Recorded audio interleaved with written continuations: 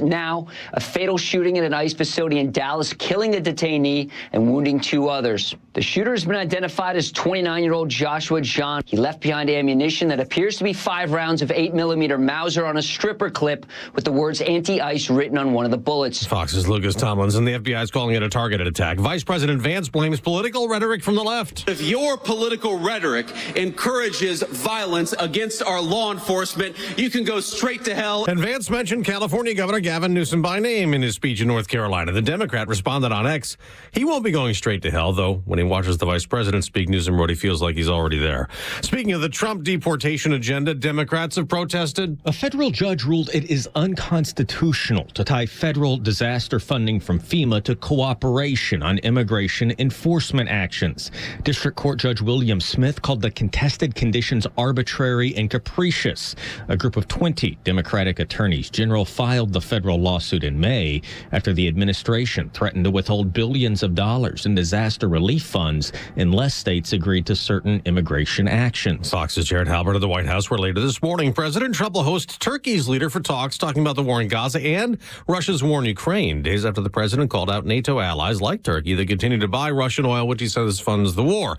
There are reports the president's newly appointed U.S. attorney in Virginia will ask a grand jury to indict former FBI Director James Comey for allegedly lying to Congress. The probe centers on whether he lied during his September 30th, 2020 testimony about his handling of the investigation into Russian interference in the 2016 presidential America's election. Listening to Fox. You ever wonder why Verizon charges twice as much as Pure Talk for the same basic service? Think it might have something to do with the fact that Verizon spends $12 billion a year on advertising and promotion. That's billion with a B. Yeah, Pure Talk doesn't spend that kind of money on commercials. That's why they can offer unlimited talk, text, and plenty of data on a blazing fast 5G network for just $25 a month. Save an additional 50% off your first month when you dial pound 250 and say the words micro. That's pound 250, micro.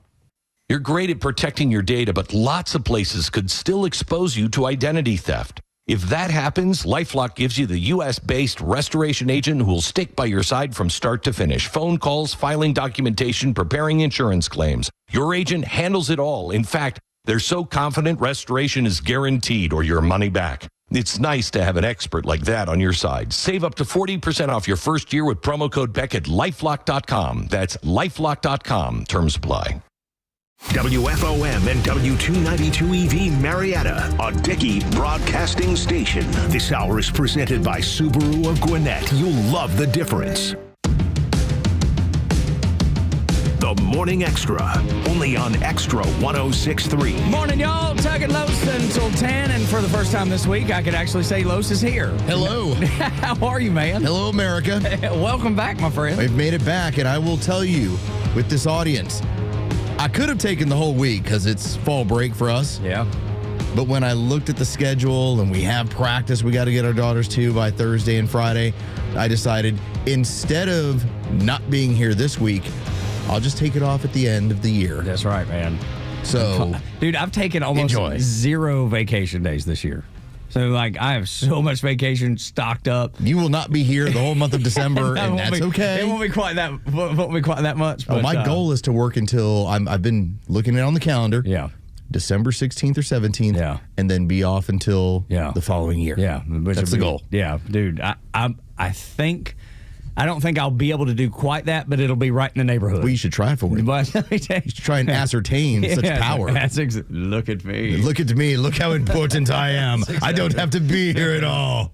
Take that. And let's face it, for those of you that do work in a sales organization, and most every other organization, last 2 weeks of the year, no one's around anyway. Who's buying something at the end of the year? Right. Who is buying something? Everyone's so busy with Christmas. That's exactly right, man.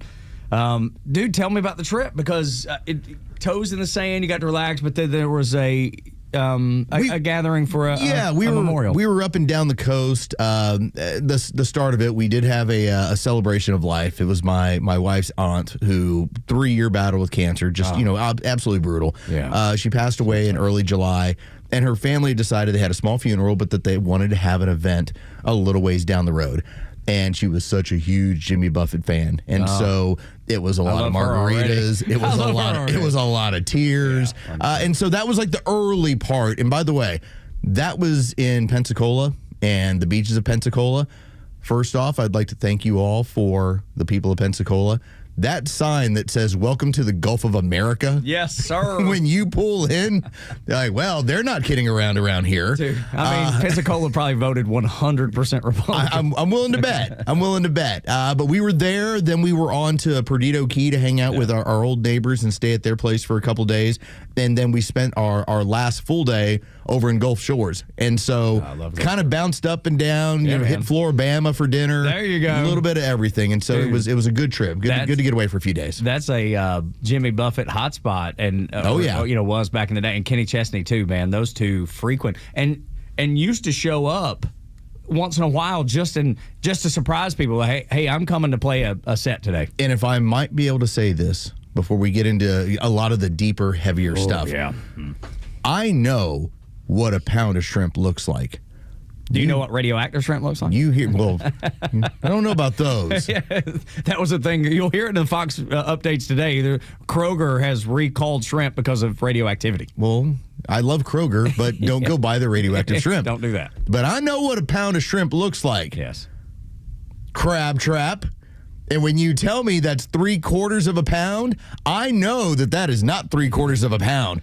I have eaten so much shrimp in my life because of being vegan that for the last 4 or 5 years, the only thing that I really get into when I have like the cheat day when we're down at the beach is shrimp. I know what a pound looks like. That wasn't 3/4 of a pound. That wasn't a pound. Do not try and lie to me. Up and down the shore from Alabama to Florida, everyone who was like, oh, here's some shrimp, gave me like 8 shrimp. 8 shrimp is not enough for somebody who's vegan and cheating on veganism for the few days. And a bigger guy. I need it. Yeah. I want the shrimp. The only thing I wanted was a pound of shrimp. I don't care what else you wanted to feed. I was like, no interest in the rest of the menu. Yeah, keep those potatoes. I don't care about that.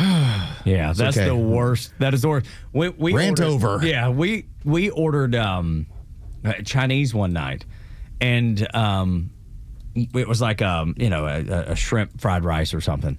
And dude, it was the tiniest little. I didn't think it was real. The tiniest little shrimp. That's the littlest thing I've ever seen in my life. I was like, what is this? And dude, you pay a fortune, an arm and a leg for it, but that's the worst. And I remember calling. I told my wife, I was like, we'll never order from there again, ever. Not. That's the tiniest. I've never seen shrimp so small. They have wronged me, and I will adjust accordingly. I'm going somewhere else. That's what I'm doing now. Yes, that's right. We had some friends. You're talking about Memorial. We had a dear friend of our family went to the Charlie Kirk Memorial. Yeah, and I got a chance to hear that. That was a great piece of audio, hearing what she had to say about the vibe and the entirety of the building, and just feeling like she was called to do so, that you just had to be there. And it's so funny, she was raised Catholic.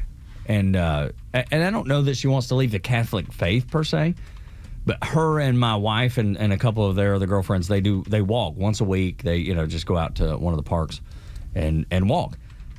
And she was like,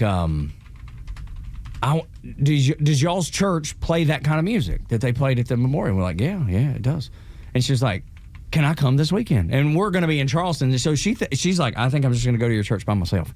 And I'll catch up with y'all next week. She was like, I want to see that. I want to experience that. And I saw a video of Brandon Lake, the one of the performers at the Charlie Kirk Memorial. I watched the video this morning, and he was talking with his wife, and he said that was the most powerful thing that he's ever been a part of. And then, I mean, he's a contemporary Christian artist who has seen memorials like that before, has been part of big concerts that are Christian and praising the Lord. He's like, I've never seen anything so moving in my entire life. If I may take this down a road that's going to be a little bit, it'll be frustrating, and I get that. And I was thinking about it in these terms because I remember as I'm sitting sitting over at the pool in Gulf Shores, we have a variety of friends. We were there with a couple other neighbor friends. We all lived in the same neighborhood together and all happened to be down at the same time. That's so cool. Got into a political talk, and I started talking about the clapback. Well, what exactly is a clapback, Los? What do you mean? And what I talked about was during the Biden years, things got pushed so far to the left that then you see what the appetite has been in this country. There's a large push for religion. There is a big push to end illegal immigration. There is a massive push for let's fix things to where we don't deal with censorship. Let's fix things to where this is what we're now in an open society, one that values traditional American values. The problem with that is that you will have a massive clapback the other way. Oh, sure. Everything balances itself out. And we're seeing this. The more we try and align America with traditional American values, the more the communist is getting more violent. Oh, yeah. Because they have no power. And so for everyone I hear about, hey, they're going back to church. They are participating more in their community. They're listening more to this radio station. Just know there's someone else out there that's doing the exact opposite. They're doing the exact opposite because of their lack of power. Yeah. And that's the frustrating part. You cannot do anything other than just be prepared for them. Yeah, that's right. That's what you have to do. And it's funny you bring this up because we had, and I talked about it with Ben, who was in, and then Angela. Yeah, thank you to Ben and Angela. Yeah, for coming in. They were great. We were sitting on the back deck last weekend with some dear friends of ours, and the husband is dialed in a little bit politically. He doesn't keep up like we keep up, obviously. You know, he's got a different job, but he keeps up, man. He sends me things, and hey, what do you think about this? And hey, did you see this? Whatever. But his wife, whom I love and I adore, the sweetest woman in the world, she was like, I just want to live. I don't want to battle with this. I don't want to fight with this. And my message to her was like, I get it. Neither do I. You don't have a choice.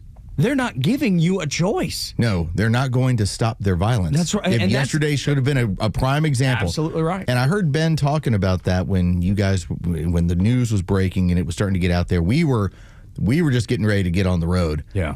And I looked over at my phone and I turned to my wife, who she's teetering. And that's good. That's a good thing. Absolutely, it is. She's now starting to realize that the thing that her husband has been saying, and a lot of this is her sitting over my shoulder when I start talking with a lot of different people. We might be at a volleyball match. We might be at a training facility. Somebody asked me a question. And now she's turned into, hey, he doesn't sound so crazy anymore when he's explaining this stuff. All of a sudden I go, oh, look, we've had another shooting at an ice facility. Now, we covered what happened in Aledo, which is about 40, 50 miles away. July 4th. Covered that extensively of how that came together.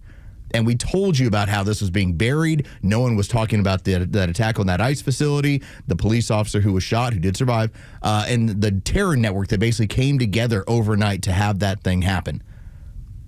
Know that is now becoming where other Democrats, people that are run-of-the-mill who saying they're leaving the party, they're looking at this and going, oh my God, they actually are right. These people that continue to say that this faction of our party, as much as we can say, well, is it 5%? Is it 10%? I think I have the exact number. It's probably the 18% that back the Democrat Party right now. Exactly right, 100%. And that's the thing that going back quickly to your talk about the clapback, there will be from that 18%, and let me tell you, their ability to create chaos is like no other because they're trained to do it. That's what they want to do. They don't care about anything except that essentially the overthrow of the United States federal government. But that small minority versus the rest of the country that seems to be trending in that good direction. So there will be a clapback, but I got to tell you, man, I think. And I see these people that are submerging themselves in their faith and submerging themselves in good. It is going to be a fight. I'm not trying to pretend it's not, but there's more of us than there are them. No, there will be. But no one gets a news headline for going to church. No, you're right. Of course. And when it's you and now your new 10 friends that have all decided you're now going to take part in, let's just say, a church activity. Bible study class. Bible study class. Hey, you want to host a Bible study at your home. And you know what? There's me and my 10 neighbors. And now this is what we're doing. That doesn't grab the headlines. No, of course like not. Some other psycho who has decided he's going to pick up a rifle and try and shoot at an ice facility. This is what they're going to do. When I say, hey, I voted for that, I voted for this too. Like, this was the fight that was coming. Yeah, you knew this it was is the coming. fight that is in your face. This is what it is. You can't escape this. And that's what I was trying to tell the friend. I was like, you can't bury your head in the sand. The more power you take from these people, and remember, we do it at the ballot box. This is what they do. They go back at you at the end of a barrel. Because that's what communists do. They've always done. And if you're not certain that these people are communists, Ta-da! I mean, how many more? How many more times? This is not stopping. No, of course this is not ending. And what's the other crazy part about it is that as I watched the response to this, by the way, I didn't put it out on X because again, I like to get away from the social media thing. One of the things I was fully expecting was, when is the news media going to take another shooter in Dallas shooting at an ICE facility and try and claim that this is, well, perhaps it's a right-wing person because of they already did, because they have to provide cover. Within the Democrat Party, they're looking at it and going, well, our rhetoric keeps working. Yes. Why do you think they're not stopping it? Why do you wonder when J.D. Vance is going after Gavin Newsom and everyone else in their party? Do you think they're going to stop? No, because they can't beat you at the ballot box. They're concerned about how you took away their money with USAID. They know that you have a census coming. By the way, that's going to be one of the most dangerous jobs in all of America. If that actually starts to happen. That's right. We will have census workers that will be shot and killed in the streets. This is their response because history tells you this is their response. And here, some data to go along with it. ABC News, 87% of Democrats, 87% of Democrats view Trump as a fascist because that's what they say about him for the last 10 years every night.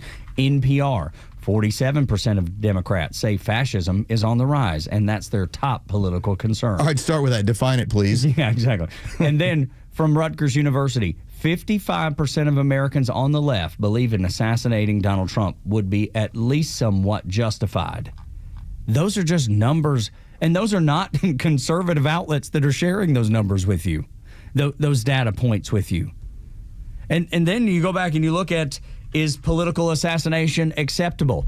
50+% of people believe that, on the left, believe that political assassination is justified. This is not going away.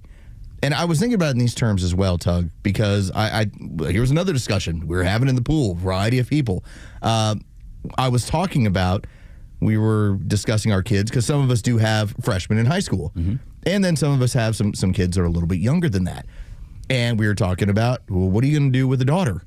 Because, they always make the joke. You got a son, you worry about one wean. Yeah. If you got a daughter, you worry about every wean. Yeah, and that is correct, okay? True. Very true.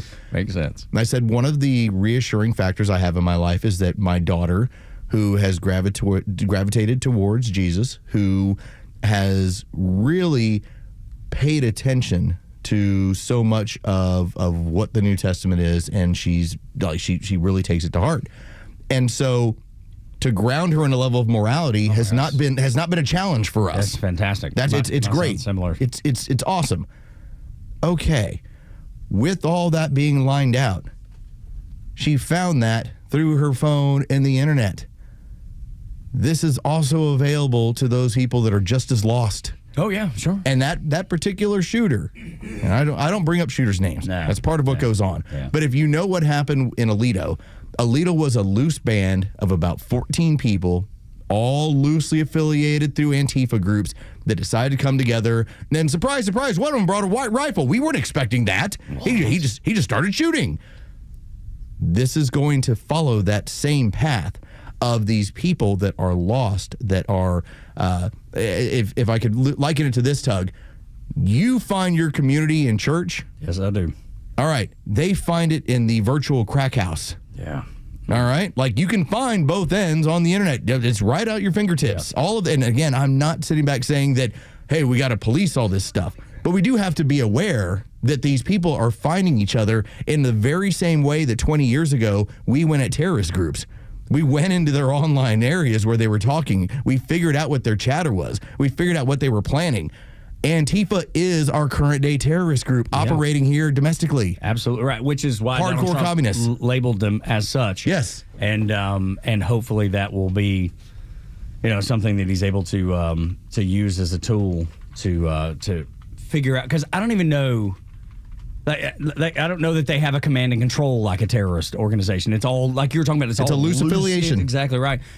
But they can activate on the fly. Right. And we know that there are methods of joining Antifa. Because, yes. I mean, there's all kinds. Go back to the internet. There's all kinds of internet posts where it says, "Here's what we need. Here's what we're looking for. Here's how you become a part." Oh, there are, and you can go through whether it's Andy Go is one of the guys we've brought up in the past. There's a handful of other people who's been attacked by them directly. The woman who got bear sprayed over the weekend in Seattle. There are those people that are covering this, and they're flat out telling you these people are organized. Yeah, like this is how they marshal their shock troops on the ground. Yeah, it's so easy to go and be swayed by the devil, if you will, because we were talking about how your daughter found her faith through her phone, through the internet, and which is amazing.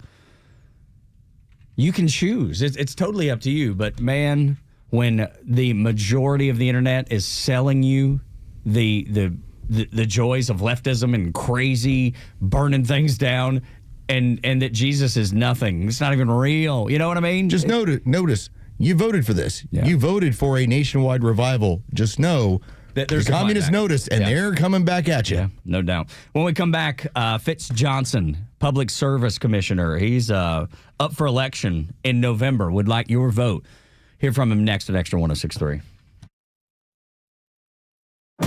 The Morning Extra, Neil Bortz, and The Kimmer Show are all online for you anytime at thepodcastpark.com. Plus all of Extra's exclusive podcasts like Ben Burnett, Janelle King, and so much more. All at thepodcastpark.com. Presented by Associated Credit Union. Oh no, what is that sound? It's our rejection detection system. It's showing that several men across Georgia are being denied intimacy by their partners due to ED. How can this be? Well, it's more common than you think. As men age, their bodies change. And unfortunately, once they get over 50, some things don't work like they used to. So what do we do? There's only one thing to do. We need to get them to Dr. Eric Deal at Total Body Therapy of Georgia. He can fix ED problems. But how? At Total Body Therapy of Georgia, they are experts in the P-shot, testosterone replacement, regenerative therapy, and Trimex to create an erection and more. Hi, this is Dr. Eric Deal from Total Body Therapy of Georgia. Did you know that 50% of men over 50 struggle with some form of ED? Guys, it won't get better on its own. When it's not hard, it's really hard. But I can help you today. Call us at Total Body Therapy of Georgia at 404-777-1911 or learn more about us online at tbtofga.com. Hey, it's a Kimmer. Okay, you're driving along. Suddenly you hear that horrible sound of metal and crunching. It's an accident. Even if it's a little minor fender bender, man, that could be a nightmare. First, obviously, take care of yourself. But before you make a deal with an insurance company or anybody else, call David Van Sant with Van Sant Law. You know why? Because he used to work for the insurance company, so he knows how to get the right settlement and right away. Van Sant Law, don't forget, if you don't get paid, they don't get paid. Protecting your interests. Insurance is great, but it's complicated. 855-GA-INJURY or vansantlaw.com. Another trip to the vet, another diagnosis, another expensive treatment that may or may not even work. You're back in the treatment room. Your dog is shaking with anxiety, and you're shaking because you don't know how much this visit is going to cost. Skin allergies, joint pain, digestive upset, ear infections. It's always something, it seems. And every time you walk out with a bag full of medications hoping this will finally be the answer. Well, here's the truth. Most canine health problems share one common root cause, a weakened immune system, often from years of eating dead, processed food. That's why naturopathic Dr. Dennis Black created Rough Greens. It breaks the vet cycle with the live nutrients your dog needs to thrive. There's a reason it's known as America's #1 dog supplement. Thousands of pet parents are getting off the vet visit merry-go-round and are seeing the difference. I know I have with my dog. Right now, try it for yourself with a free Jumpstart trial bag. Just cover the shipping. The best doctor visit is the one you never have to make. So go to roughgreens.com, use the promo code BECK, break the cycle today. Software architect in Atlanta, Georgia. Coordinate and implement projects related to applications core architecture, oversee design process for software enhancements, perform design and code reviews, set code quality standards for the teams, daily coordination with both local and offshore software teams, create related technical documentation, assign and supervise work of developers on team, research new technology and lead proof of concepts, POCs. Hybrid in-office required at least 1 day per week in Atlanta, Georgia. Requires a master's degree or foreign equivalent degree in computer science, software engineering, or a closely related field, and 36 months months of software development experience in C#.net/.NET Core, SQL, Angular, Bootstrap, AngularJS, AWS, and Azure DevOps, and HR software technology, or bachelor's degree or foreign equivalent degree in computer science, software engineering, or a closely related field, and 72 months of software development experience in C#.net/.NET Core, SQL, Angular, Bootstrap, AngularJS, AWS, and Azure DevOps, and HR software technology. Apply to Energage LLC at www.energage.com/careers/. The stories that matter to you. These are your Georgia headlines. Here are your Georgia headlines for Thursday, September 25th. A pro-life group called the Susan B. Anthony Pro-Life America said it would spend $4.5 million to unseat Senator Jon Ossoff. The group said it will launch a campaign using digital, direct mail, and encourage early voting to defeat Ossoff, who's seen as the most vulnerable senator facing election next year. Emory University was named the best in Georgia, according to U.S. News and World Report, and is now offering one of the most generous financial aid programs in America. Starting next year, the school is offering free tuition for any family making under $200,000 a year. Both new and current students are eligible for the aid. After the original story of 3 people contracting measles in Georgia, 3 more have been reported. 3 Georgia State students have contracted the virus, and that is up to 10 total cases of measles in the state. Weather today, going to be a wet one, 75% chance of rain and a high of 80. Tug and Los until 10 on the Morning Xtra on Xtra 106.3. And we welcome Public Service Commissioner Fitz Johnson to the show. How are you, man?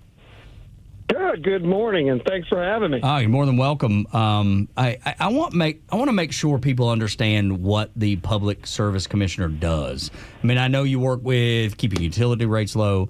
You want to definitely push back against what was the new Green Deal, which I think most of that's been wiped away. But I think that was probably an obstacle that y'all were trying to do. But just making sure that making sure that Georgians are in a good place. Can you explain the Public Service Commission to people listening?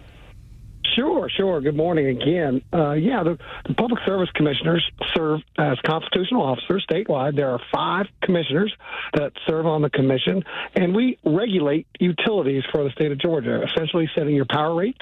We work with natural gas and telecommunications. And you think about the investor-owned utilities like a Georgia Power or Atlanta Gas Light. Those are the type of utilities that we regulate. And we work very hard to keep the rates as they are right now below the national average. And we have a staff of about 85, 86 folks, very professional, and about a $10.5 million budget. So we keep ourselves busy across the state of Georgia. Fitz, it's Ben Burnett. Good to talk to you. How are things, man? They're great, Ben. They're doing well. How are you? Excellent. I want to ask you a question about the state of Georgia. Have you been to all 5,000 counties and all 25,000 square miles yet? What are we, 148? Is that what it is? It's 150 something. 159 counties. 159. There you go. Yeah, 159. If I haven't, I feel like I have, and I will. By the end of this run, as we roll up to November 4th in our general election this year. So I want to ask you about Plant Vogel. I think Tug has spent a little while in the Navy. I know you spent a good long stretch in the United States Army. Thank you for your service, sir. Thank you. Talk about how that project has transformed Georgia and what people need to know about its success. Well, it absolutely will transform energy here in the state of Georgia. We finished those units 3 and 4, as you know, last year. They are 100% operational. It's carbon-free, safe, reliable, and I will tell you, it's base load energy. And let me explain that. Base load energy is energy that operates 24/7, 365 days a year. So the Georgians, we haven't had a unit built in the last over 30 years here in the United States. So that's not just great for Georgia. It is great for the entire country. I think nuclear, you'll find, as an energy source is going to be a big part of our future, and we will continue to research and look towards how we can better use nuclear and hopefully get some more units going. Fitz Johnson, Public Service Commissioner, joining us on the Morning Xtra, Tug and Los until 10. I was stationed aboard a nuclear-powered guided missile cruiser in the Navy, so I understand what nuclear power is capable of. I've seen it up close. And we went places that no other ship could go, and they would not hesitate to call us to be able to go. because they knew we had an unlimited supply. And with companies like Alphabet and Google and Microsoft and all these companies partnering with municipalities and power companies, it seems to be putting a pinch across the country on consumers. Because you think about, if you create one AI image, it takes as much power as it does to charge your iPhone from 0 to 100. So it's incredible amounts of energy that is being used every day. I think that's one thing that people miss about nuclear power, because they hear nuclear and maybe they're a little skittish about it. But I'm like you. I believe that nuclear power is the way forward, is the way of the future. What is the prospect of Georgia Power growing that and having more plant Vogels? I know they're expensive, but it seems to be like something that is very valuable, especially moving into the future. Yes, I would agree with you 100%. And it's Georgia Power, I am sure, are studying right now, and we're working with the government. We've got folks that are trying to figure out, it was expensive, and it took a long time. But, it took that a long time because you look at, we haven't done one in over 30 years. So you had all the processes that you had to reinvent and put in place, and the safety measures on top of safety measures. People are a little skittish about nuclear because, of the accidents we've had in the past. But I will tell you, I visited that plant 3-4 times, and they have safety stacked on top of safety. So Georgia Power, us at the Public Service Commission, our federal government, we've got this knowledge now, and I better believe that we are going to continue to research and look forward to more nuclear reactors in the future. And we're also looking at these SMRs. Those are small modular nuclear reactors. Like you said, they've been on Navy ships for a long time. And what we're trying to do now is perfect some technologies that they're using overseas and take a look at how we can use those. AI is here to stay. That's not going anywhere. So we better get ourselves in a position, and we are, to make sure that we can handle the energy demands of AI and all the data centers that are coming here to Georgia. Fitz, talk about the turnout in Georgia with the primary that took place and why Republicans need to take this seriously. And number two, talk about why Democrats are bad on energy consumption and regulating utilities. Well, one, the primary, as you know, was June 17th, middle of the summer, special off-year election in 2025. Folks are not used to seeing elections in an off year statewide. Everybody's ready for 2026. And as you know, our early voting starts for our election October 14th with the general in November. Primary looked at 2.8% across the entire state of Georgia, which is not going to work. The Democrats, they outvoted us 2-1 during that primary. Now, I don't think there's a chance of that happening. I think we got a little complacent, but now what we have to do is make sure we're getting out the vote, make sure the rural areas understand that October 14th is right on top of us. It's in 3 weeks for early voting.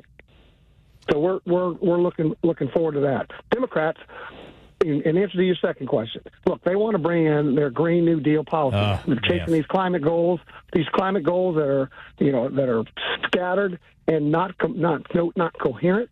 You look at around the country, over there in New York, Democrat run, 20% increase in their rates. Look at suburban Illinois, where they had one county had a 50% rate hike in 1 year. And that's the kind of Green New policies that will absolutely crush consumers. Then you look at California, who is the worst for having energy policy, and those Democrats they're embracing their California, and they want to bring that to Georgia, and we absolutely cannot have that. It's just, we've done the math. It's $70 a month on your bill every month, over $840 a year. As you start bringing in their policies into here in the state of Georgia. We're very proud of the energy mix that we have here in Georgia, and we are recognized across these United States about our energy policy. You go to our national associations, and they're looking to Georgia to see what we're doing, because around here, we're not going to have brownouts and blackouts. You know what I'm saying? Our Georgians expect more and demand more than to have somebody tell them, oh, hey, we're going to have your electricity out, say on a Wednesday from 6 to 8 every week. That's just not going to happen. We've got good, solid, reliable, affordable energy here in the state of Georgia. Yes, sir. Fitz Johnson, Public Service Commissioner. If you look at Europe, man, they are struggling with power, especially Germany, relying on wind and solar. They're concerned about blackouts and brownouts. They're concerned about all those because they've relied so heavily on green, and I'm using air quotes, green energy, because we know it's not green at all. It's not even a little bit green. It's so ridiculous. It is such a marketing campaign, and it drives me insane. So it's important, Ben, that we do this. Let's talk about Fitz's day. Fitz, I want to ask you, this is where I like to just show them a little bit of it. What's on your schedule today? Oh, gosh. So, hey, first thing first, I had a good workout this morning in the gym. Then I'm talking to you guys here at 9. I'm speaking to the NAFIA group here at 11:30, so I'm moving in my car a little bit. At 11:30, I'll finish that around 1:30. I head down and hit the office for a little bit, and then we have a dinner event tonight. We had a big win last night in District 21. Yes, sir. So we're going to pick up off of that and continue to rock and roll. Well, I was just looking for the inside details. I was just curious. I was like, you're running for statewide office. I was like, what the hell's that like? Yeah, no kidding. It's a long day. We're on the road. I will tell you, we're on the road traveling 3-4 days a week, up and down the roads. Been down to South Georgia, every corner of this state. And it's a big state, as y'all know, so we're putting some miles on the cars. Where's the hardest place to campaign for, especially because, let's be honest, many people don't know about the Public Service Commission. If you ask them questions about it, they're not going to know. Where's the hardest places to campaign in Georgia and try to convince people to get out and vote? Oh, gosh. I've had such success going around this state. But once people know about it, and once they make the connection and understand it, they're all in. They're all in, but they just need to know, and that's why it's so important for us to touch somebody, touch your neighbor, touch your friend, touch your wife, touch somebody, and let them know, hey, these elections are coming up. They're coming up now. Folks are concentrating, and rightfully so, looking at 2026, because we're going to have a huge year. We're going to wipe the mat with the Democrats in 26, but we want to set the table right now in 2025 to get us fired up going into 2026. There you go. friendsoffitz.com if you want to learn about Fitz Johnson, Public Service Commissioner. Like I said, early voting for the Public Service Commission starts October 14th. And go through them. I'm the shameless fundraiser. That is a hard to go see all the four corners of Georgia. And it's 5 hours north to south on a good day. It's expensive. On a good day. If you've got a couple of nickels and you like conservative values and you like the fact that Georgia has a lower cost of living, I promise you Fitz Johnson will take a $5 check or a $10 check or a $2,500 check. Whatever we can get, right? Friendsforfitz.com. And then early voting ends on the 31st, and Election Day, obviously, November 4th. And many people, Fitz, don't even realize that this election is happening, much like many people didn't realize District 21. That's why we had Jason on earlier this week and last week to be able to rally folks. And we're glad to hopefully rally folks around you, too. Any parting wisdom you want to leave folks with as we wrap up here about getting out and voting? Well, we're thankful for you guys that get us on the air so we can get the word out. Plenty of people listening to this broadcast. Let you know we got a great conservative Public Service Commission, and we want to keep the energy mix and the energy policy that we have here. We don't need the Democrats to come in here in California or Georgia. Amen. We are set, and we are looking forward to it. Buddy, I can tell you, don't California Georgia. I need a T-shirt that says that. No kidding. Fitz, thank you, sir. Friendsoffitz.com is his website. We wish you the best, and we know you're going to do extraordinarily well. Thanks, guys. Much appreciated. Yes, sir. Absolutely. God bless you. Have a great day. Yes, sir. All right. Bless you. Johnson, Public Service Commissioner.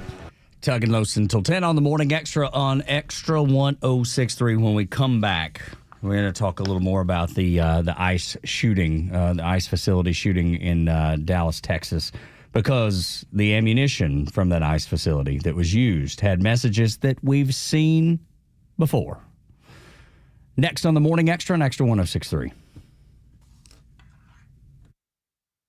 The latest sports news, powered by 680 The Fan, and driven to extra listeners by RBM of Atlanta in Sandy Springs, Atlanta's Mercedes-Benz connection since 1964. Good morning. Here are your sports headlines for Thursday, September 25th. From the NFL, Week 4 in the NFL begins tonight as the 2-1 Arizona Cardinals will host the 2-1 Seattle Seahawks. That's an NFC West matchup. The Seahawks are a slight 1.5-point favorite for tonight's matchup. That kickoff is set for 8:15. As for the Atlanta Falcons, they will host the Washington Commanders at 1 o'clock Sunday afternoon. The Atlanta Braves winning streak is over after a 4-3 loss yesterday afternoon to the Washington Nationals. An off day today for the Braves before they close out the season with a weekend visit from the Pittsburgh Pirates. With your sports headlines, I'm Carlos Medina.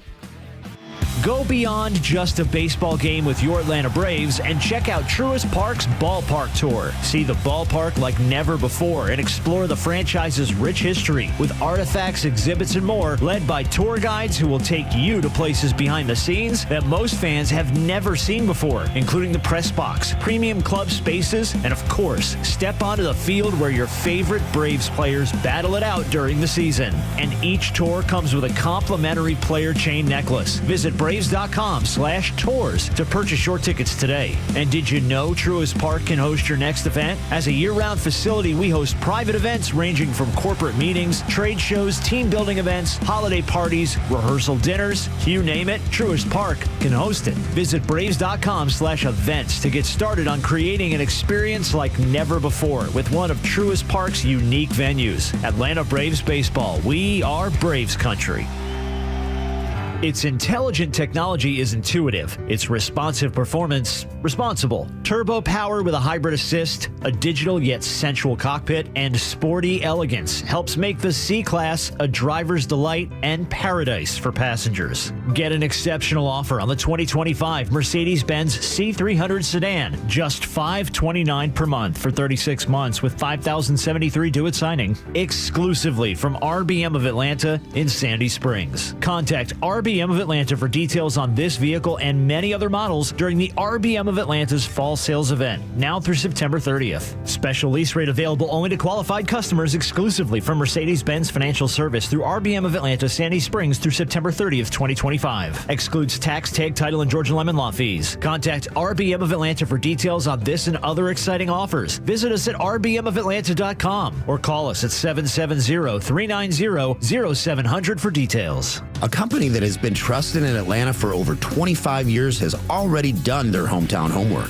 like having the very best people, fair, honest pricing, exceptional customer service, and a focus on high-quality work. That's us. Hi, I'm Dan Watkins, owner of All Four Seasons Garage, Entry Doors, and Windows. Sometimes new isn't better, like out-of-town home improvement companies invading Atlanta with their inflated pricing and subpar work. When trust matters, trust us. All the number 4 Seasons Garages.com. September is National Preparedness Month, and if you're anything like me, I'm always asking myself why. Why would the government dedicate an entire month to this? I think you and I both know the real reason. It's because when things go sideways, you're on your own. FEMA all but admits they can't save everyone, and their response time just this year has been horrendous. So instead of sitting around waiting for someone else to step in, I'm actually going to do something about it. I found a reliable way to get everything I need to weather any storm. Emergency food with enough calories to keep me strong, along with water filtration, power, cooking, heating. I get it all from My Patriot Supply. They're the #1 trusted source for preparedness items. They actually manufacture a ton of their stuff right here in the U.S., and they've got over 90,000 5-star reviews. When it comes to my family, I'm trusting the best. Go to mypatriotsupply.com now to protect what is yours. That's mypatriotsupply.com. Her name is Kayla. She's 17. She's alone, she's terrified, and pregnant, sitting in a clinic, tears, blurring, thinking abortion is her only option, until she was offered a free ultrasound, paid for by a hero just like you. The moment Kayla heard her baby's heartbeat, the decision was made. And today, her little baby, Gabriel, is thriving because Preborn walked with Kayla every step of the way. Now multiply that by 38,000. That's how many babies Preborn has helped save this year. How many mothers Preborn has come alongside with practical and spiritual resources to make motherhood possible. But here's the most important thing you'll hear today. The goal is to save $70,000 by the end of the year, and they can't do it without you. Every $28 provides an ultrasound, the moment that changes everything. Will you be the reason the next Kayla chooses life? To donate, dial pound 250 and say the keyword baby. That's pound 250 baby. Or donate securely at preborn.com/Beck. That's preborn.com/Beck, sponsored by Preborn. The only thing better than covering all these Trump wins is watching the left implode over it. Donald Trump, he's entertaining the world while he's changing the whole freaking planet. Extra 106.3 is committed to bring you the news you care about most. From Atlanta legends and conservative voices you've relied on for a generation. Proud to be Atlanta's only conservative news and talk station. Extra 106.3 FM and the Extra app. Little did you know when you woke up today that you were going to get an education because our friend Front Office Los is back from vacation. Just here to chat. We're just here. Just here to chat. Maybe provide a little clarity on some things. But let me tell you, that's an education, clarity. Being able to see things for what they are, being able to see things with clear eyes. That's as much of an education as getting into a book, man. I think it's a lot of fun when, as again, away in Florida, spent, Saturday until yesterday there. Which I'm so envious of, man. Well, then to pay attention to what was going on in the world and the entire time going, do you really want to get into that one? Yeah. And I'm like, let's save it for Thursday. Put the phone down. Let's save it for Thursday. Yeah, we'll get around to it. That's the smartest thing y'all could have done, or you could have done, because, dude, that time with your wife and daughters and friends and family is... Dude, it's a great time. It's fun. It's good to recharge. It's good to be able to clear your mind for a little bit, clear the cache, if you will. And then we're going to get hammered on Saturday because we have, I think as of now, 24 people. They're going to be over at our house. Buddy. They're going to start early. Buddy. These are all the people. They've done an impromptu family reunion for the Falcons and Commanders game. They're coming from all over the country. They're coming from Washington State. They're coming from Alabama. They're coming from Tennessee. They're all descending on our home for about 5 or 6 hours. How do the people from Alabama get along with the people from Washington State? We're going to find out. They're all family. I know, it doesn't matter. Just a portion of the family went west. Yeah. Holy cow. They're all for the most part. So many of them are military or ex-military. That's just where they've settled. Yeah, absolutely.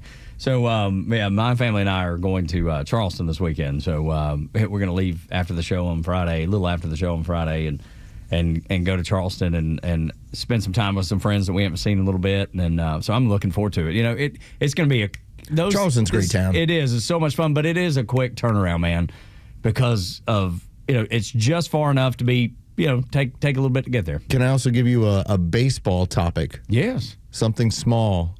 Yeah. I'd like to apologize for what we did in the 90s, because we would be going into a weekend where, and I know the Seattle Mariners are not on your radar, and where should they be? Well, Cal Raleigh should be. 60 homers out of Cal Raleigh as a catcher, who's now going into the weekend. Got, again, handful more games. Yeah. Could you imagine if we did have a legitimate pursuit of 62? Oh, that'd be amazing. Because 61, when that went down in 1998, and for some reason we just thought, hey, guys like Mark McGwire and Sammy Sosa, they're just working out. No, they weren't. Cal Raleigh is. Cal Raleigh in a game, the real deal. In a game that it's at least it's as clean as it can be. That's a catcher catching this many games with 60 homers. Dude.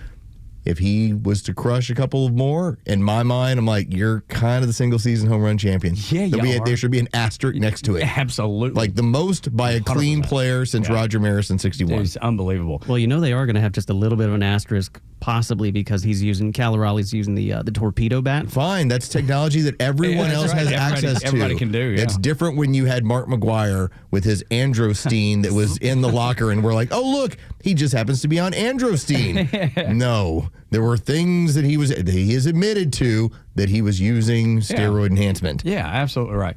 I was fortunate enough to host a show with his uncle for years, and his name's Brian Raleigh. He's a financial advisor up in North Carolina. So I remember talking about his nephew Cal when he played at Florida State, and he would tell me about. He was like, "Man, he's just doing really, really well." And then he got drafted, and I was like, "Oh my gosh, that's amazing!" And then the show came to an end ultimately, but we still keep up. He was here for the All-Star game, was able to text back. I wasn't able to see him, but text back and forth with him a little bit. That family is a very, very sweet group of people. They're really, it's an awesome story. It is, man. And it's off the radar because it's in Seattle. That's right. But it's a cool baseball story. If you're a baseball fan and you don't know about, I'm sure you do. Most baseball fans do. But look it up. It's they've won their division, so you'll see them in the playoffs. Should be fun. And I don't have any rooting interest for the Mariners, but I remember liking the Mariners a little bit just because Griffey was there, and that made you keep up with them. And then Ichiro, when he was there was reason over the years to keep up with them a little bit. I don't know that I have a soft spot necessarily, but I like the Mariners. As much as I don't get Braves postseason baseball for the first time since 2017 this year, all right, I got to find storylines. Yeah, that's one of them. That's one of them. I just need storylines. Unfortunately, a terrible storyline from yesterday's ICE shooting in Dallas. There were messages that were on the ammunition, and you've heard this before. Listen. You're on Extra. Are we good? No? Wait, You're on Extra 106.3. You get a little jingle jangle. That's surprising. But so there's messages that we've seen before, and they're anti-ICE messages. Yes, anti-ICE messages would look extremely strange. Early evidence that we've seen from rounds that were found near the suspected shooter contain messages that are anti-ICE in nature. Yeah, these things are... It pretty much said anti-ICE. Yeah, well, that's exactly what it said. And I only chuckle over this, in part because you didn't hit anybody other than the very illegals you're trying to protect. Right. Or the ones you say you're trying to protect, because we know that that's not at all what they care about. Then he comes from a family that is incredibly hard left, incredibly anti-gun. We know this interview that his brother did with local news, saying that he wasn't particularly a good shot. No. Well, we saw that. And we saw that. Fortunately. And then you learn that their sister is in a relationship with a woman who is transitioning to a man. So again, you're seeing all the connections. It's like Kevin Bacon. The 7 degrees of separation. I'm like very small degrees, always away from transgenderism. That's exactly right, man. And when you see this, please understand, I don't even feel like I need to say it, but I'm going to. This is going to continue. This is going to happen again and again. And things like the Charlie Kirk assassination, buckle up. It is the saddest thing that I have to say. Charlie Kirk won't be the last. Those people that are going on those campuses in place of Charlie Kirk are in just as much danger. And they're very brave to do so, whether Michael Knowles or Megyn Kelly or whomever. It is very, very frightening in my mind to see them. But I appreciate them, Los. I appreciate their bravery. See, this is where I believe the left really messed up. The street communists are not supposed to go after somebody like Charlie Kirk, but they did. That's why your top-end communists are sitting back going like, whoa, we got to dial down this rhetoric. It's on both sides. No, it's not. You know what it is. You've been calling for it. Yeah. This is something you've been asking for. What they don't mind is when you start taking shot at ICE agents. Yeah, right. And when you start going after members of what they look at as like the administrative machine that are nameless and faceless. They don't mind that one bit, because now that's the revolution playing out. This is what our strength is. This is what we can't win at the ballot box. We don't have the Senate. We don't have Congress. We don't have the White House. And if you listen to Harry Enton from CNN, it's not helping. Dude, their numbers are tanking, especially with, crime. 22 points. The Republicans are 20 plus 22 in crime. And so when you start looking at all these scenarios of how it's playing out, I firmly believe, if we go with that next census, as I opened up the show talking about, that's going to be one of the most dangerous jobs in all of America, because you are going at the power structure and the power center of the left. You took away their USAID money. They don't have any power anywhere in Washington. And now you're going to go ahead and make sure that you take away the people that they felt were going to empower them for the next generation, illegals, and then you're not going to count them in censuses? Yeah. After you've redistricted? Dude. Like, this is their only response. The left's response every single time when you're talking about history, we're talking like, communist left. And this isn't like your Bill Clinton left. Well, hey, I'm pretty, physically conservative. Social liberal. That doesn't exist anymore. Okay? They don't exist. It's now just a different brand, different flavor of communist. Okay? There's like communist fully leaded, communist a little bit decaf. Like, they won't tell you all the communism they're into, just a little bit of it. But communism over the course of history, you brought it up yesterday, 170 million dead over the course of history. You think they just turn that off? Think this change a little bit? Just, well, let's give it to you a little bit softer. But that's the way they present it, though. Yes. That's always the packaging. That's always the present. It's Look at Mamdani. always death. It's always destruction. Look at Mamdani. Dude, he is so... So it's got a smile. Dude, he's a good-looking guy, very charismatic, is able to deliver the message in such a unintimidating way. Like, this is great. We're going to make everything free. It's great. This is great. It's wonderful. You should love it. Just wait till the strong arm tactics start. And so is it any surprise that you're continuously getting these sort of shooters? And it should be very enlightening as well. For what happened in Aledo, that is North Texas, that is outside the Fort Worth area, to see how Antifa, these loosely affiliated people, were able to come together on a particular evening, didn't all know each other. They all kind of loosely knew each other through their chat rooms, wherever all that they're doing their thing. It's the sort of group that makes you wonder, all right, how involved with this shooter in that sort of ideology that turned him into somebody who said, I'm going to climb up top of a building and go shoot at some people. Even though my family is anti-gun, I'm anti-gun, I'm going to fight ICE. And in the fight, I'm going to actually kill 3 of the people that I'm saying that I'm there to defend. I know this. I'm not supposed to judge. And I'm not going to judge, but I also know I'm supposed to tell the truth. That's right. That's right. Dead communists is not a bad thing. Dead communists are not a bad thing.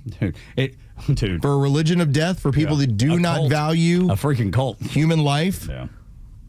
Again, not supposed to judge. I am supposed to tell the truth. The more of these people that are not around, it's not a bad thing. Morning Xtra and Extra 106.3, 6 o'clock hours brought to you by Subaru of Gwinnett when we continue on Extra. Jessica Tarlov, she is not afraid to use violent rhetoric, but she's so surprised when she sees the results. Next on Extra. Live and local news talk continues at 3 p.m. with Kimmer, Pete, and Flounder. It's the Kimmer Show, only on Extra 106.3 and the Extra app.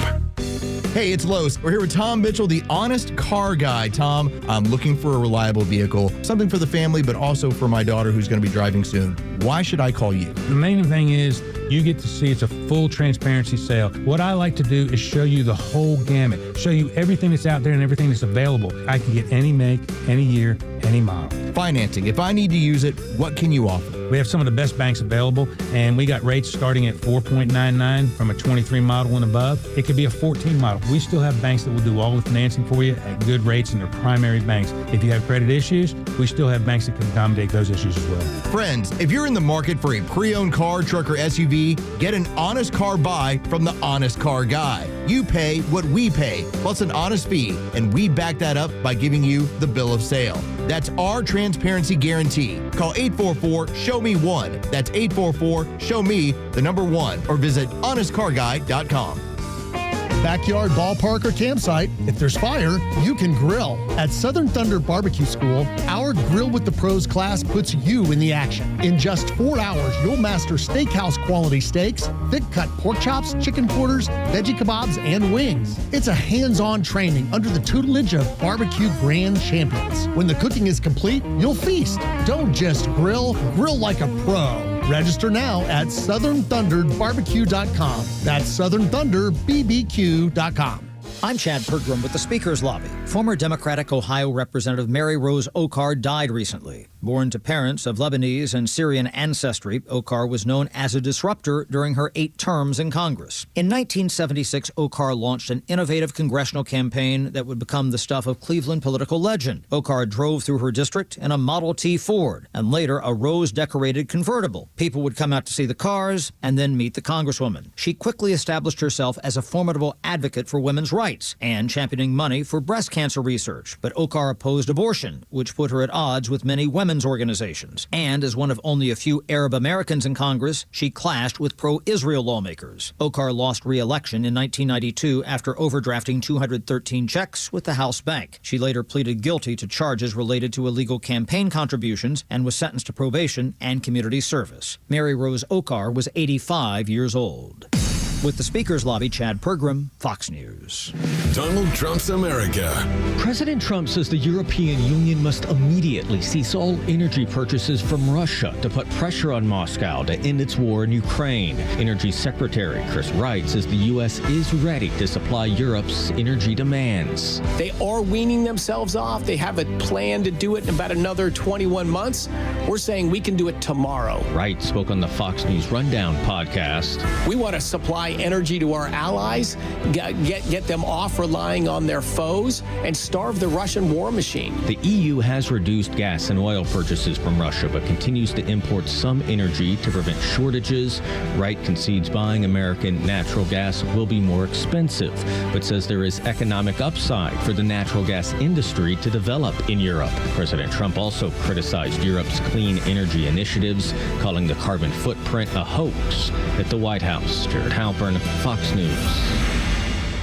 WFOM and W292 EV Marietta, a Dickey broadcasting station. This hour is presented by Van Sant Law, vansantlaw.com. They're still looking into his motive. I'm Dave Anthony, Fox News. The gunman opened fire at an immigration enforcement facility in Dallas, Texas from a rooftop. No ICE agents were hurt, but one detainee was killed, 2 others critically injured. The FBI calls it a targeted attack. Homeland Security Assistant Secretary Tricia McLaughlin just told Fox. We saw those shell casings with the anti-ICE messages, and we saw the monstrous actions of this individual targeting our ICE law enforcement. This has to stop. The political violence in this country must come to an end before there's further bloodshed. The shooter is dead after turning the rifle on himself, identified as 29-year-old Joshua John from Oklahoma. The FBI director that President Trump fired back in 2017 could soon be indicted over what he told Congress about the Russia-Trump collusion investigation back to the 2016 election that the president's long called the Russia hoax. We're told a grand jury in Virginia is looking at evidence relating to allegations that former FBI Director James Comey may have lied to Congress on September 30th, 2020. That date is very specific because the statute of limitations for lying before Congress is typically 5 years. Next Tuesday marks exactly 5 years since his remote testimony. That's Fox's David Spund. This days after the president had pressured Attorney General Bondi to move forward with charges against Comey and 2 others who've investigated him. Now, Senator Adam Schiff and New York Attorney General Letitia James. Today, the president will sign an executive order to facilitate the deal with American business leaders to keep TikTok operating in the U.S. The White House announced a potential agreement earlier this week for ByteDance, TikTok's Chinese-owned operator, to divest from the popular social media app. A 2024 law approved by Congress requires ByteDance to divest or be banned in the U.S. over national security and privacy concerns. President Trump has signed multiple extensions keeping TikTok active as negotiations with China continue. Fox's Jared Halpern. America's listening to Fox News. You ever wonder why Verizon charges twice as much as Pure Talk for the same basic service? Think it might have something to do with the fact that Verizon spends $12 billion a year on advertising and promotion. That's billion with a B. Yeah, Pure Talk doesn't spend that kind of money on commercials. That's why they can offer unlimited talk, text, and plenty of data on a blazing fast 5G network for just $25 a month. Save an additional 50% off your first month when you dial pound 250 and say the words micro. That's pound 250, micro. You're great at protecting your data, but lots of places could still expose you to identity theft. If that happens, LifeLock gives you the U.S.-based restoration agent who will stick by your side from start to finish. Phone calls, filing documentation, preparing insurance claims. Your agent handles it all. In fact, they're so confident restoration is guaranteed or your money back. It's nice to have an expert like that on your side. Save up to 40% off your first year with promo code Beck at LifeLock.com. That's LifeLock.com. Terms apply. Support conservative conversation on the radio in Atlanta by emailing us at sales@xtra1063.com. Tug and Los until 10 on the Morning Extra. Los is back, everybody. Hello. After being away with his sweet wife and family on a little bit of a fall break, he is back here in the saddle. Everybody else is still on fall break. Yeah, most everybody is. You're right. As far as like Forsyth County. Well, that and half of our I office. came back. Yes. Half of our office is out too, man. It's been kind of quiet. Yeah, super quiet. As far as just the office roar that you normally get. But we're so glad that you are, because there's just so much going on with obviously the another shooting at a at an ICE organization. Should we just say the latest shooting? Yeah. These are politically motivated shootings, and it didn't stop with Charlie Kirk. I mean, that was the one that grabbed like a whole lot of attention. Rightly so, but we've been covering every one of these and pointing out this is what they have. And when we play you audio of people in Congress talking about, well, there's divisiveness and we have to deal with the American Gestapo. I mean, this is their signal to these people. Yeah. And these people who are deranged and whose life doesn't have a whole lot of meaning, they become perfect foot soldiers for the revolution. And this is the sort of stuff they do. Now, fortunately, you didn't have a guy who was a very good shot. That's the miracle of this, considering where he's set up. Now, his brother even said it in an interview with media. He was like, he's not necessarily a good shot, and that matches up because he hit the people that he said he was there to save. Yes, he got on top of a law office that specializes in protecting illegals, and then shot and hit illegals. Can you imagine how crazy it must be? You worked so hard to get here just to be shot by a crazy communist who is acting like they're trying to protect you. But isn't that really what? Welcome to America. Well, that's the whole left mentality. We're going to pretend that we care about illegals. They care about their power. Ding, ding, ding, ding. And here's something that you and I talked about last week, Tug, and I thought about this quite a bit because I think about you all the time. Well, see, that makes me feel all more inside. I thought about something I told you, and there was a look on your face, and it was we were talking about what had gone on with Charlie Kirk, and we were talking about this string of shootings and what is going on, and I said, the problem is, Tug, it's not like they're trying to further some sort of ideology. Like, again, that's the ultimate goal, but what they're trying to do is get you to not vote. Yeah, they want you to be terrified. They want you to be scared. And they want ICE to not operate. Yeah. And every single one is stand down my opponent. I can't beat you at the ballot box. So how do I make you afraid? How do I keep you from voting? How do I keep you from taking part in the American process? In the democracy they talk about, we're a representative republic. The democracy they're trying to save. Right. How do I keep you from taking part in a representative republic? This is how I do it. Yeah, because I can't do it any other way. Make you afraid. Make you scared. They just don't want you to vote. They don't want you to take part. They don't want you to talk. Yeah, they want you to be frightened. They want you to put your head in the sand. They just like I was telling you about my friend's wife. Yeah. She's just hoping it blows over. Because in an idealistic America, it will, right? It would be perfect. You go back and everything's just fine. And that's the thing. They want you to want that. They want you to long for that, because if you do that, you're not engaged. You're not participating. I want you all to ponder out there. You can look back at the Biden years and go, well, I mean, these political assassinations weren't happening. It's because they had all the power. And they were investigating parents at school board meetings. They were abusing so much power. Okay, consider this. And I did want to put this aside and hold on to it and save it, because this is one of those where I went, oh, okay, well, that'll kind of explain some of this to you. So Julie Kelly, and you can oftentimes hear her on Clay and Buck. She goes on and she was regularly giving updates on what was happening with all the people that were caught up in January 6th. Now, remember, this is your grandma who walked into an area unarmed. Right. These are people that got in the way of, in this case, the assaulting, resisting, impeding a federal officer. 111 of these people who got felony convictions for that. All right. So, considering what is going on in American cities run by the left, what is it? Cashless bail. We had a leftist who decided to shoot at an ABC News facility because he was upset about them pulling Jimmy Kimmel off the air.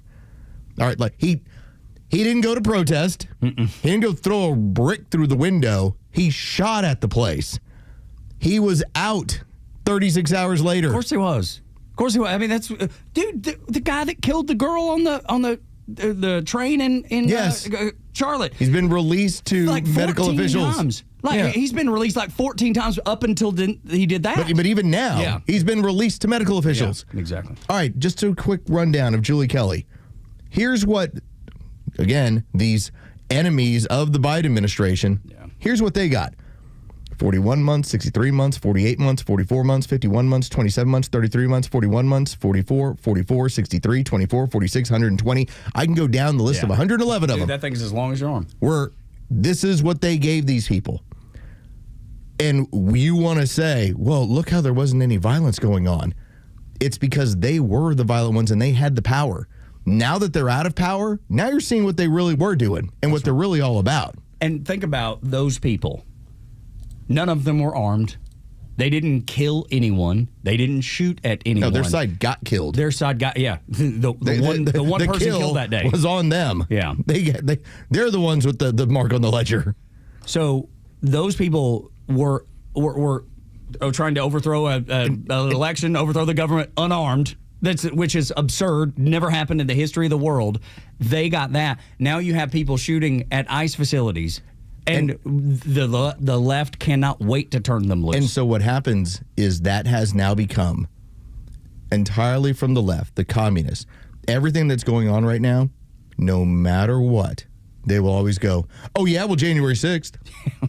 It's like, hold on. A huge eye roll. You just blew a hole through Charlie Kirk's neck. Yeah, well, January 6th. Hold on. The United CEO got gunned down in the streets by a wild leftist. Yeah, but January 6th. Hey, you just finished shooting up a second ICE facility. But January 6th. You know how I know that? Because it's on my timeline in the same way with these fools. They always go to January 6th no matter what. They got nothing else, dude.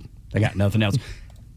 And they will continue to use that. Because the mainstream media is going to continue to use it. And the more that they continue to shoot, and they will be, this is not over. No, it's not. This is just the latest one. Yeah. All right, they're going to continue hitting ICE facilities. You can go through what is the organizational materials, Andy Go, look him up, NGO. You can find Andy Go, who covers predominantly on the West Coast so much of what Antifa is involved in. And you will find in their own literature what they're trying to create. You've talked about it before. When you were growing up and you were in the Navy, they would tell you about what, Tug? No-go zones. Of course. When you would go overseas, you knew. Before you got off the ship, they're saying, okay, here's the areas that are just fine. Here's what to look for and avoid. Antifa is actually in their own literature. This is not me. I didn't make this up. This is on their own website. You can find this material. You can go through Andy Go. He'll show it to you. They're trying to set up, not autonomous zones like way in the past. Yep. They're trying to set up no-go zones for ICE agents.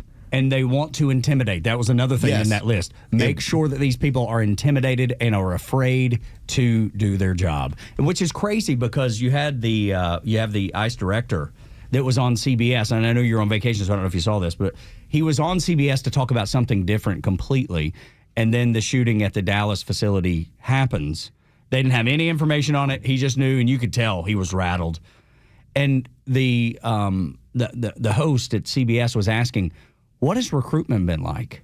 And strangely enough, Los, though they want you quiet, though they want you afraid, he said, we have 170, I want to say it's like 170,000 applications. Incredible numbers of that. Don't quote me because it was just a split second when I saw it.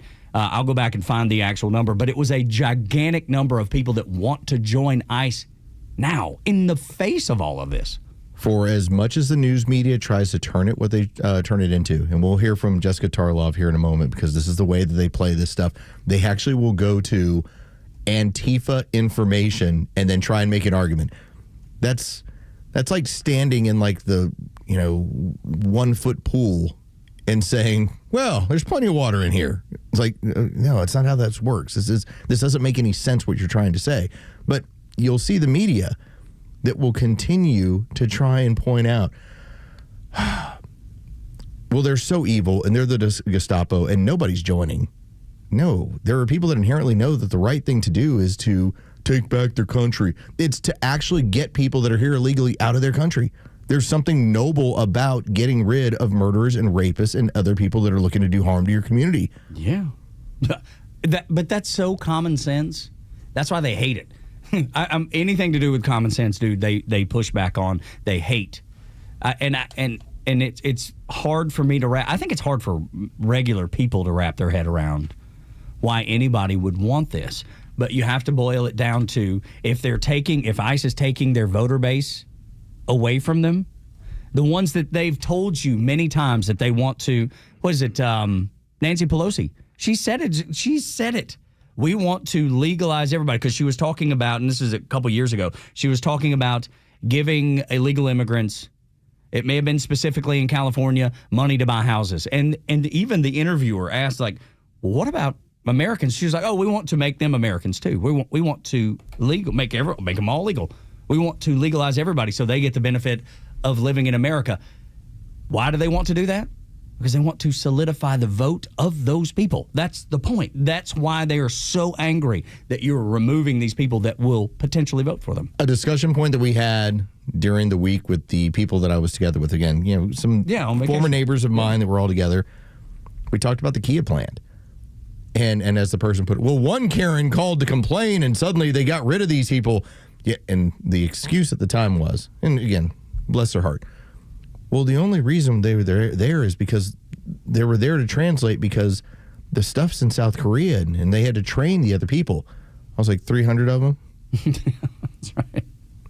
300 trainees, huh? That's right. They were just here illegally on accident. Oops. Yeah. But this is the excuse people will make for driving down American wages by bringing in illegals. And I'll tell you, that H-1 visa discussion, when Trump jacked what the up the charge price, is going to be, $100,000 versus $1,000. let me tell you, that's already creating a major buzz in our tech community. Absolutely, it is. It's huge. Yeah. Like you might actually have them starting to, hire American students from Georgia Tech. What? Imagine that. Front office Lowe's, that's not what we're trying to accomplish. Does that sound crazy? You might actually say, hey, let me get an American kid here.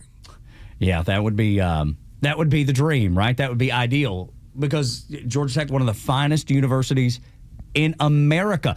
U.S. News and World Report released their best colleges in America. Of course, Tech was on the list. Emory was the best in Georgia.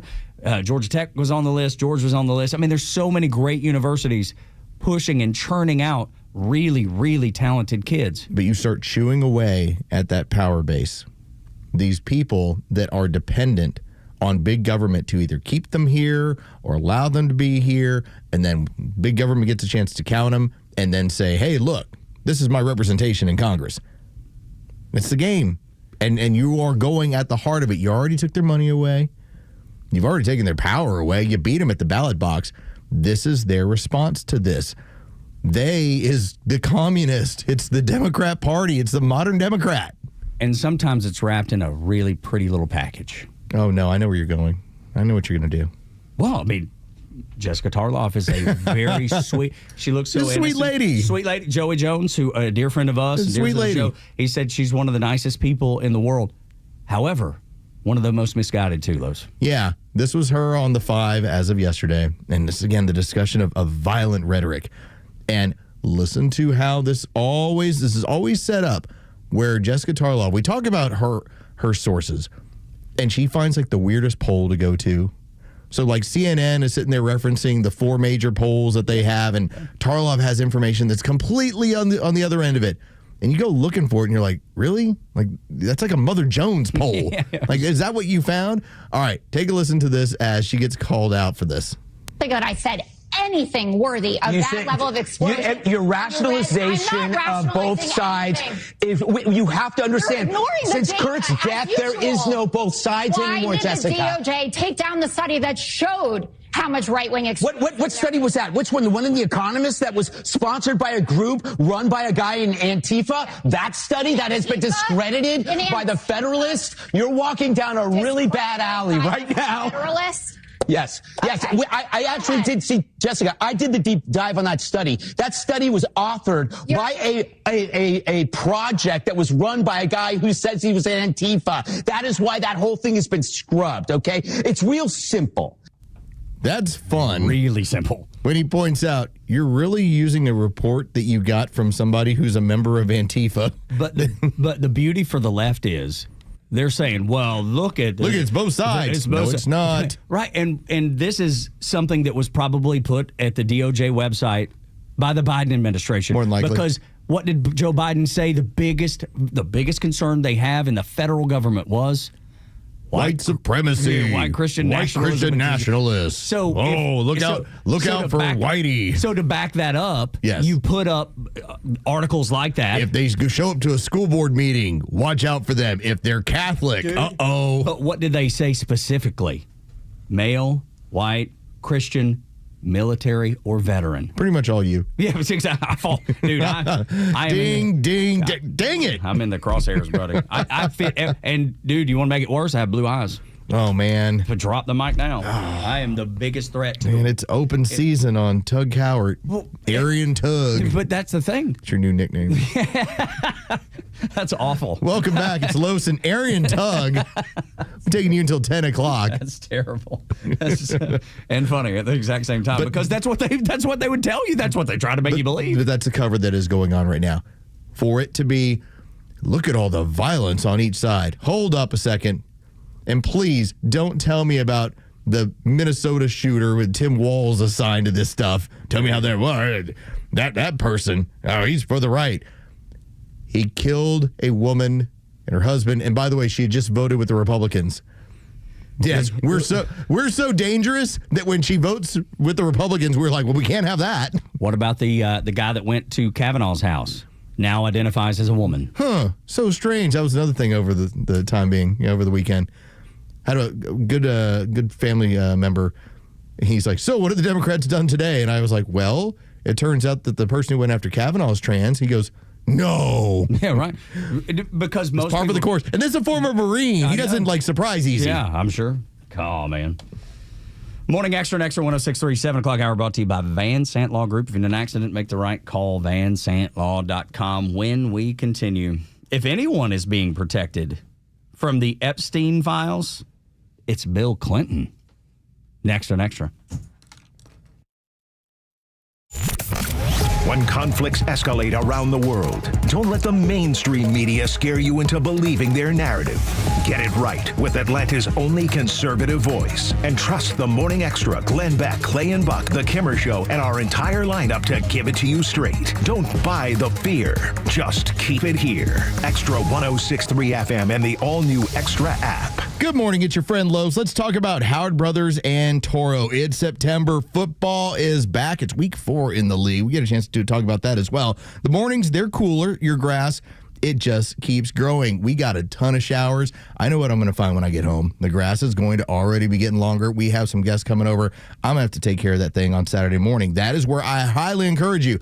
Go to Howard Brothers, get yourself a Toro mower. Powerful engine, precision cutting, comfort that lasts. Toro makes quick work of your late season mowing. Keep your lawn looking game day ready. Get your own Toro from Howard Brothers. They have an experienced team that are ready to serve you at any of their 7 locations across North Georgia. Find one near you at howardbrothers.com. Howard Brothers, serving the community since 1955. Advisory services offered through Master Plan Retirement Consultants, Inc., a registered investment advisory in the state of Georgia. Insurance, tax, and commodity services offered through Fricks & Associates, Inc., DBA Master Plan Retirement Consultants. The aforementioned are affiliated companies. Retirement means different things to different people. Some folks want to travel the world. Some folks want to spend more time with grandkids. For me, I'm looking forward to spending more time with my guitar.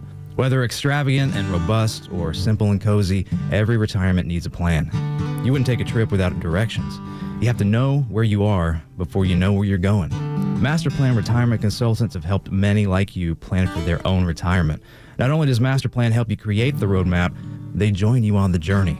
So whether you want to travel the world, become a pickleball champ, or just looking for a good porch, a sturdy rocking chair, and an acoustic guitar, remember to plan well because the destination is worth it. Visit masterplanretire.com to schedule your complimentary consultation today.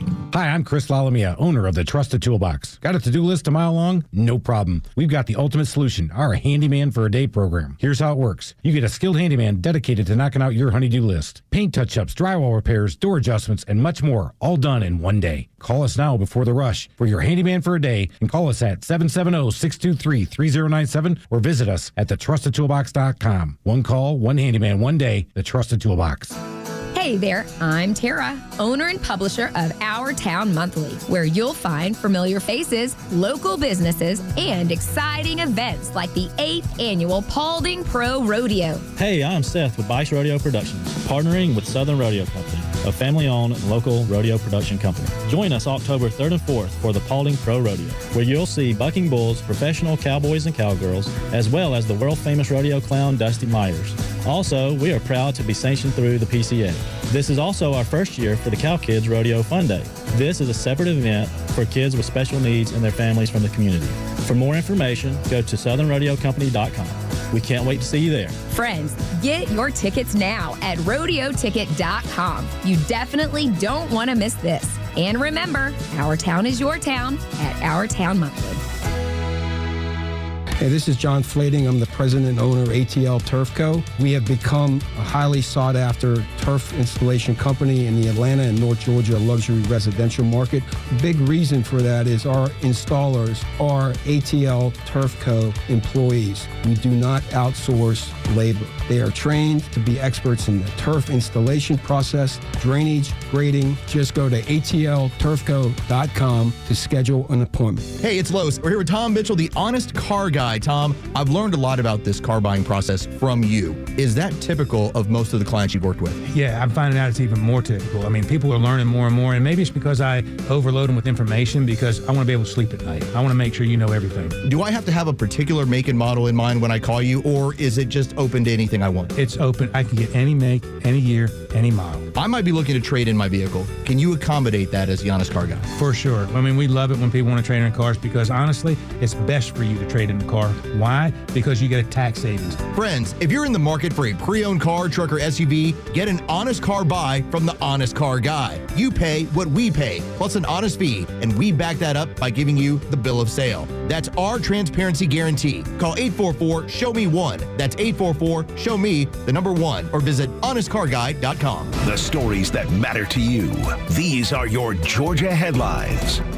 Here are your Georgia headlines for Thursday, September 25th. A pro-life group called the Susan B. Anthony Pro-Life America said it would spend $4.5 million to unseat Senator Jon Ossoff. The group said it will launch a campaign using digital, direct mail, and encourage early voting to defeat Ossoff, who's seen as the most vulnerable senator facing election next year. Emory University was named the best in Georgia, according to U.S. News and World Report, and is now offering one of the most generous financial aid programs in America. Starting next year, the school is offering free tuition for any family making under $200,000 a year. Both new and current students are eligible for the aid. After the original story of 3 people contracting measles in Georgia, 3 more have been reported. 3 Georgia State students have contracted the virus, and that is up to 10 total cases of measles in the state. Weather today, going to be a wet one, 75% chance of rain and a high of 80. So glad to have Front Office Los back today from fall break with his family and had a great trip. And like to think we're bringing it. Yes, absolutely. Because there's so much. We have so much to catch up on. We never even got. Obviously, we didn't talk about the Jimmy Kimmel thing. You know, and the fact that people are more upset about Jimmy Kimmel being suspended, or at least mainstream media, about him being suspended for 2 days, than YouTube and Google just completely admitting that they censored Americans at the behest of the Biden administration. There's like crickets on this one. If I may, I thought this was rather interesting in that I saw a post last night, and this wasn't from Tug, it wasn't from Los, it wasn't from either one of us, it wasn't from anybody where you'd say, oh, okay, I kind of know them. There was a guy who was pointing out how he was censored through Google on YouTube and all the other ventures. His name is Rand Paul. Yeah. Okay, he's a U.S. senator. Yeah. He's like, they removed my information. They removed my questions. They removed my discussion. It's a joke when you hear the Democrats talk about free speech. They haven't believed in free speech for a long time. But Bill of Rights, free speech, they begin and end with Bill Maher. And then it's largely dead to the rest of the left. At least we look at it and go, and we explain the entire scenario. If you are FCC regulated, which is, it's old school, okay? We talked to Bortz about it, and he disagreed, and I was like, if you want to change the rule, if you want to change the law, go ahead. Change the law. But this is why we have to play the game by it. I was like, because I defended us. I was like, if I were to go on and just absolutely lie about something, then we could face an FCC violation, which, again, as I said, it sounds old school because there's so many different forms of communication and forms of media that do not require an FCC license. But when that tower is considered a public entity that is licensed to that broadcaster, they have to at least tell the truth to their best ability. When David Dickey, he signs your contract to work here, he's your number one goal. Protect the license. Protect the license. Dude, that's what he has said to me every time I've signed a new contract. I'm sure it's come up with you. The license is in there. If you threaten the license, you threaten your employment.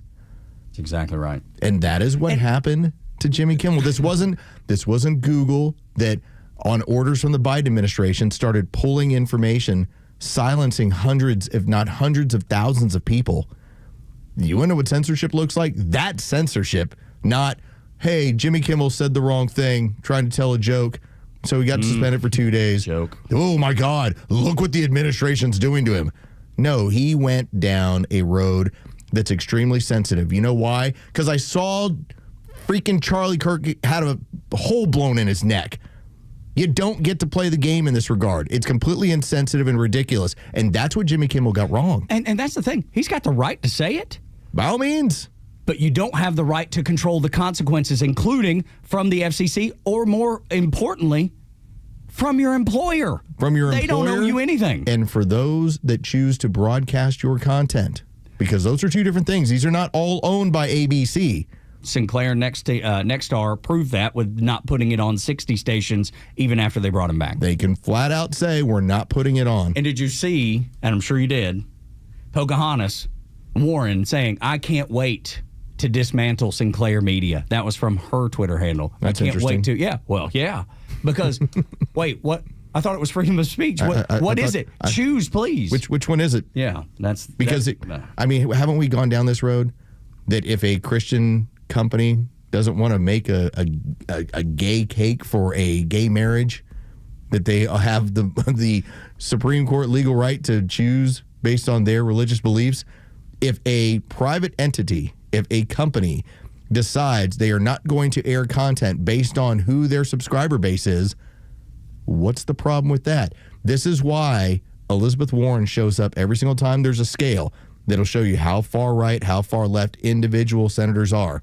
She's always the farthest to the left, and then you'll have basically the senators from Tennessee and Florida the farthest to the right. Yeah. It's a reflection of who the communities are.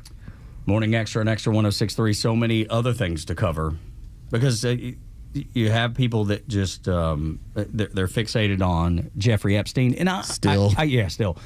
It's like a left pipe dream, isn't it?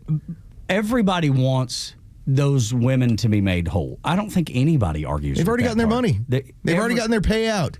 That's already happened. That was part of taking.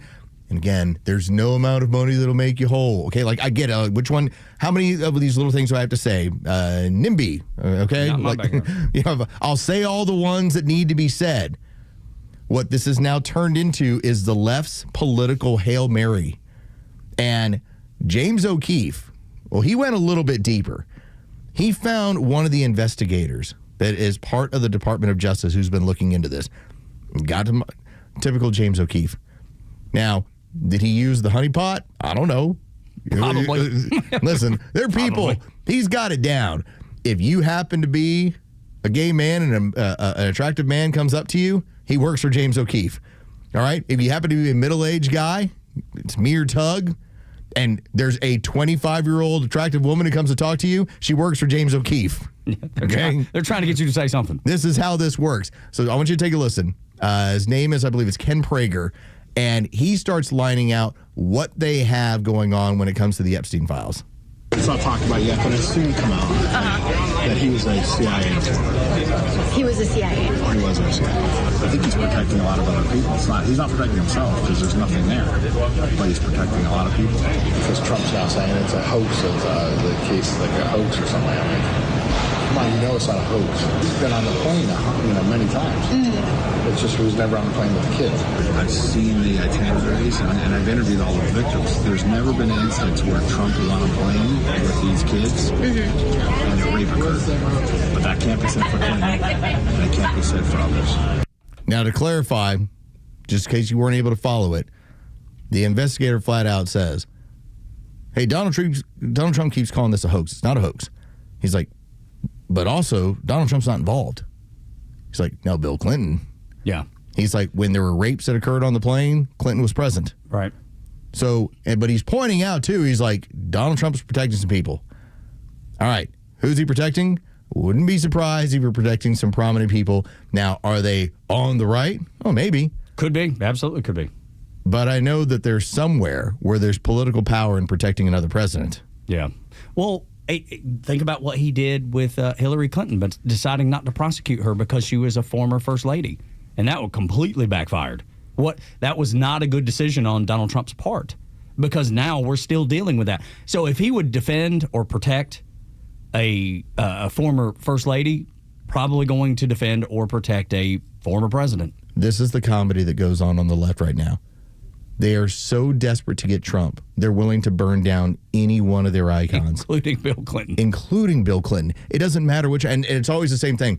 Well, we've got to bring them all to justice because they firmly believe it's Donald Trump, even though, let's see, you've had Jeffrey Epstein's attorney. Yeah. You've had people that have testified that Trump was never there. You have also had people that testified. Oh, what was it? The one attorney who was representing the victims who said Donald Trump was the only one who took our call. And he gave us, they're like, can we get an hour every time? He said, you get as much time you need. We had Speaker Johnson who pointed out Donald Trump essentially is an FBI informant for this case.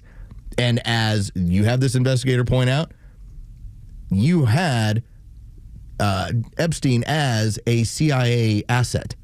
Because remember, it was always like, is it Mossad? They knew he was in intelligence. He got away with this stuff for the longest amount of time because he was protected in the right places. That's exactly right. So what happens when this burns down the CIA?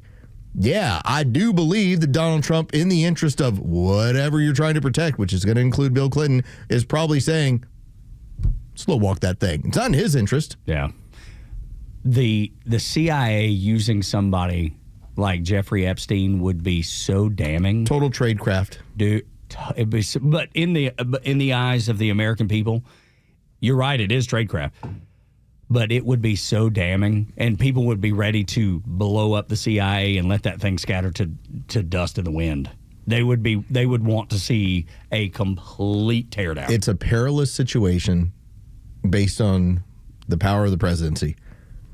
Do you want to, I know you want to nuke the deep state. You want to nuke the entire state. That's right. That's kind of the question. Do you want to nuke every piece of, every tool you have to investigate, to make sure you're able to observe things that are happening? Because those CIA agents are undercover. And they are in every country in the world. What is the joke that Mike Benz tells us? The guy who's the former, when it came to cyber intelligence with Donald Trump won. Dude's amazing. Dude's incredible to listen to. And he points out, when it was too dirty for the CIA, it was given to USAID. Well, USAID has been scattered to the wind. All right. So what's next? What's next? Are you just you really want to blow up the CIA too? No, I wanted to blow up the FBI for a long time. Figuratively speaking, not actually trying to blow them up. I'm just saying I thought that the organization should be dismantled. These days, you have to be clear. But I want to be very clear about what I'm pointing out. Yes, of course. Yeah, you have to be very clear. But yeah, I think that's the idea, is that it is so wrought with corruption. And so deep. Well, Donald Trump gets put between, I think, a rock and a hard place. Sure. I agree with that. You know you want to have everybody lay off this stuff. You've had countless people who've pointed out you have no involvement, nothing that would ever be damaging to you, but it's damaging to some people out there. Like, how damaging do you want it to be? And after a while... And by the way, the Democrats continue to block it. Oh, yeah, that's the other thing. Right, exactly. They always... Democrat judges... Release the files! Yeah. The Democrats block it every time. And the judges block it all the time. Is exactly right. But at some point, do you think Donald Trump gets to that where... It's too much, man. I can no longer, because this is such a distraction on taking care of China or taking care of, as far as from the point of view of the United States, we have to be focused. If this is a distraction, fine. At some point, he's going to say fine. I'm just going to ask a question. If you feel like you've had 2 assassination attempts on your life and they involved maybe, perhaps, the intelligence agencies of this government. What did Chuck Schumer say? The 7 ways to Sunday, they'll get you? That's exactly right, dude. Do you really want to do this again? Do you really want to put egg on the face of the CIA? Like, there are repercussions. There are repercussions to this stuff. We are in a perilous time. You called it clapback earlier. Yes. There will be clapback. It's one of those where maybe you're in a live and let live situation, even though it's an ugly scenario, even though you have the Democrats constantly calling for it. The Democrats know this. It's going to burn some of their major donors and one of their former icons. They know it. Which is why they keep blocking it. They just think it's going to get Trump. Level. But yeah, well, which it won't. They got their fingers crossed. They have their fingers crossed. It's like, please, just anything. There's the damning issue of what kind of danger, what kind of peril does that put you in with the intelligence agencies? I know this is a little bit of tinfoil hat conspiracy, but we have seen 2 attempts on his life, and both of them. That's what I say. Or is it? We haven't really had a whole lot of explanation for either one of these. How they came up with a certain amount of money, how they ended up pulling this off, who they were talking with. And the hoax part that Donald Trump brings up is that whole thing where they're trying to use it to say we're going to get Donald Trump. That's the hoax part that he's describing. He's like, that's a hoax. Yes, which we already know. Everything that's been shared has pointed to that. That's the thing that people get so misconstrued and so wrong. He's not calling it a hoax like the entire thing a hoax. We know Jeffrey Epstein did what he did. That's not the hoax. It's they're using that to say we're going to get Donald Trump. That's what he's talking about with the hoax, because the lawyers have already said it, the women have already said it, and now you even have the guy that Los played saying it on camera, on film. Morning Extra on Extra 106.3. When we continue, let's get a little bit of a laugh, because Donald Trump is a comedian, and he hit an all-time trolling moment. We'll talk about it next. Put a smile on your face to end the 7 o'clock hour here on Extra 106.3. The latest sports news, powered by 680 The Fan and driven to extra listeners by RBM of Atlanta in Sandy Springs, Atlanta's Mercedes-Benz connection since 1964. Good morning. Here are your sports headlines for Thursday, September 25th. From the NFL, Week 4 in the NFL begins tonight as the 2-1 Arizona Cardinals will host the 2-1 Seattle Seahawks. That's an NFC West matchup. The Seahawks are a slight 1.5-point favorite for tonight's matchup. That kickoff is set for 8:15. As for the Atlanta Falcons, they will host the Washington Commanders at 1 o'clock Sunday afternoon. The Atlanta Braves winning streak is over after a 4-3 loss yesterday afternoon to the Washington Nationals. An off day today for the Braves before they close out the season with a weekend visit from the Pittsburgh Pirates. With your sports headlines, I'm Carlos Medina. Starting to see here and there some fall in the air, and of course you got football back, so you know we're right there. I mean, we've already hit the change officially into fall. Central Heating and Air Conditioning is making it the perfect time to upgrade your comfort. Limited time, you can get $2,100 in rebates and 60 months 0% financing on a new Carrier system from Central Heating and Air Conditioning with approved credit. That's right. Savings up front, no interest, and 5 whole years. No interest, 5 whole years. Brand new Carrier system from Central delivers dependability, efficiency, comfort, and every family deserves it, especially yours. Central and Carrier have set the standard in heating and cooling for 3 generations, and now's your chance to bring that comfort to your house with the best savings of the season. These dual incentives don't come around often, so make sure you act right now. Call them at 770-GET-HEAT. CentralHeat.com is the website to unlock comfort and lock in savings. Turn to your Atlanta Carrier expert. Central Heating and Air Conditioning, 770-GET-HEAT, CentralHeat.com. Time now for the Retire Wise Report. James Parker here with financial advisor Sean Maloney, founder and CEO of Retire Wise. Many people assume their taxes will automatically go down once they retire and stop collecting paychecks. Sean, is this a dangerous assumption? It can be, because you know what? Lower taxes in retirement can be a myth. It's not always true, right? Remember, up to 85% of your Social Security benefits could be taxed, right? Your traditional IRA and 401k income is 100% taxable, so that needs to be accounted for. And that's why it's so important to find ways to reduce or eliminate your taxes wherever possible. Tell us about the offer you have for our listeners. Hey, look, now is the time to start looking ahead and identifying your tax liabilities in retirement. Well, we have a great resource for you guys. We have what's called the Retire Happy Framework Toolkit. You can get a copy today by calling or texting the word WISE to 770-802-2200. My team helped put together this just for you, and it's a complimentary guide. And the center of this is a copy of my latest book, The Priority of Retirement. It has chapters on everything from Social Security to investments to income planning. We include guides in there as well as on strategies for income planning, for taxes, and even dealing with recessions in retirement, among other things.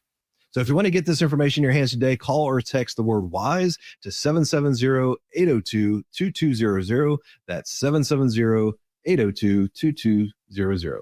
Take advantage of this offer. Get your Retire Happy Framework today. Just text WISE to 770-802-2200. And the team at Retire Wise will get you your Retire Happy Framework right away.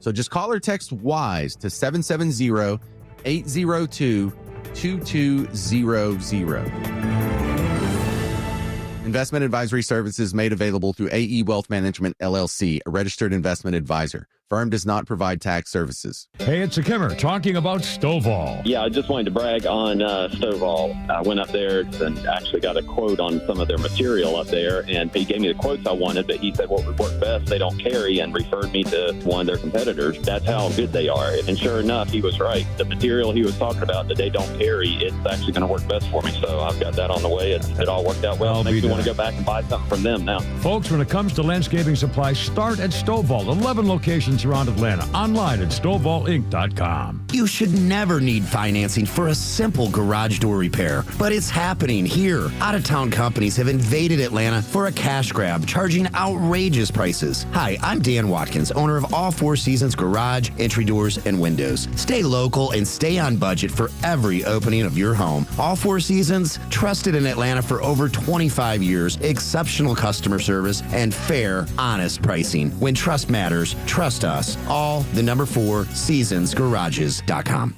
This fall, the gridiron calls, which means you'll be road tripping to games across the South, and you'll need a reliable ride to get you there. And Subaru of Gwinnett has the vehicle for you. But a new car, truck, or SUV from Subaru of Gwinnett is about way more than just getting to the games. It's about getting the family home. It's about getting to work safely, but it's also about getting the most out of every adventure. If you're driven by an adventurous heart, the 2025 Subaru Outback shares your spirit with standard symmetrical all-wheel drive and up to 32 miles per gallon. Or maybe it's the all-new 2025 Subaru Forester. It holds the road with standard symmetrical all-wheel drive, and it holds everything you need for the tailgate. And no matter where adventure takes you, it starts on Satellite Boulevard in Duluth with the amazing staff at Subaru of Gwinnett. They'll help you find the Subaru that you'll love and be there every step of the way for everything you need. Start your shopping online at SubaruofGwinnett.com and let your adventurous mind run wild. Then stop in for a test drive on Satellite Boulevard in Duluth. Hey, it's Flounder, and the Kimmer Show is live every afternoon from 3 to 6 p.m. The story is the reaction to what really, truly happened and how these people are being successful getting the mainstream media and the social media to turn against conservative movement in this country and attack us for what happened to Charlie Kirk and blame that as an excuse for cracking down on free speech. The Kimmer Show, every afternoon from 3 to 6 p.m. on Extra 106.3 and the Extra app. Thank you for being here on the Morning Extra. My friend Front Office Los is back from fall break vacation. Tug hurt himself. I did, but it was just more of a slight pain, nothing major. He was stretching. Yes, that's right. And Los turns to me because I grunted a little bit, and he was like, "Did you just hurt your butt?"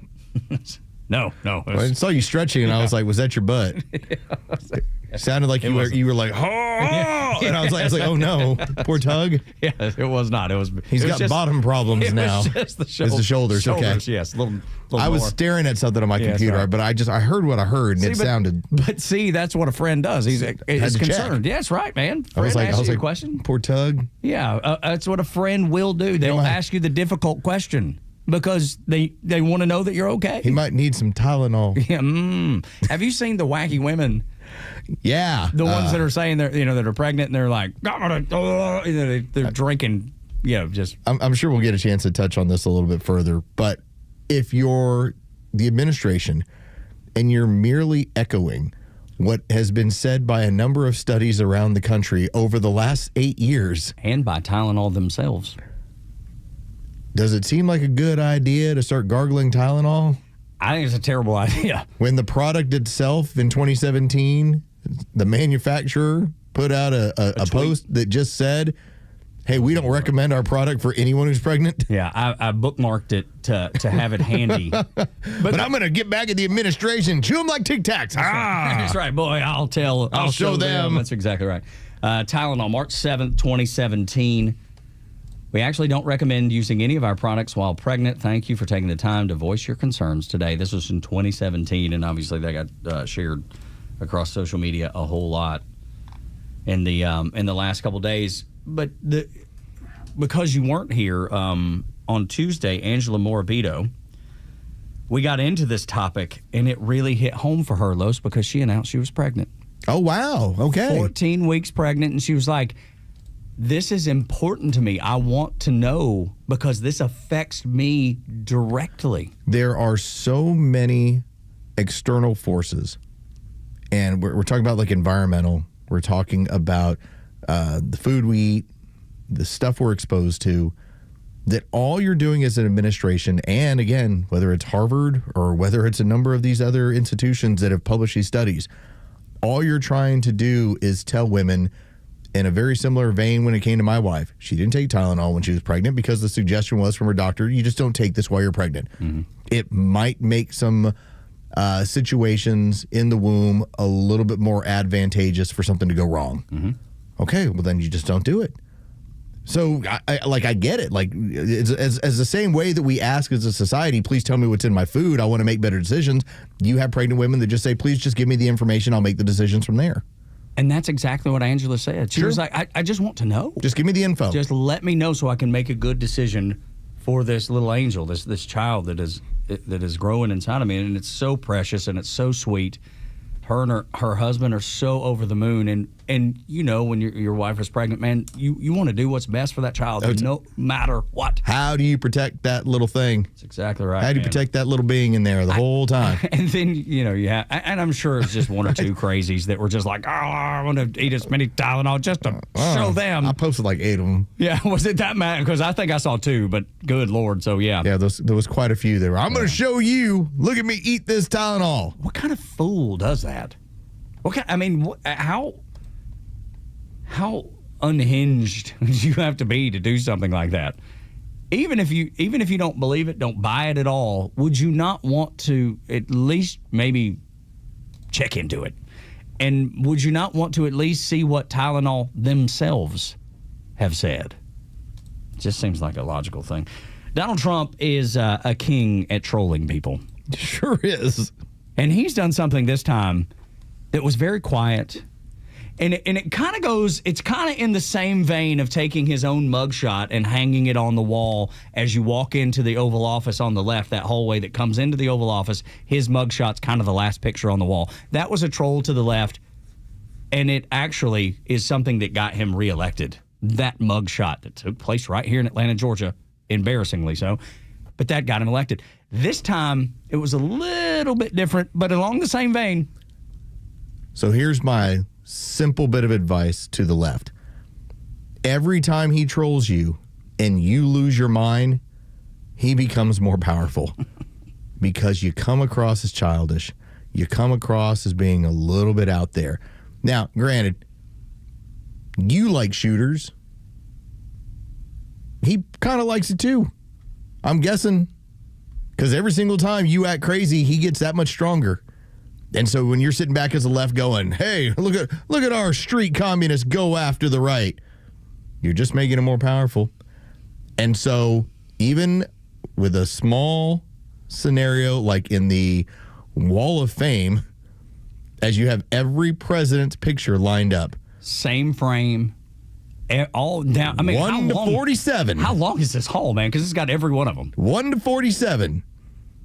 Interesting thing is 46 just has an auto pen with his name. Yeah, that's all. So it goes Trump, auto pen, Trump. Again. Barack Obama, Trump, AutoPen, Trump. And I've got it paused so I can see back to Carter. Yeah. I can see Trump. I'm sorry, Trump. I can see Reagan. And then, from there on, I'm just kind of scanning all. And I know it worked because those that choose to follow this stuff, like they're sending this to me like, I think this is childish. I'm like, I think it got you. you responded. You think I'm concerned? You gave him the exact response that he wanted. That's all he was looking for. That's right. You just empowered him even further. Yeah. Reagan, Bush, or H.W. Bush, Clinton, then W, then Obama, then Trump, then AutoPen, then Trump. And it's so funny. Whoever took this video, they zoom in so you can see it really well. Yeah. And I got to be honest, I didn't know what the AutoPen looked like until now. You see what you actually see what it does, and then the actual signature. Well, let's be very honest. Because of his declining state, Joe Biden for his 4 years was largely, outside of executive order, largely inconsequential. There wasn't much that he got done in the way where something that was so incredibly magically legislative. When he got his Green New Deal, it was the Inflation Reduction Act. Okay, but it's Green New Deal. Yeah, that's right. Now a lot of that's been stripped away with the latest act that you had with the big beautiful bill. Thank heavens. All right, so that works out pretty well. But because of his state, it wasn't like we were going about it every day saying, "Oh my God, look what Joe Biden just did." The way that the left does that almost every day with Donald Trump. No wonder it's such misery for these people. They spend every day thinking about this guy. It's because he didn't legislate, or the puppet masters really didn't legislate anything. They used the government to go after you. And now they cry about, Jimmy Kimmel being suspended for the very, very short amount of time that he was. And everybody knows about this, the parents that were arrested at school board meetings. They know about the dad that was praying in front of an abortion clinic when the FBI show up at his house. And if I recall, it was like 20 or 30 guys deep. Yeah, they raided his home. And they put with long rifles on his chest in front of his children. Yeah. Because he was praying in front of a abortion clinic. But that was how they were going about their business. That's what they did. And somehow we're the Gestapo. Yeah. Well, for getting rid of people that are not supposed to be here. Yeah. You're not giving them due process. You put long rifles into a dude's chest who was praying in front of an abortion clinic. You don't have a lot of room to talk, or any room to talk for that matter. And then the admission of YouTube and Google. I mean, Google, Alphabet, one of the biggest companies in the world, one of the big tech giants of the world. And they said, yeah, here's what happened. They told us, take all this down, and we complied. The Biden administration instructed them, here's what we can tolerate. Here are the people that we want you to investigate and get rid of their information. And they did it. And they did it. But good on them for admitting it. I'm glad that they finally have come clean, because we always knew. It's not like we didn't know. We had, in this case, I think it was Missouri versus Biden. That's when we first found out how prevalent it was. Yeah. And then it took the Twitter files, when Elon released those, to find out just how much censorship had gone on during the Biden administration. So they can't talk to you about censorship ever again. We'll talk about that next. And then Jim Clyburn, a statement he made about that censorship that will make you go, what in the world? Or, yeah, I expect it. One of the two will be your responses. Next on Extra 1063. It's time for the Bortz Report, exclusively on Atlanta's only conservative news and talk station, Extra 1063. Write another book, they say. Oh, hell no. I'm not going through that again. But I do have a title. Things you know that ain't so. And the reason you know these things that ain't so is because our national media hasn't done what it should be doing to straighten you out on these issues. Okay, let's cover a few of them. You know the Emancipation Proclamation freed the slaves, right? No, it didn't. Only slaves in the southern states. It did not free the slaves in the northern states. You know there's a Social Security Trust Fund. Actually, There isn't. In the mid-'60s, the Democrats decided they were going to take that trust fund and spend it on vote-buying problems. They left IOUs in its place. You know we have a right to vote. No, we don't. The right to vote is not enshrined in our Constitution. Some states have a right to vote, and our Constitution tells us on what basis the state cannot deny that right if, in fact, in that state it's a right. You know the sea levels are all rising. Why? Because the media hasn't told you those rising sea level scares are all based on models, not reality. When somebody does actually go out there and measure sea levels, maybe an inch or two over the last 50 years. You know the United States is a democracy. Everybody says it is. But sorry, it's not.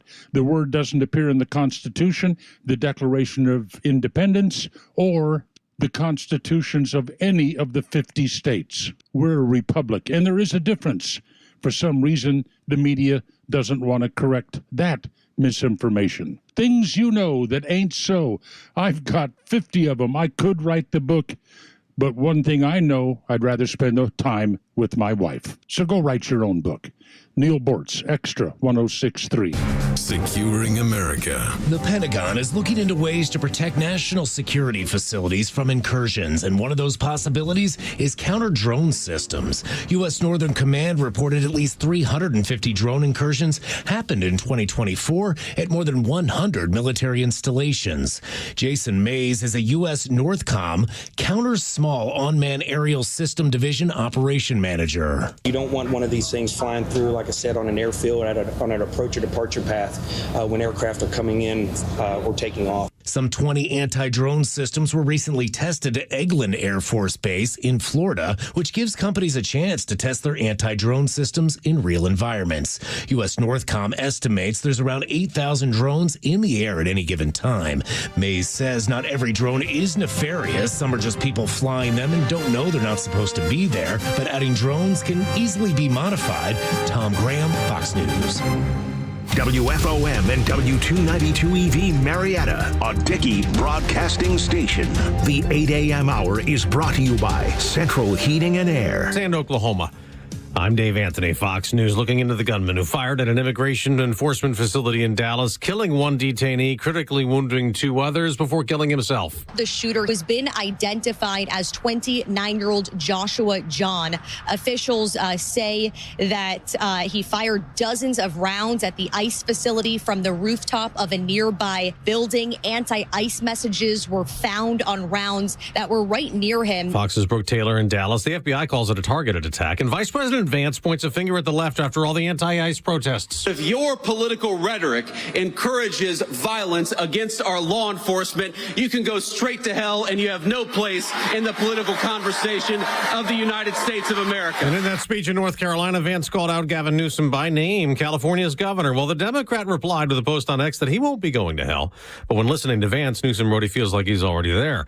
A meeting at the White House could get contentious later this morning. Fox's Peter Ducey's there. This is going to be something that does not happen often. A world leader is coming here to visit President Trump at the White House, fresh off calling him out and accusing the president of talking too big a game when it comes to ending global conflicts. That's Turkey's President Erdogan, who could be pressed to stop buying Russian oil, something President Trump called out NATO allies like Turkey for continuing to do, which he says keeps funding the Ukraine war. Now, the president canceled a meeting that would have been today with Democratic congressional leaders as a government shutdown looms unless lawmakers approve new funding by Tuesday. The White House's Office of Management and Budget sent out a memo saying agencies need to have ready reduction in force plans. Agencies were told to identify programs that'll lose funding October 1st.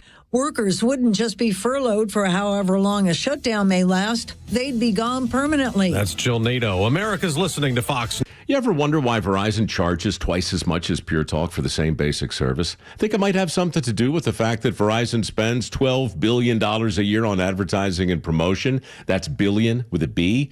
Yeah, Pure Talk doesn't spend that kind of money on commercials. That's why they can offer unlimited talk, text, and plenty of data on a blazing fast 5G network for just $25 a month. Save an additional 50% off your first month when you dial pound 250 and say the words Micro. That's pound 250, Micro. You're great at protecting your data, but lots of places could still expose you to identity theft. If that happens, LifeLock gives you the U.S.-based restoration agent who will stick by your side from start to finish. Phone calls, filing documentation, preparing insurance claims. Your agent handles it all. In fact, they're so confident restoration is guaranteed or your money back. It's nice to have an expert like that on your side. Save up to 40% off your first year with promo code Beck at LifeLock.com. That's LifeLock.com. Terms apply. No traffic, no big deal. It's the Morning Extra on 106.3. Ain't a better day than a Thursday. You can just almost see the weekend. It's right there within reach. Tug and Los until 10. Yes, you heard me right. Front office. Los is back. Thank you, Lord. Glad to have you. It's like a stripper. I mean, it's there. It's no touchy. You can see it. It's Thursday. It's not Saturday. I've never, ever in my life. Saturday's more like your wife. Yeah. Hug. Yeah. Touch. Yeah. Cool. Yeah, but the stripper not. Thursday is more like stripper. Let me write this down. Thursday is like a stripper. You can see, but no touchy. All right. What a great. Welcome to 8 o'clock, y'all. What a great description of Thursday. So And I remember, love kids, Thursday. Just keep in mind, kids. Write that one down. That's right. Don't act a fool when you do that sort of stuff. Again, I'm too old for those places. I don't do those things anymore. I was never comfortable. I've been a few times, but I was always so uncomfortable. You know what I want you to do this weekend? Go to a strip club? No. You're going to be in Charleston Yeah, having a that's great time with some friends. Can't wait to go. I want you to have that. You put on that Tug Dad talk, and you call that wonderful son of yours. Yeah. And you say, son, Thursday is like stripper. Looky, no touchy. You can almost touch it, but don't. No, you put the dollar in, you step back away. That's right. Or you just throw it on the stage. Here, it's yours. Yeah, that deserves. I told you. That's a T-shirt. What did we talk about earlier? I'm not here to judge. I'm here to tell you the truth. That's exactly right. And we have been this morning. We've been spreading the truth as much as we possibly can. And then you learn things that you didn't know you were going to learn. That's the thing that Front Office Los brings to the show that no one else can. No one else would even attempt. It would never even hit their conscious mind to tell you. I would like to think for the young men out there and then men of my age and men even older, like we all know, you need like a good mechanic. Yeah. You need a tailor, somebody you really trust. Probably a good handyman. You need a good handyman. Yep. If you're a lady out there, you know, same thing. You need a good handyman. You know when you're out for it, you know, like a good baker, like somebody who does pastries really well for that party you want. You know, you need somebody who's good at coming to your house and getting things ready for when you're going to host. You know, that little person who knows that little something extra. Yeah, they're just good at everything. All right, you also need a Tug and Los for things like the description for the weekend. Dude, I appreciate you grouping me in, but I cannot take any credit for the genius that you just shared. You just need to have your two friends that help you out with little things here and there. I'm not saying that we're some sort of, we're not lifeguards. We're not here to protect you. We're just here to kind of give you some pointers here and there. We're like the bumpers at a bowling alley. Right, far less useful than the handyman or the caterer or the pastry chef or any of those things that you need. Your tailor's much more important than we are. But when you're there and you share that valuable thing, because again, Los grouped me in, and I appreciate it. It's very kind of you. When you take that wisdom that Los just presented you and you share it with someone else, dude, it's gonna blow the hair back. That's right. You're like, oh my gosh, that's exactly right. And you don't have to tell them where you got it. Yeah, you should. If you're being honest, you should. Now, like I used to hear this one guy. He would joke around all the time. A legend of radio. And he would talk about how, if you steal from me, you've stolen twice, because he stole all of his stuff. Somebody else. I don't do that. But if you steal from me, you got a pretty good chance of getting away with it. Yeah, because I didn't get it from anybody else. That's right. This is first generation information. This is first generation stolen. All right, I whittled it with my own hands like a piece of wood. That's right. I made that garden gnome for you. Yes. You were driving home and the wheels were just turning. You know what I'm going to tell them tomorrow? I'm going to tell them that Thursday is like a stripper. It's like the weekend. You can look. No touching. Keep all this in mind. I'm telling you, if we were to start a T-shirt company, we would be millionaires. What do we already talk about? If it sounds too good to be true, it's communism. That's shirt number 1. That's right. Now add in shirt number 2. Thursday is like a stripper. Close enough to the weekend, but don't you touch. Close enough to the weekend, but don't you touch. You cannot touch. Oh, my Lord. There's clearly no censorship on this show. At no point has anybody from DBC come in here and said, y'all better not talk about that, or you must talk about this. I think that's really important to point out. And for those of you that I've met, most of the time it's good old days because that's like my one public hangout. It's like Cheers in Cumming, Georgia. Although True Prep coming up Saturday, they've got all day stuff going on. I'll tell you a little bit more this hour. Dude, had we not decided to go to Charleston, I was actually going to say I'm going to try to come out with you because I've never been there and want to go. It's a fun place. There's so many things in there where it's just a good time. And I'll tell you, Joey and Matthew, the funny part was I got an email from Joey just making sure to kind of like, hey, just want to let you kind of know what we got going on. Turns out he's at Gulf Shores. On fall break. So I was like, okay, good. We're probably in the same neighborhood at that point. But when I have done, the public hangout and yap with everybody, one of the things that always jumps out is I will always get asked the question, does your management or ownership ever tell y'all what to talk about or what not to talk about? And I flat out tell them, it's like, it has never once happened in the nearly 4 years I've sat in this chair, the 5 years you've been here. We have never once had management or ownership say you guys should talk about this or talk about that. Now, there have been moments where something breaks and they'll swing by and be like, hey, just wanted to so you guys know. And again, we've got stuff in front of us all the time, and so we adapt to it pretty quickly. But never once have they said we can talk about something or not talk about something. Autonomy that I've never experienced in my 25 years of working in radio. Never. I've never had the autonomy like this. Play the hits, Tug. Play Garth again. Dude, you will play rodeo, and you will like it. And you'll sing along with it if need be. And look, I do love. You will play rodeo.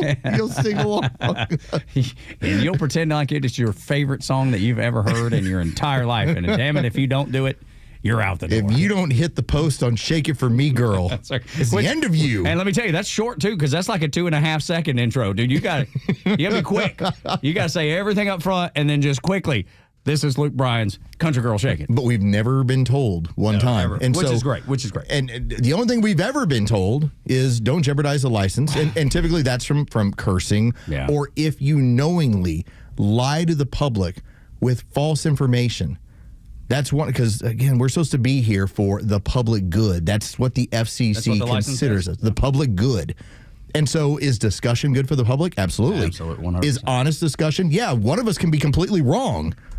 But to be knowingly wrong and to lie to you, that is not in the interest of the public good. We understand that. And then to lean back on that and say, well, I was telling a joke.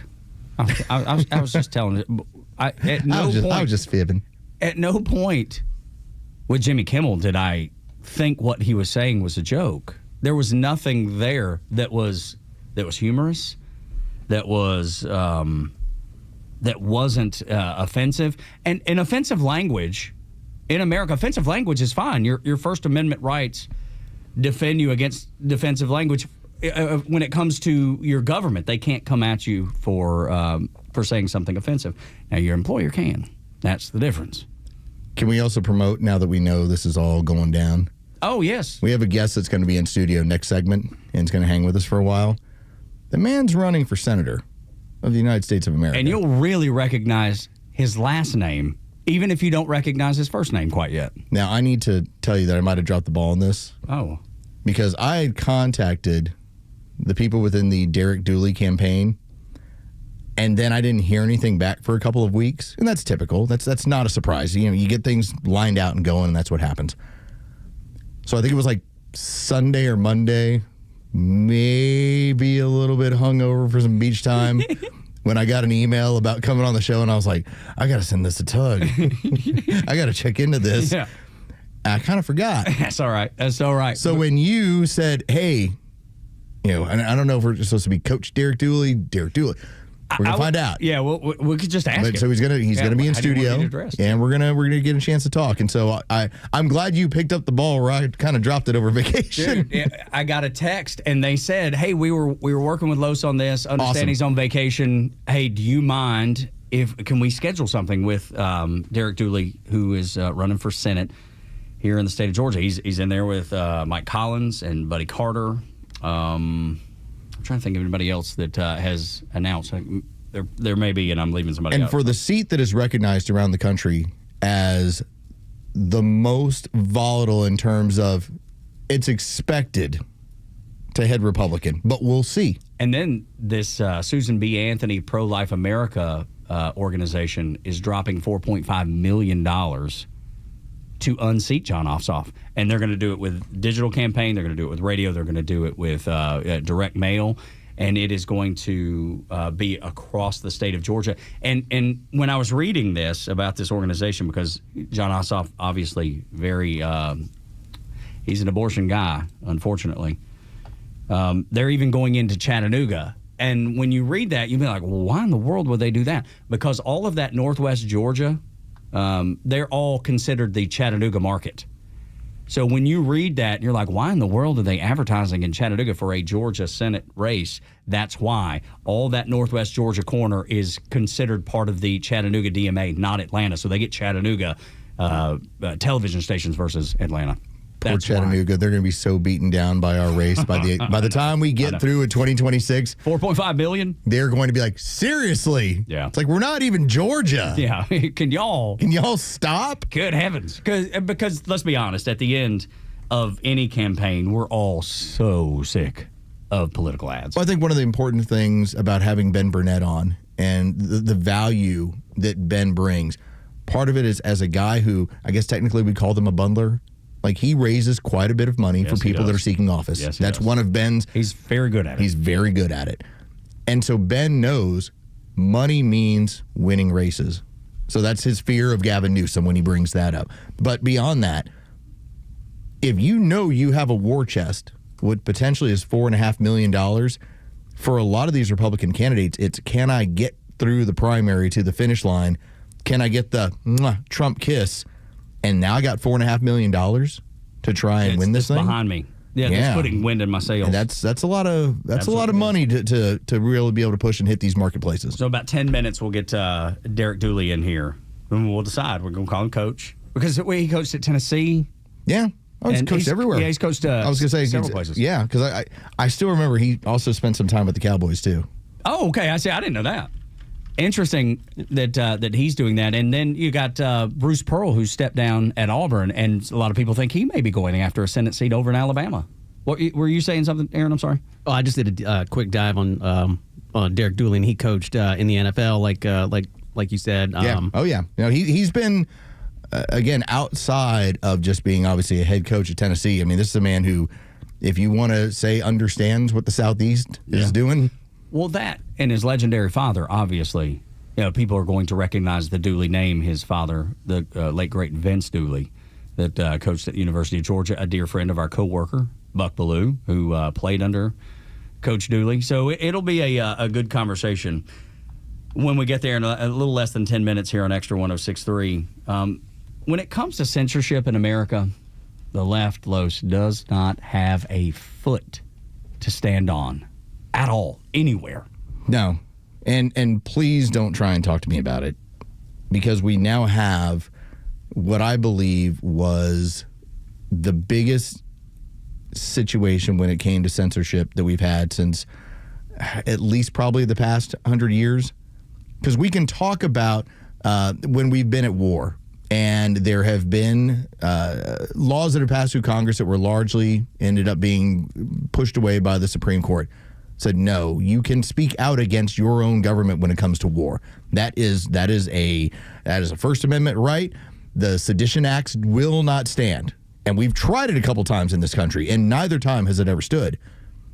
But you had the Biden administration that went after people for merely saying, hey, listen, I took this vaccine, and now if you're a woman, My menstrual cycle's all messed up. And both of us know women who have struggled with that. And you had Facebook groups who tried to find community where women were looking for other women to talk about this. And they were censored, in part because the Biden administration told Facebook, told Google, told all of these companies, Twitter as well, take it down. Cannot have any sort of hesitancy about this stuff. And it's no surprise. I mean, the administration was being run by a geriatric man. Average age of death during COVID was 78. It was never a threat to most everybody in this audience. But when you have a bunch of people running Washington who are 80 years old, of course they're afraid. They're running for the hills. And they were told to. They were told that this was the worst thing in the world. The narrative stuck out, and anybody that questioned it got a strike. Did you ever get censored? Did you ever get blocked or on Twitter? I had. You get a warning or something? So I got a warning before. The bigger one was when, and this was now 2 or 3 years ago. I think it was about 3 years ago. I pointed out that the studies have shown that remdesivir causes kidney failure, that causes kidney issues. And that's when I was hit by the bot farm, where it's a bunch of people that make it look like they're real people. Yeah, and it's one after another in a collection. Typically, in this case, it's Big Pharma, because that was the standard of care in the hospital. You know, when everyone was wondering, why did Grandpa's kidneys fail? It was not COVID. It was the treatment that you were given. It's why people who started to know flat out were rejecting remdesivir in the hospital. They didn't want it. But every single one of these, you realize how many people remdesivir saved? It saved all these lives. And it was this unending string, to the point where I didn't even bother arguing because I knew they weren't real. Yeah. Yeah. It's just what it was. It was why amazing. Why would I waste my time? Why would I waste my time arguing with people that are not real? And it usually is, I won't say completely clear, but oftentimes it's either the exact same message.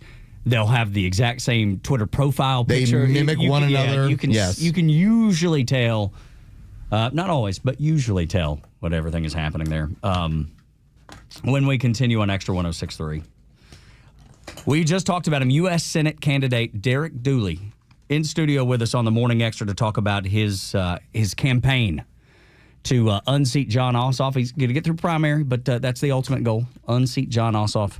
We'll talk to him next on Extra 106.3 Tug and Los until 10, 8 o'clock hours, brought to you by Central Heating and Air Conditioning, your Atlanta carrier experts. 770-GET-HEAT, centralheat.com is the website. The Morning Extra from 6 to 10. Glenn Beck until noon. Clay and Buck from noon to 3. And The Kimmer Show on your ride home from 3 to 6. Plus Jesse Kelly from 6 to 9. And Jimmy Vela from 9 to midnight. The voices you need all day with the conservative voice of Atlanta. Extra 106.3 FM and the Extra app. Hey, this is Matt from East Cobb. We basically bought our house from our in-laws. It was my wife's childhood home. One of the issues that we've had when we first moved in was our dog in our backyard. It was extremely shaded, could never grow grass back there. We resodded it twice. So ATL Turf Co. did an amazing job with our backyard transformation. They basically created a miniature golf hole. We have a miniature fairway. We also have a miniature little putting green. Consists of about 4 holes, total about 40 yards, so you can definitely work on your short game and your putting.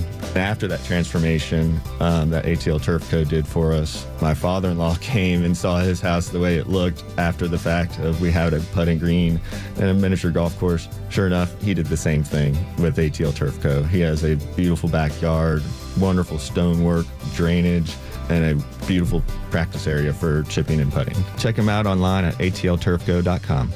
Advisory services offered through Master Plan Retirement Consultants, Inc., a registered investment advisory in the state of Georgia. Insurance, tax, and commodity services offered through Fricks & Associates, Inc., DBA Master Plan Retirement Consultants. The aforementioned are affiliated companies. Retirement means different things to different people. Some folks want to travel the world. Some folks want to spend more time with grandkids. For me, I'm looking forward to spending more time with my guitar. Whether extravagant and robust or simple and cozy, every retirement needs a plan. You wouldn't take a trip without directions. You have to know where you are before you know where you're going.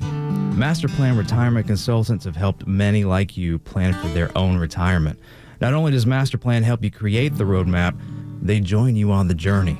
So whether you want to travel the world, become a pickleball champ, or just looking for a good porch, a sturdy rocking chair, and an acoustic guitar, remember to plan well because the destination is worth it. Visit masterplanretired.com to schedule your complimentary consultation today.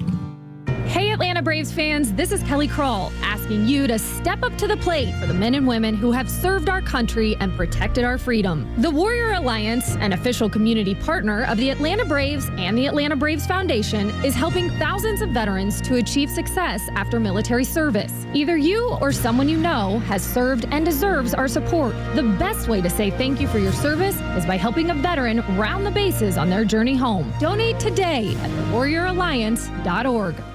MYP Digital / graphic design teacher positions offered by Atlanta International School in Atlanta, Georgia. Teach MYP Digital / graphic design to students in grades 6 through 10. Construct learning experiences that challenge students, support the diversity of learners in each classroom, and demonstrate a strong commitment to concept and project-based teaching and learning. Please submit resume to peopleandculture@aischool.org. Reference job ID 9015164. This is Atlanta's new home for Fox News, Extra 106.3 FM.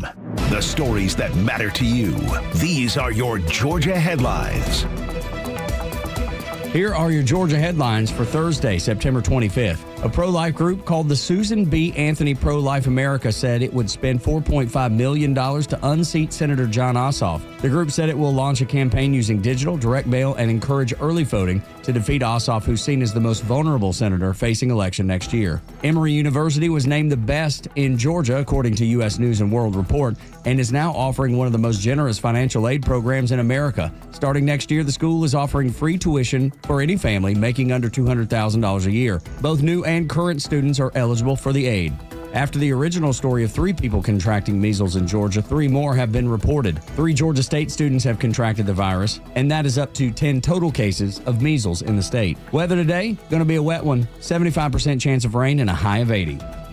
Tug and Los until 10 on the Morning Extra on Extra 106.3.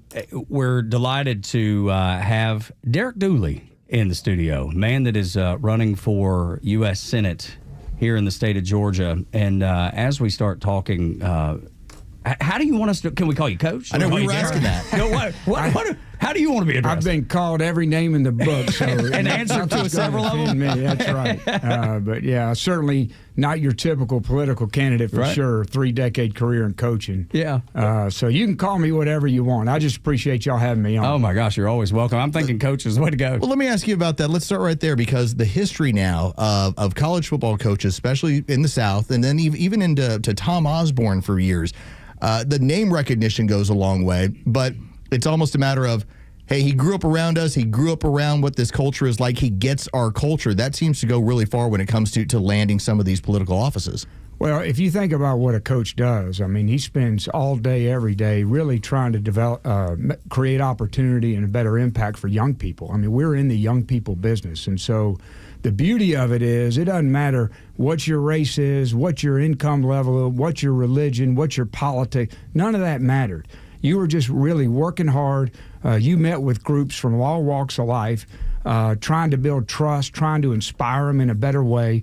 And so you developed a level of trust to have their son come to you, and you had to earn it every day to not only develop them to be a better player, but also to come out of the program as a better person, a better dad, a better father, a better citizen. And so it does translate. It's maybe we don't know politics, but we do know people. And I've been on the ground 28 years with the people, and I feel like I can connect with all groups, and it's one of the reasons I'm running for U.S. Senate.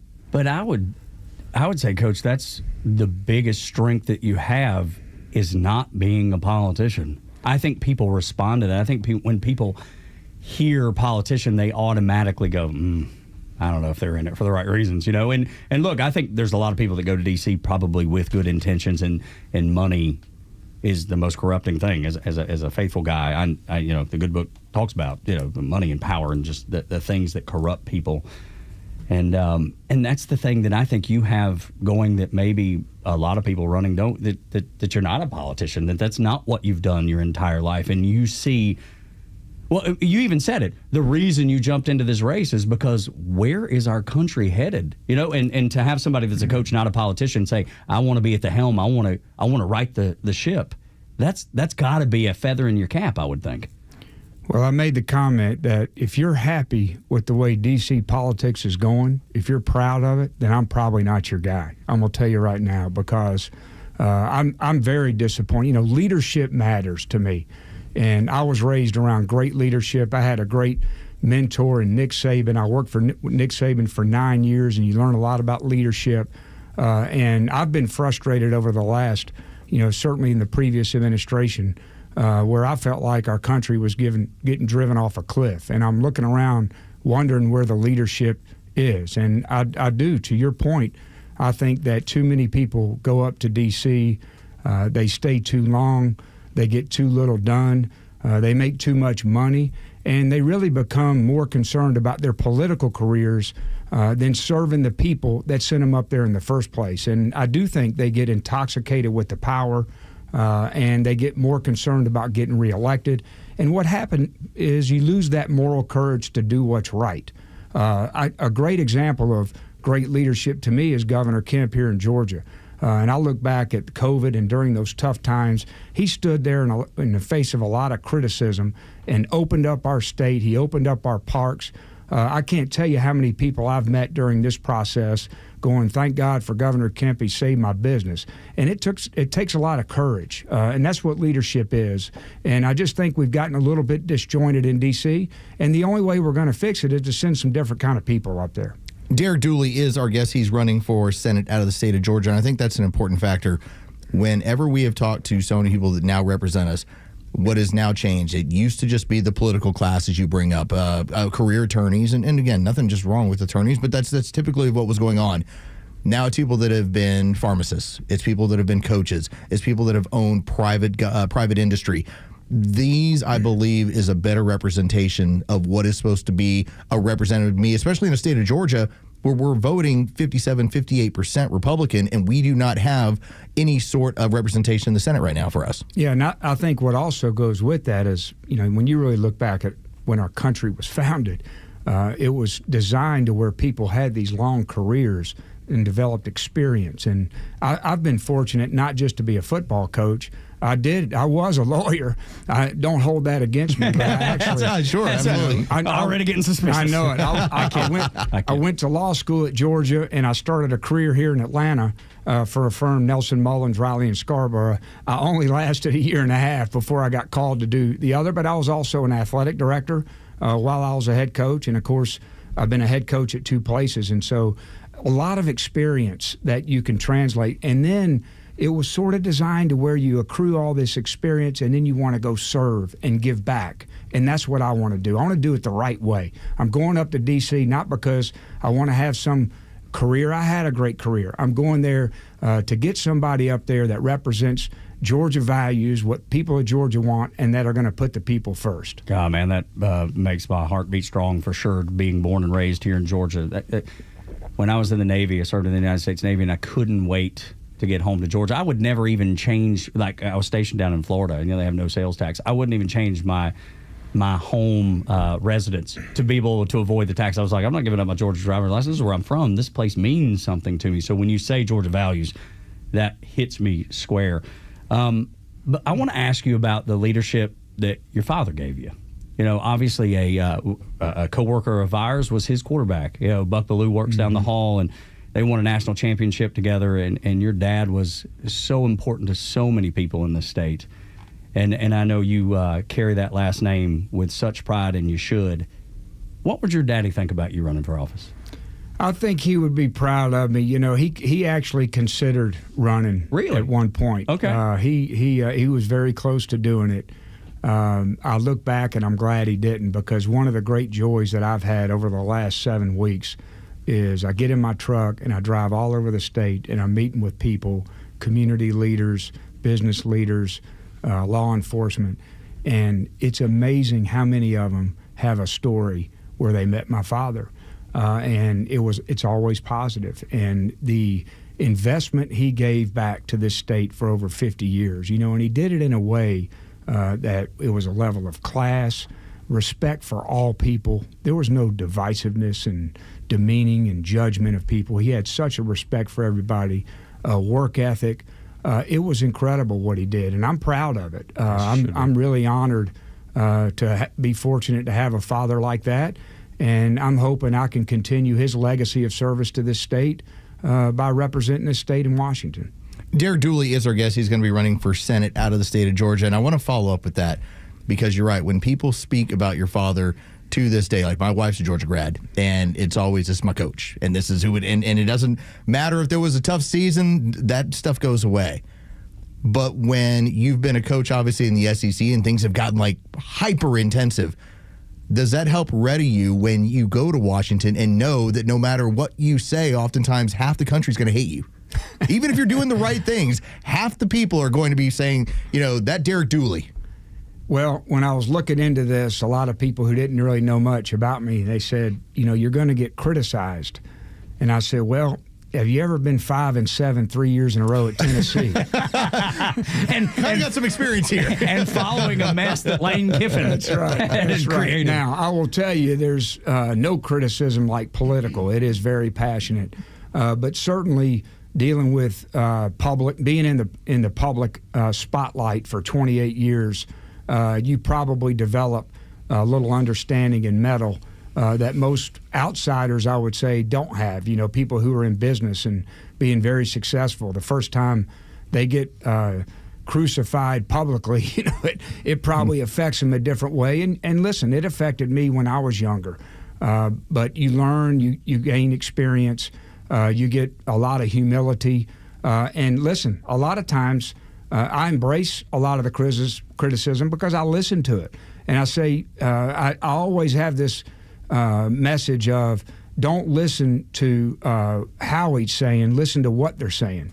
And you can learn a lot. I had actually at Tennessee, Clay Travis, who I think y'all know. Yeah, he does noon to 3 every day with us. So Clay does noon to 3. And Clay at that time was a local guy in Nashville. Yeah, doing mornings in Nashville from That's what I understand. Right, mornings. And, huge Tennessee fan. Yeah, big time ball. Well, Clay, of course, you guys know Clay's pretty opinionated. He's not Can't tell. When he does his radio show in Atlanta, he does it right here when he goes to Braves games. Oh, yeah. So, yes, we've met him. Great dude. Huge Braves fan, too. He's, okay, so when I got to Tennessee, everybody said, this guy's a bad guy. He criticizes you. And I'm just not like that. I give everybody a chance. Sure. I find the good in them. And Clay was very critical of me. He was rough on me. And people would come to me saying, why do you even, we can't let this guy around. And I'm like, wait a minute. Because I would read what he said. Well, what he said, it wasn't made up. It wasn't false. He wasn't making things up. He was forming an opinion based on facts. And I'd say, what he's saying really isn't that wrong. Our defense does stink. He's got a point. Yeah. What always bothered me with media was when they just made stuff up. And they were saying things. Anonymous source, here's a quote, whatever it is. Narratives that weren't true. Or go on your late night show and make something up completely wrong that is wrong, get yourself suspended, and then try to claim First Amendment. If you're telling me that my offense is 14th in the SEC in rushing, that's just what it is. Like we talked about that with Georgia last year. It's like if you keep it within the bounds, everyone can handle criticism if it's based on factual information. That's right. And I think that's the way we need to do it. And it's disappointing to me when people just make things up, they know they're not true, and they're doing it just to cause a stir. But that's, you have to sort of stay above the fray. And I'm just not one of those guys that likes to be divisive and to, make fun of people or get angry at people. I just think you listen to it and you move on. And over time, people ultimately want somebody that's going to be a little more statesmanlike and have some class and have some consistency in their character. Derek Dooley is running for Senate from the state of Georgia and will be in the primary. You'll have an opportunity to vote for him. Have you caught back up with Clay Travis now that he's doing politics? And have y'all had a chance to, obviously letting the old Tennessee days go because he's a big Vols fan? Hold on, Derek, he took a bad loss to Georgia the other weekend. I don't think I've ever heard Clay Travis that sad on a Monday doing a radio program. It was like Atlanta after the meltdown of the Falcons. It was like, that kind of thing. Well, I will tell you, we've actually become great friends. See, that's awesome. And so when I left Tennessee, when I was asked to leave Tennessee, and I started coaching at the Cowboys. Oh, we'll get into that. Yeah, and then Cowboys, man. Oh, good. Well, a couple of years into the Cowboys, this is when Clay made the decision to go out on his own and outkick going, correct? Start outkick the coverage. Mm-hmm. It was a novel thing at that time, and we connected. And he wanted to do his first long form interview. This is really when long form started coming of age, and I didn't even know. And he wanted to come to Dallas and talk about my 3-year Tennessee experience. Really put a bow on the whole and do a deep dive.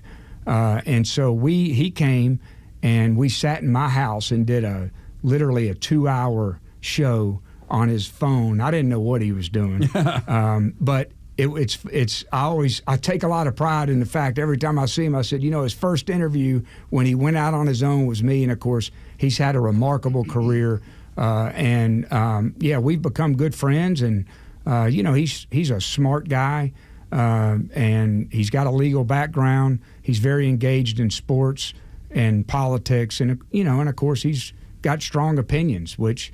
That's kind of what you need in the media, and so especially to cut through. I'm actually going to see him Saturday. He's coming to the Bama game. Okay. His son's a big Bama fan. Okay. So we're going to try to hook up at a tailgate. Okay, well, that'll be fun. All right, let me ask you about that, because that's one of the strengths of this radio station. We do a longer form of interview, and we're going to spend the remainder of the hour, and our audience listens for a long time. I think one of the disservices that we have in this country, especially when it comes to cable news, here's 3 minutes, and there's not a whole lot of content, and you don't find out a lot about people. I think when you get that 30 minutes, that 2 hours, it's a chance to really show everybody what you're about, and then lay out your convictions and say, if I'm the guy for you, great. If I'm not, I've made my argument.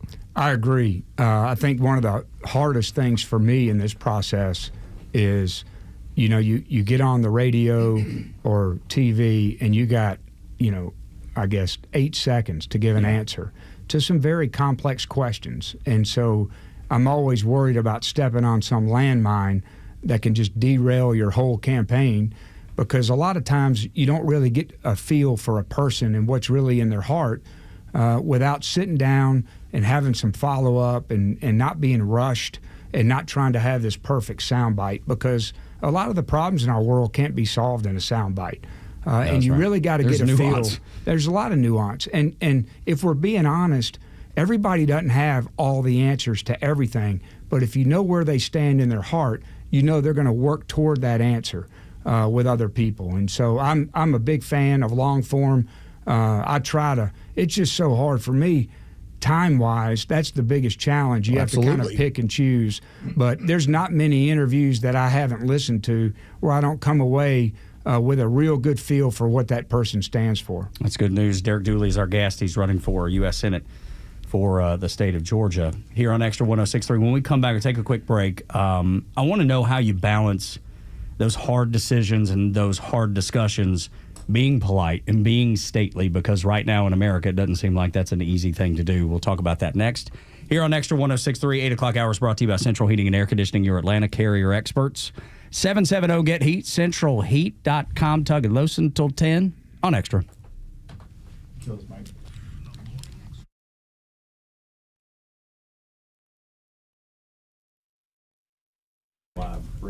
Hey, Atlanta, it's Los. Let's talk about Honest Car Guy. Now, who is Honest Car Guy? You asked that question. What are you talking about, Honest Car Guy? Well, that's Tom. Tom has spent his career basically running dealerships all across the Southeast. And now what is Tom doing? Well, Tom has decided to start his own company, honestcarguy.com. That's honestcarguy.com. Here's the process. If you want to spend 6 hours in the dealership, this is not going to be for you. If you would like to contact Tom and say, Tom, here's the make and model of the car I'm looking for, he says, not a problem. Do you want to be fully transparent? Do you want to see this entire process? Or do you just want me to go find it for you? That's how he works. You can be part of it as much as you want to be. If you want to be through the entire process, he'll lead you through the entire process. If you just want Tom to go and bloodhound the thing and find the car for you, he'll go ahead and do that. Now, here's the cool part about Tom. You will see the bill of sale. That's what the dealerships typically do not want to show you. They don't want to show you what they paid for that vehicle because then all their fees get tied on from there. Not the case with Tom. Tom will show you the bill of sale, and all you owe is here's a bill of sale, here's the Honest Car Guy fee. That's it. That's all. Tom, he's very humble, but he will say, 1960 to 2025, he'll get it in your driveway within a couple of days, no matter where it is around the country. Financing, he's got some of the best banks in the area working with him, and trade-in, not a problem for that as well. Go to honestcarguy.com. That's honestcarguy.com, or give him a call, 844-SHOW-ME-1. That's 844-SHOW-ME, the number 1. The latest sports news, powered by 680 The Fan, and driven to extra listeners by RBM of Atlanta in Sandy Springs, Atlanta's Mercedes-Benz connection since 1964. Good morning. Here are your sports headlines for Thursday, September 25th. From the NFL, Week 4 in the NFL begins tonight as the 2-1 Arizona Cardinals will host the 2-1 Seattle Seahawks. That's an NFC West matchup. The Seahawks are a slight 1.5-point favorite for tonight's matchup. That kickoff is set for 8:15. As for the Atlanta Falcons, they will host the Washington Commanders at 1 o'clock Sunday afternoon. The Atlanta Braves winning streak is over after a 4-3 loss yesterday afternoon to the Washington Nationals. An off day today for the Braves before they close out the season with a weekend visit from the Pittsburgh Pirates. With your sports headlines, I'm Carlos Medina. I'm Michelle Stovall, and our company has been family-owned and operated for 75 years. Check us out at StovallINC.com, or better yet, stop by our newly opened 11th store at 9500 Union Hill Road in Canton. At Stovall, we supply you with all your landscaping project needs, completely hassle-free down to delivery. Been dreaming of an outdoor kitchen, fireplace, or other custom paver project? We partner with Keystone Hardscapes for all your beautiful high-end concrete needs. We look forward to making your landscape dreams come true. Stovall has it all. An investment in your home is something that will pay off in the future, but it's something that you can enjoy right now. Hi, I'm Dan Watkins, owner of All Four Seasons Garage, Entry Doors, and Windows. A beautiful new garage door, entry doors, and windows are an investment you can love every day, and they will increase your home's value, energy efficiency, and curb appeal. All Four Seasons, trusted in Atlanta for over 25 years, exceptional customer service, and high-quality work. When trust matters, trust us. All the number 4 Seasons Garages.com. Hey Braves fans, sometimes life throws you a knee-buckling curveball. That's when Truist One Checking steps up to the plate. If you're behind in the count, you won't have to worry about overdraft fees. Plus, eligible clients enjoy a balance buffer for some extra cushion. You'll get a convenient mobile app to keep an eye on things and access to thousands of Truist ATMs. Be ready every inning with Truist One Checking. It's life-ready checking that grows with you. Get Truist One Checking today. Truist Bank. Member FDIC. Hey there, I'm Tara, owner and publisher of Our Town Monthly, where you'll find familiar faces, local businesses, and exciting events like the 8th annual Paulding Pro Rodeo. Hey, I'm Seth with Bice Rodeo Productions, partnering with Southern Rodeo Company, a family-owned local rodeo production company. Join us October 3rd and 4th for the Paulding Pro Rodeo, where you'll see bucking bulls, professional cowboys and cowgirls, as well as the world-famous rodeo clown Dusty Myers. Also, we are proud to be sanctioned through the PCA. This is also our first year for the Cow Kids Rodeo Fun Day. This is a separate event for kids with special needs and their families from the community.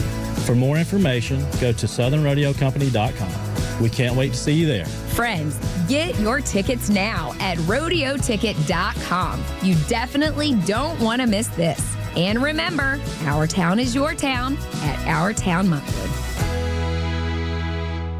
Atlanta, it's Mark from Atlanta Safe House. Can I have your attention, please? I have an important announcement. Our president has a backbone. Thank you, President Trump, for standing up for the American people. We sleep better knowing our country is protected. And speaking of protection, criminals laugh when you purchase a fake safe from a big box store. There's no better time to visit Atlanta Safe House and see what a real a real safe looks like. But wait, there's more. Now through the end of the month, save hundreds of dollars on all Browning, Fort Knox safes and vault doors. Drop by one of our locations or go to AtlantaSafehouse.com.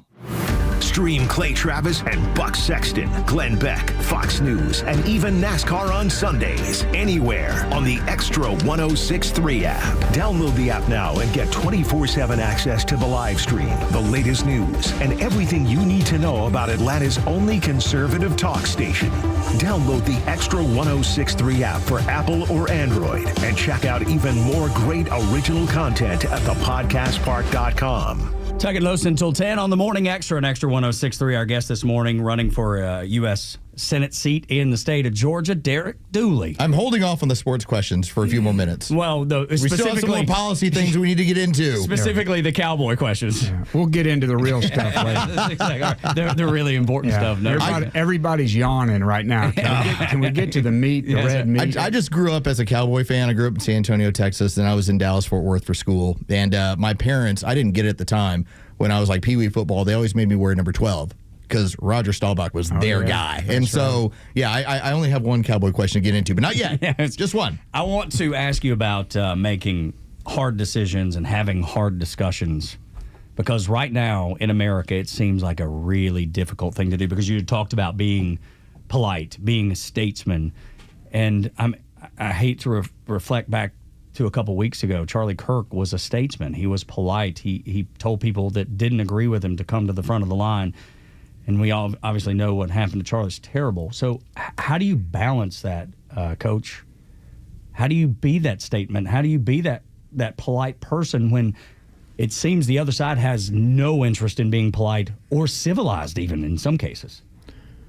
Well, I always go back to the line, be the change you want to see in the world.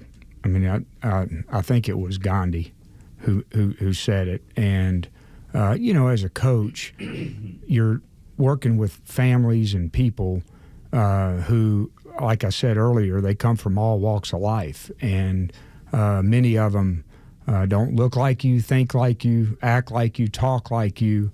But that doesn't mean there's not some commonality.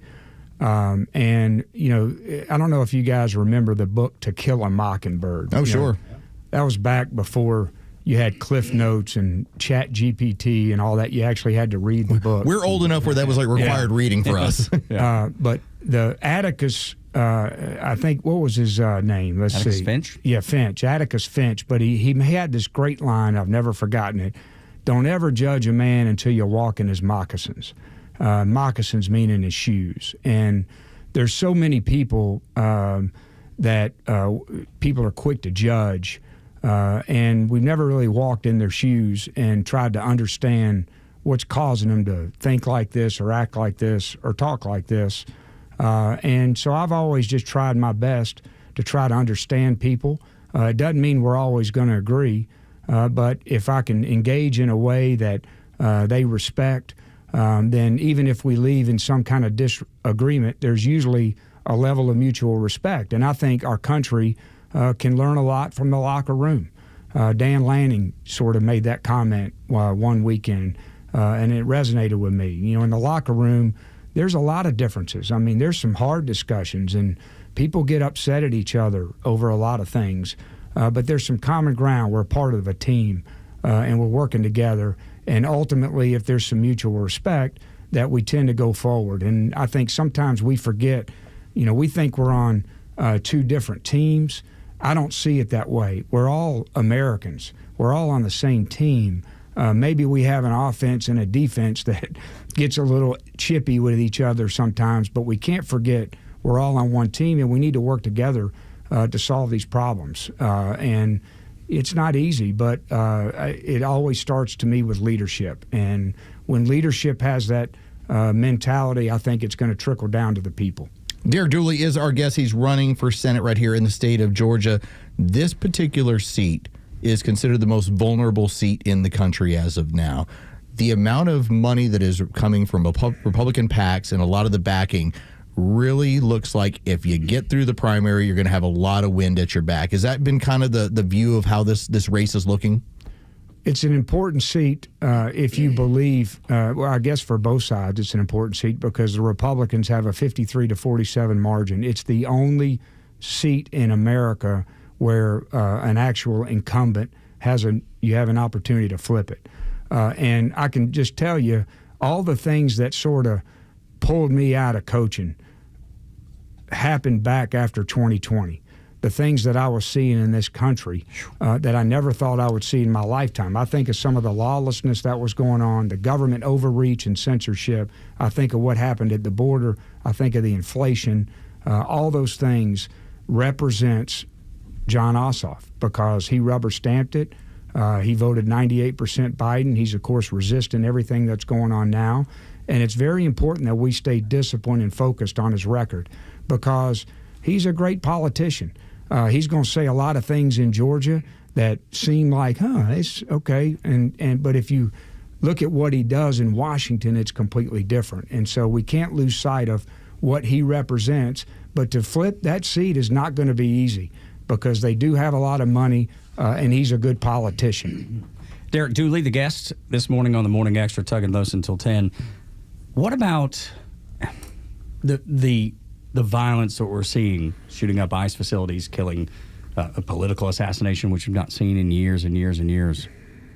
Derek, if you win this seat in the U.S. Senate, how do you tackle this? Because there's some people, I know we're all Americans at the end of the day, but some of these people, I mean, they've been going to Cuba to learn how to overthrow the government. There's organizations out in Salt Lake City that we've discussed on this show. And those people don't want to be Americans. They don't want to see America thrive. Those are the people that I'm concerned about. People like Bill Maher that get brought up a lot because he's a classical liberal, believes in freedom of speech, believes in the Constitution. You can have discussions with people like him. You may not agree, but you can have discussions. Some of these people do not love America the way that we love America. How do you tackle that issue? It's a great question, and I think first of all, there's a couple of layers to it. Number one, there's a lot of bad people out there. And if we know they're bad people and they're committing crimes and they're sowing chaos, we need to get them off the streets. All right, that's number one, and that starts with law and order. I made the comment of when did it become okay that you can walk in your city and it's okay to feel unsafe? It shouldn't be.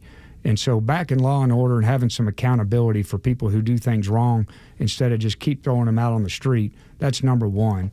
I do think that we have a serious mental health crisis in our country. When I think back to when I was young, I mean, we had institutions and places where people who were really struggling mentally could go to get help. Now, certainly, I'm sure those institutions weren't perfect back then, but they closed them all down. And so now it's when people have serious mental issues, there's places they can go temporarily, but they're not going to get fixed in a month. And so what happens? Well, then they're either out on the streets or they're in jails who are not equipped to handle it. And so we got a real segment of society that we need to address as a government, and that's part of government's job, keeping people safe.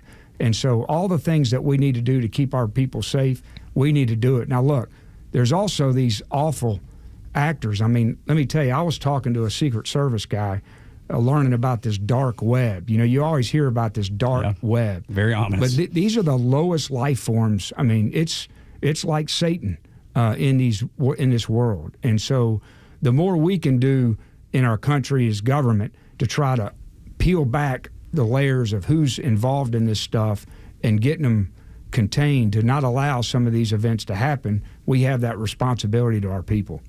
All right, I'm going to end on my happy sports question, my happy sports moment. So, summer of 2016, I see Cowboys quarterback Tony Romo get smashed in Seattle.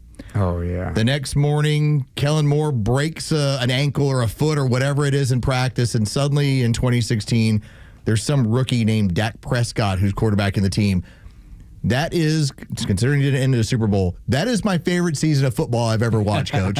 From what y'all looked like you were going to be to what it turned into. 28 years of coaching, it was probably one of my most fun seasons.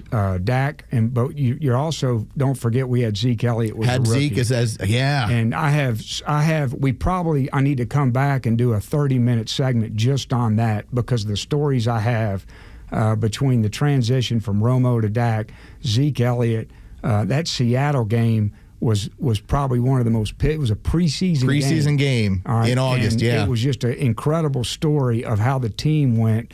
Oh my gosh, these two guys, these are our guys. And Tug, So they dropped the first game of the year to the Giants, and you're like, oh, it's going to be a long season. Then they win like 10 or 11 straight. 13, I think. You think, okay, there you go. Yeah, at some point we'll get into this. I'm going to let you decide in the break if y'all have time to stick around for one more segment, because there seems I'm like sure you got else. Like I said, we'll schedule it for later. We'll get this in. Or if not, however you want to proceed forward, but we got to stop for just a moment. Neil Bortz Report, Fox News Update, and more of the Morning Extra next on Extra 106.3. Thank you for being here. It's time for the Bortz Report, exclusively on Atlanta's only conservative news and talk station, Extra 106.3. Write another book, they say. Oh, hell no. I'm not going through that again. But I do have a title. Things you know that ain't so. And the reason you know these things that ain't so is because our national media hasn't done what it should be doing to straighten you out on these issues. Okay, let's cover a few of them. You know the Emancipation Proclamation freed the slaves, right? No, it didn't. Only slaves in the southern states. It did not free the slaves in the northern states. You know there's a Social Security Trust Fund. Actually, there isn't. In the mid-'60s, the Democrats decided they were going to take that trust fund and spend it on vote-buying problems. They left IOUs in its place. You know we have a right to vote. No, we don't. The right to vote is not enshrined in our Constitution. Some states have a right to vote, and our Constitution tells us on what bases the state cannot deny that right, if in fact in that state it's a right. You know the sea levels are all rising. Why? Because the media hasn't told you those rising sea level scares are all based on models, not reality. When somebody does actually go out there and measure sea levels, sorry, maybe an inch or two over the last 50 years. You know the United States is a democracy. Everybody says it is. But sorry, it's not. The word doesn't appear in the Constitution, the Declaration of Independence, or the constitutions of any of the 50 states. We're a republic, and there is a difference. For some reason, the media doesn't want to correct that misinformation. Things you know that ain't so. I've got 50 of them. I could write the book. But one thing I know, I'd rather spend the time with my wife. So go write your own book. Neil Bortz, Extra 106.3.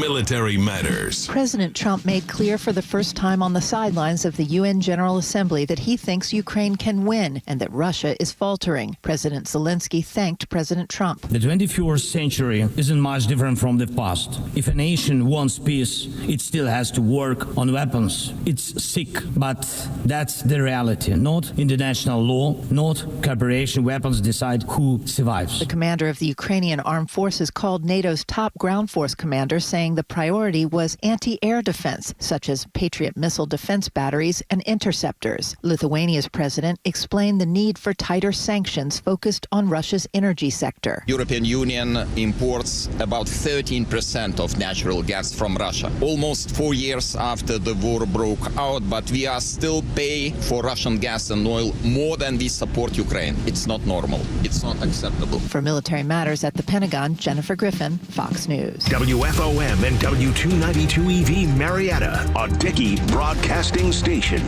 The 9 a.m. hour is presented by Southern Exteriors. Quality and precision you can rely on. More executive orders. I'm Dave Anthony, Fox News. President Trump plans to sign 2 today. One would facilitate the deal to keep TikTok going as American business leaders work out a plan to buy most of the social media app from its Chinese parent company, as mandated by a law that would ban TikTok in the U.S. if there is no deal.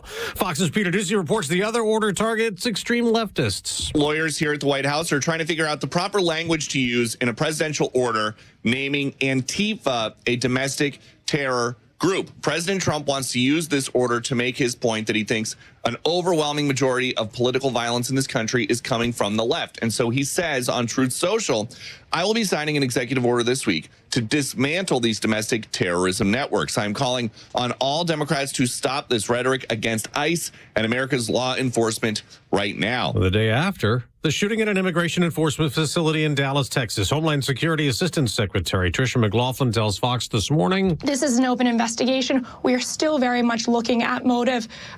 We saw those shell casings with the anti-ICE messages, and we saw the monstrous actions of this individual targeting our ICE law enforcement. No ICE agents were shot, but the gunman on a rooftop did kill one detainee and critically wounded 2 others before killing himself.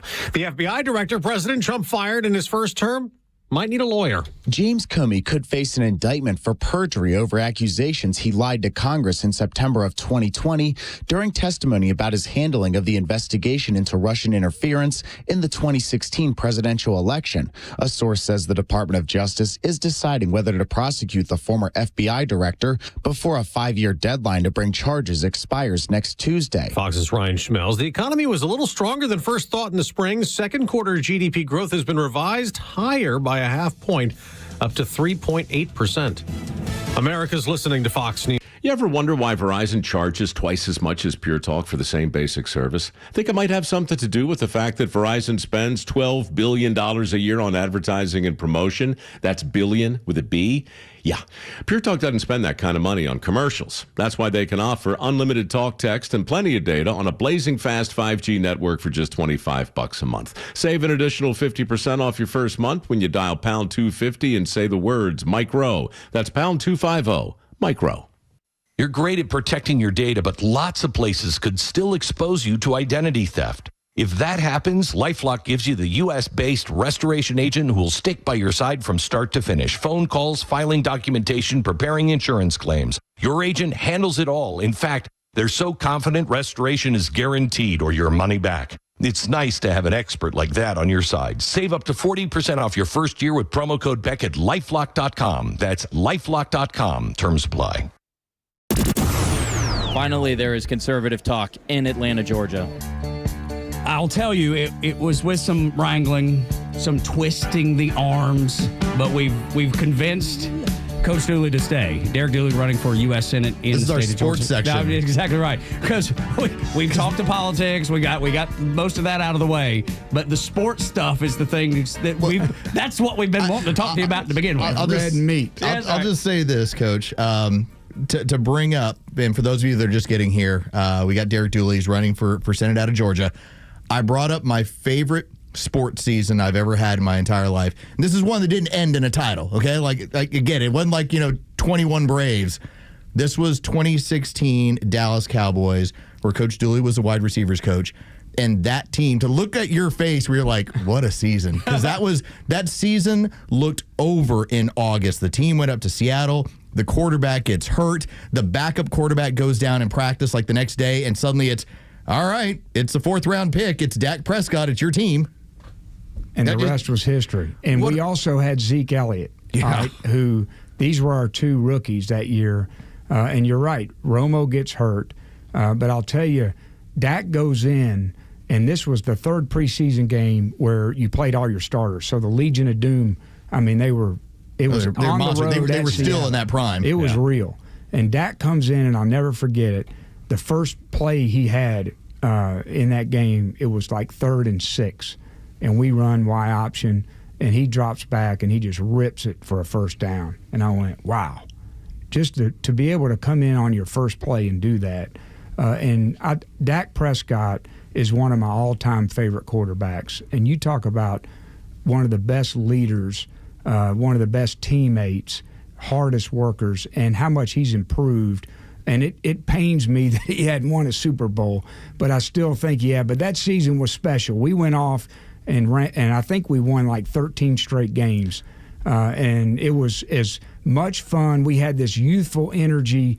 It felt like we were in high school. The love between the players, it was. All right, I'm going to do the Chris Farley moment. So the win in do you remember when? Do you remember? So the win in Pittsburgh with the screen pass to Zeke, which most running backs in the NFL these days, it's all right. I picked up 10 or 12 and we punt it. Dude goes like 80-some yards right. through the Steelers' That's right. defense, and you're like, okay, that dude's totally different. That's totally different. But it just shows you, like, the teams that win, there's a combination of so many things. You got to have great players. You got to have great coaching.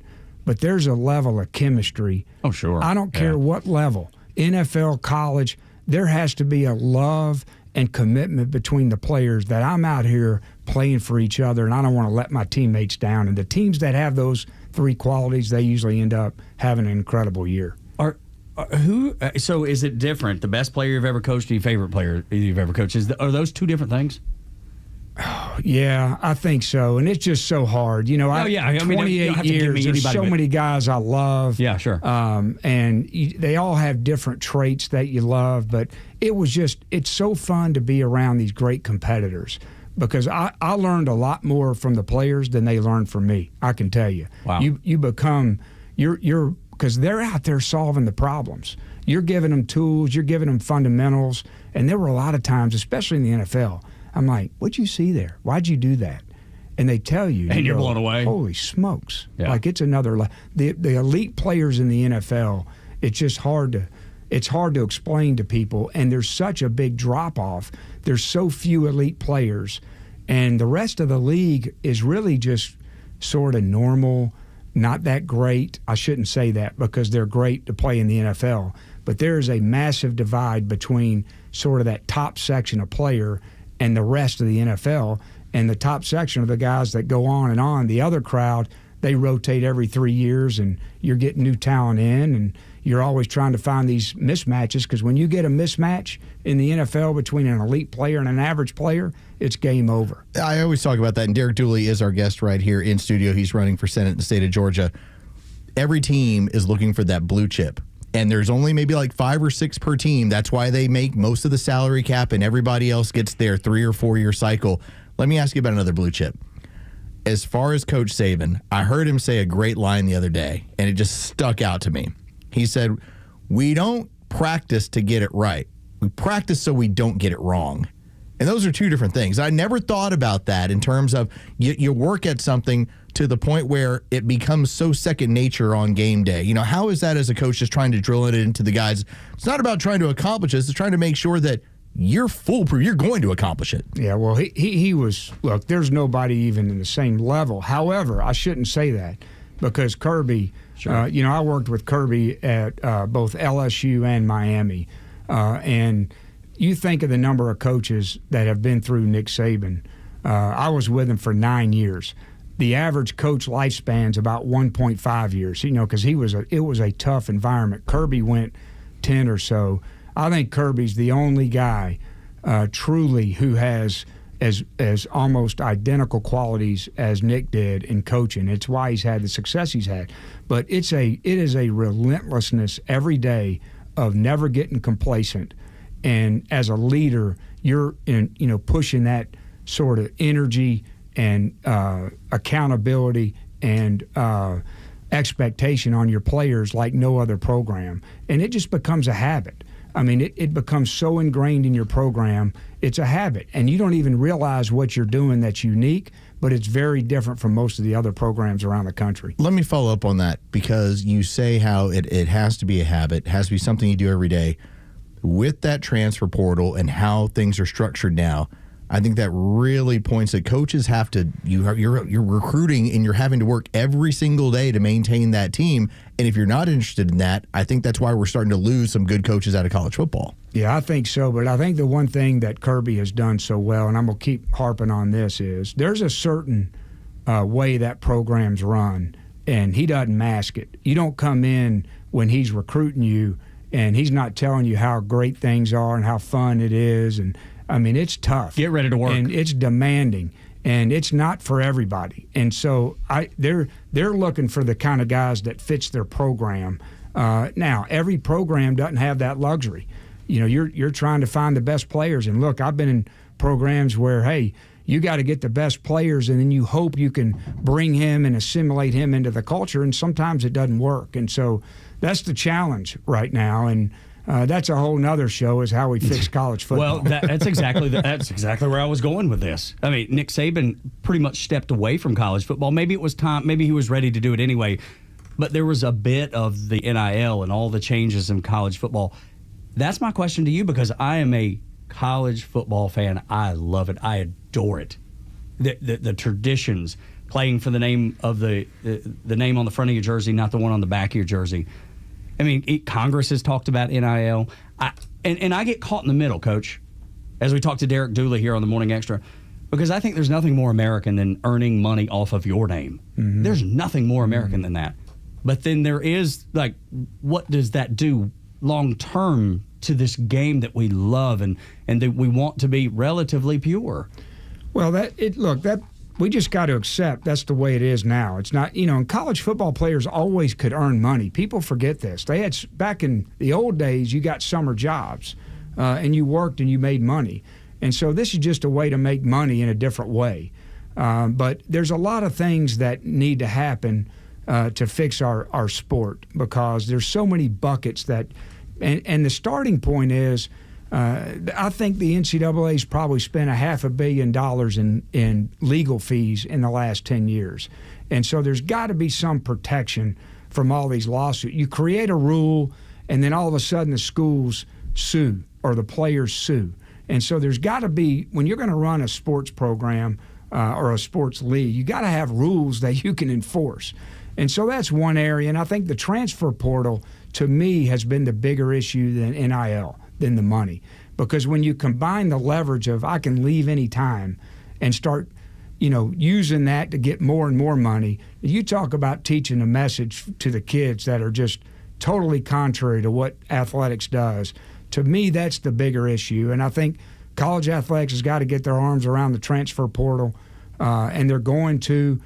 We can't have this deal where you're just moving all the time. There's got to be some consequences, some boundaries. And I think we can't forget this, guys. We talk about football, but college athletics is it does so much for young people. My son's a college athlete right now. We can't allow, this small segment of players who have earned the right to get a lot of money to impact the quality of sports and all the other non-revenue sports. So we got to protect the women's sports. We got to protect the non-revenue sports. We can't pay these guys at the expense of the other sports. So there's a lot of buckets where I think the government can help.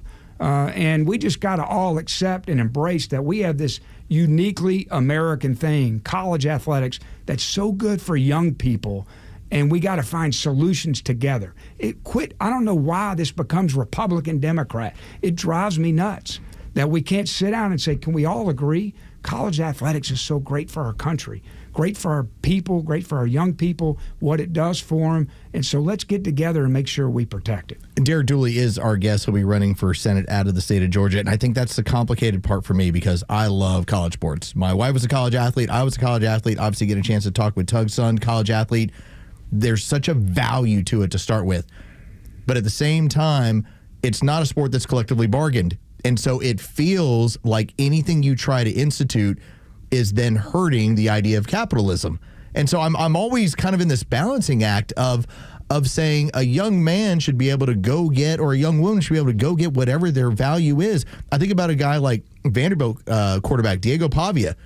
He's looking to sue the NCAA for like a 7th and an 8th year. It's ridiculous. It's wild. And he's looking at it as, and the argument I think largely has been, is this professor can be at here for 30 years. Why can't I be here for 30 years? But again, it's just because we don't have hard and fast rules for this stuff. That's right. But you got to think about this. Every year, Diego, what is his name? Pavia. Diego Pavia. All right, excuse me, Pavia. Hey, he's made Vanderbilt relevant, so I'm like, right. But I want you to think about this. Every year he stays in college outside of the normal 5-year cycle, he's taken an opportunity away from another kid in high school. 100%. All right, and that's not right. And I've seen that play out a bunch of times. We have a cycle in college. It's a developmental program for young people. Think about you. Young people have a hole in their head when they're about 16 to 22. all of our kids, my kids, everybody's kids do. I'm going through it right now. Yeah, it's tough. So they need structure, all right? They need discipline. They need work ethic, teammate. They need to get taught Those have these been values. bad words up until recently. I know it. But this is why it's so important. And so we can't have these guys changing all the rules. We have to understand that this is an important institution, and we're going to have rules because the pros outweigh the cons. All right, I understand his argument, but his argument to me is not so compelling that it's worth taking away an opportunity from another young person, and that's the balancing act you have to do. You did mention 2020 being such a pivotal moment for you, and I'm right there with Tug. It got Tug moving away from still doing country radio, but seeing that there was something more that he should be doing. I was doing the same thing in sports radio, and I think about a lot of what happened in the NCAAs. You created the environment with Super Sixes, where suddenly people had that extra year of eligibility, and what we didn't see until the other end of it was a lot of high school athletes looking around going, I'm supposed to get it into a university. And I guess that's kind of the process. As much as we want to say, hey, this person should have another opportunity. Well, there's somebody who's 17 or 18. This might be their only opportunity. Everything in life is a trade-off. And so when we make decisions as leaders and when we make decisions as government, we always got to say, what's the trade-off? And as long as we're comfortable with the trade-off, then we should do it. But I think a lot of times decisions get made on emotion.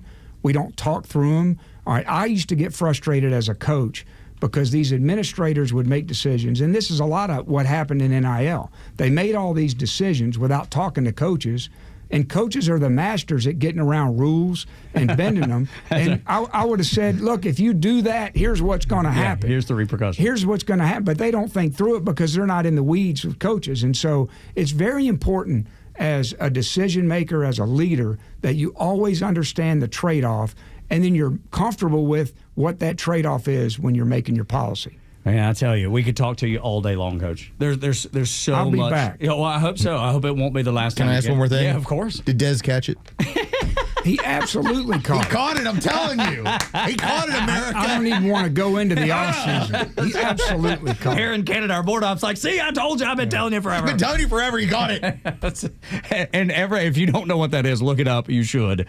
Because if you're a sports fan at all, goodness. Coach, thank you so much for taking the time. Thank you very much. But talking to our audience, letting them know about you and who you are. If they want to find out more, you want to hit your socials, how they can learn more about you? DooleyForGeorgia.com. And, of course, we want your vote. We need your money. That's the most important thing to remember. And so if you believe in sort of what I'm representing, what I'm saying, I hope you'll support us. And more than anything, I hope you'll pass the word around to your friends, to your family, to give this guy a chance. I know he's a football coach by trade, but my heart's in the right place for the Georgia people. And I just have a great belief in this country. And I just think people want to be inspired, and they want to believe in the good of this country, and that's what I represent. I don't buy into all this negativity. We got some bad people out of there. Sure. We got to contain them, but I think the bulk of our people, when I walk around the streets and I go into stores and I meet people, I don't feel the hate that you try to see in this echo chamber of social media. Which you hit and talked about locker rooms being that way, and my son's experiencing that as a college athlete, and I know Los did too. If you want good, you can find it. You have to turn off the news. You have to get off social media. You have to go outside and feel the grass, breathe the air, pet a dog. I mean, if you want to find where real people are, that's how you do it. Social media is make-believe. Are there benefits to social media? Sure. But if your life is there, you're in the wrong place, man. Get yourself to church. Find you a place to be positive. Coach, we wish you the best of luck. Thank you, guys. You're always welcome to come here and talk. And by the way, people that listen to the station. Go Dogs. Sickle. There we go, buddy. Big game. But I can tell you, boy, that Coach is going to be there. If you're trying to win my vote. Coach is there Saturday. That's the way you start. Thank you, Coach. We appreciate it. When we come back here on Extra 106.3, let's talk about Scott Bessent. I mean, dude is an absolute animal. And we'll let you hear from him next on the Morning Extra, Tug and Los until 10.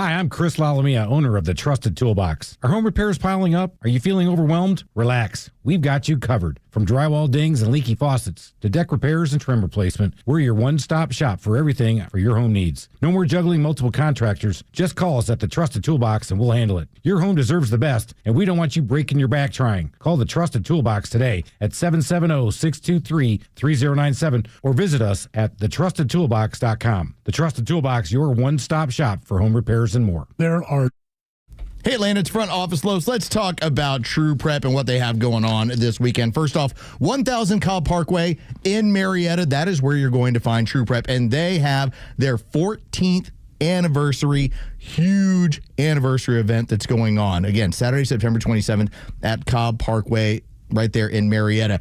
Here's what you're going to be able to find. And you can go online by basically over at trueprep.com. You're going to see all the events that they have going on. There's going to be giveaways. There's going to be food available, local vendors, thousands of dollars in giveaways. In fact, they're going to be going on the hour. Doors are going to open up at 10 a.m. and by 11 o'clock, you'll have your first giveaway and then food served over at noon. That is what the owners, Joey and Matthew, have offered to you, as well as 30% off all used firearms, one day only. Again, Saturday, September 27th.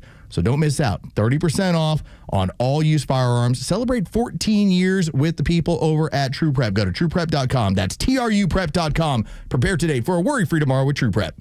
There are nut jobs on the road. Who knows where they learn to drive? If one of them hits you, don't take care of it on your own. Call my friend David Van Sant, 855-GA-INJURY. Van Sant Law, one of Georgia's top-rated personal injury lawyers and car accident firms. Time is of the essence. Don't waste any. The longer you wait to get the right lawyer, the longer it takes to get the compensation you deserve. Call Van Sant Law today. The number is 855-GA-INJURY. VanSantLaw.com. Calling all contractors. This is Devin Stovall, Stovall & Company, and we're here for you. We're a third-generation, family-owned and operated company for 75 years and just opened our 11th location in Canton on 9500 Union Hill Road. We're proud to provide your wholesale irrigation, nursery, and landscape supply needs. How do you envision your dream outdoor space for you or your customers? We're here to fulfill them all. We all take pride in special requests and shipping right to your job site. Here at Stovall, we have it all. Check us out at StovallINC.com.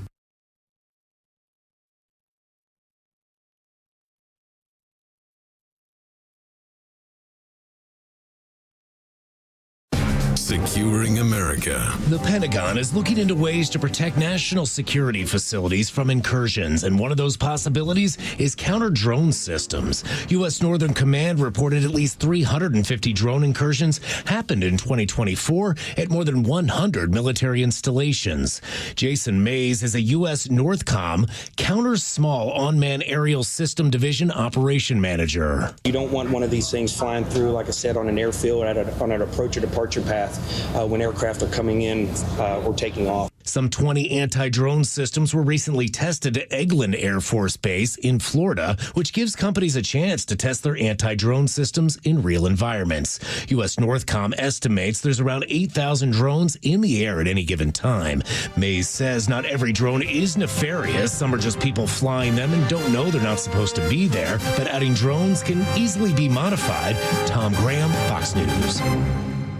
The Dean's List with Janice Dean. An 11-year-old girl from Massachusetts who saved a boy who fell into a well makes today's Dean's List. 5-year-old Jack Buss was playing outside and didn't realize he was on top of the cover of a well until it gave way and he fell nearly 20 feet down. Jack landed on a small ledge and was able to grab onto a pole. His mom, Kathleen, suddenly heard a scream and realized what had happened. She frantically began to call for help, and that's when Juliana Fisher ran over. She first called 911 for help and then grabbed the ladder to the well and with the help of her dad lowered it toward Jack, who was miraculously able to escape without any broken bones. Kathleen says her son was brave, but Juliana was an angel. First responders arrived on scene and took Jack to the hospital, where he was given the okay to head home. Juliana says she was happy to be in the right place at the right time and humbly believes anyone else would have done the same thing.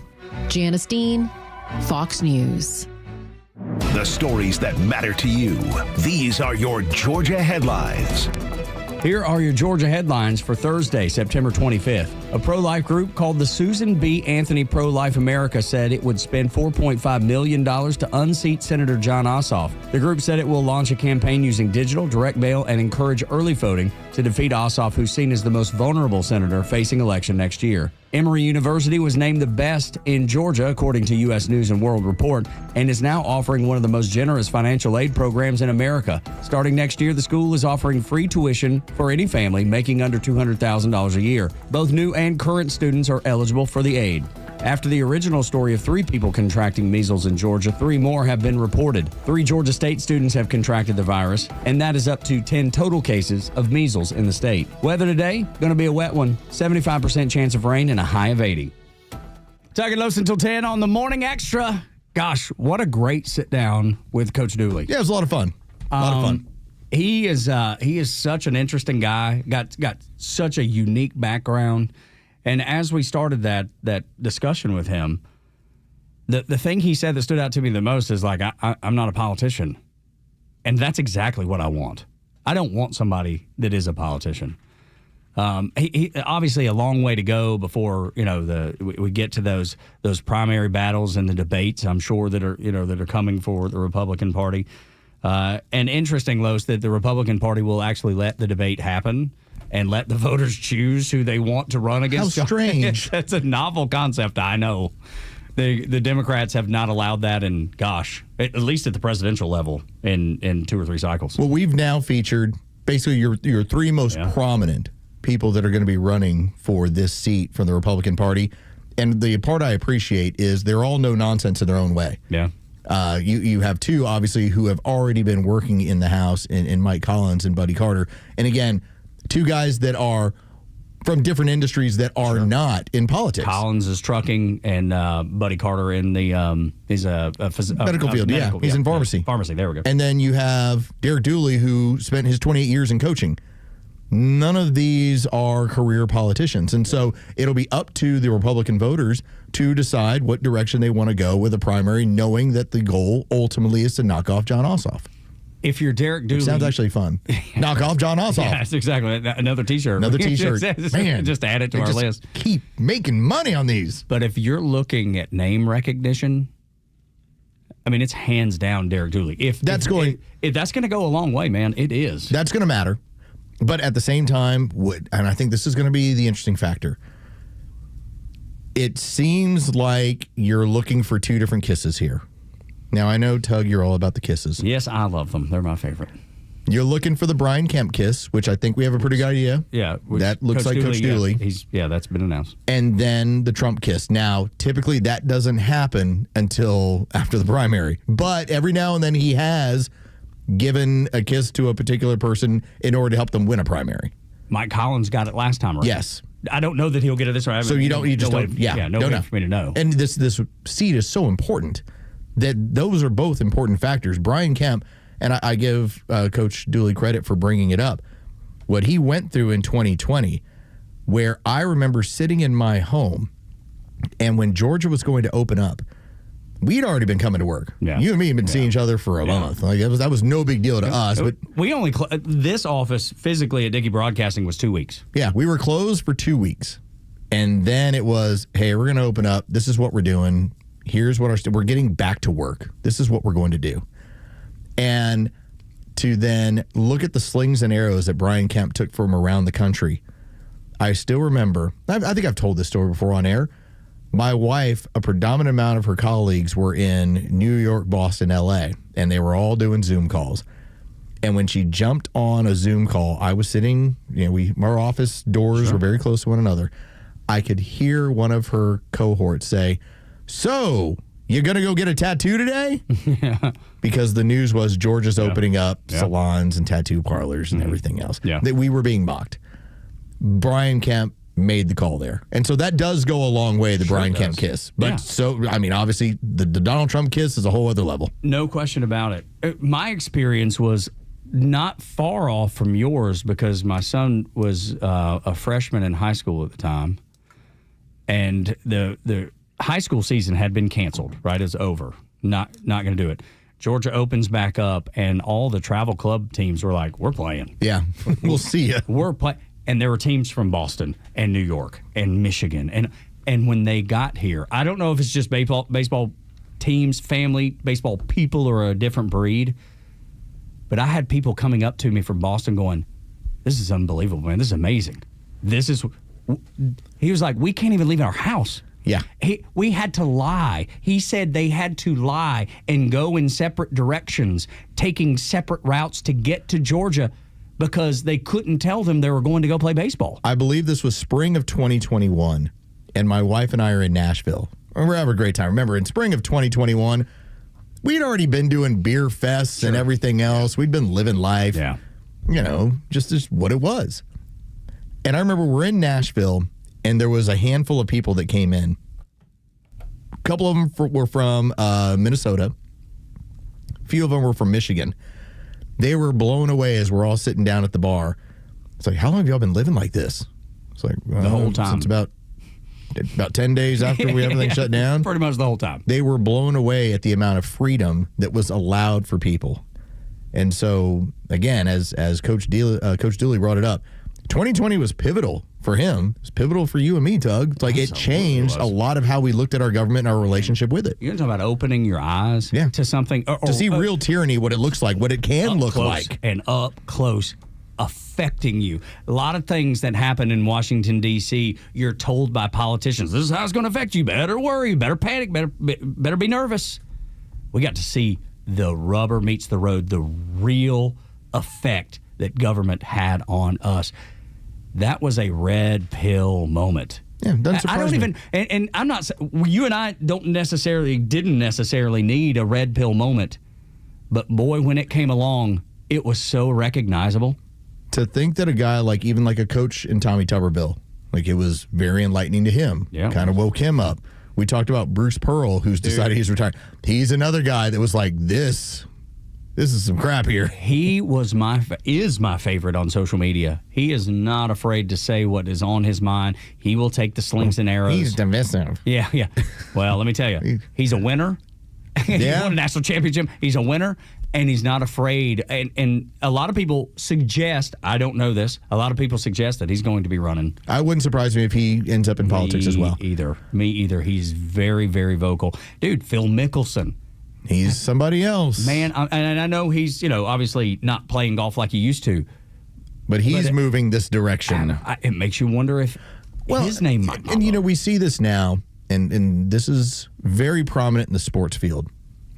Stephen A. Smith is moving more and more towards, because again, he's going to have a political network. He's going to have a sports and political network. That's what he's building. A version of Outkick. Right. That's what he's building.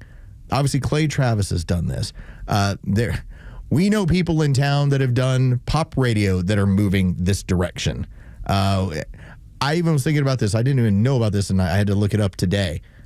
Yes, Dan Bongino is the assistant deputy director of the FBI.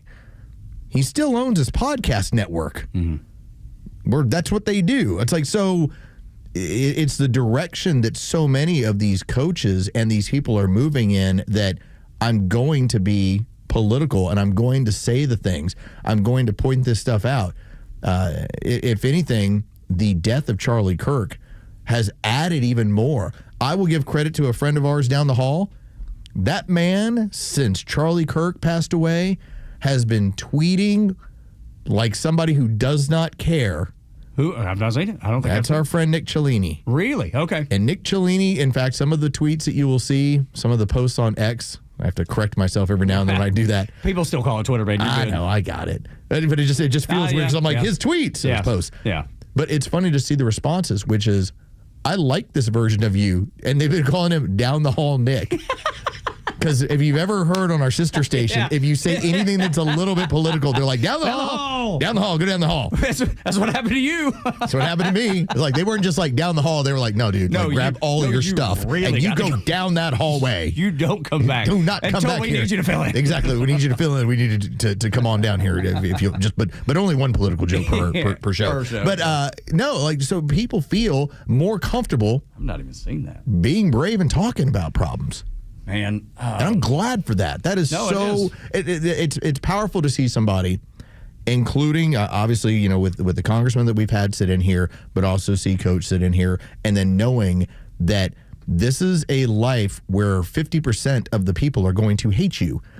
Which is a question you ask, and are you okay with that? And it's funny how he likened it to going 5-7 at Tennessee a few years. So how about when 75% of people hate you? That's right. How about when 80% of people hate you? And let me tell you, sports fan hate, that's next level. Like, you think politics hate is bad? Wait till you make their college football team lose for a really long time. Going to have a problem there. It's going to be an issue. It's going to be different. You won't have the 50% that'll back you no matter what. Because they have no reason to. They have no reason to. They're married to the logo. Yes. It's part of what happens. And I understand that. Because, I mean, when I say I was born and raised, dyed in the wool, washed in the blood, Georgia fan, it's because the only thing I knew. When I was, coming up in Dalton, Georgia, that's the only thing I saw was college. The Falcons were an afterthought, man. They were, and still are for a lot of fans. Are there huge Falcons fans? Sure, there are. And I like the Falcons. I don't watch the NFL nearly as, I just don't watch it much anymore. But I remember going through the run of seeing them going to the Super Bowl. Didn't go to the Super Bowl, but went to both games leading up to it. And it was a lot of fun. Man, it was.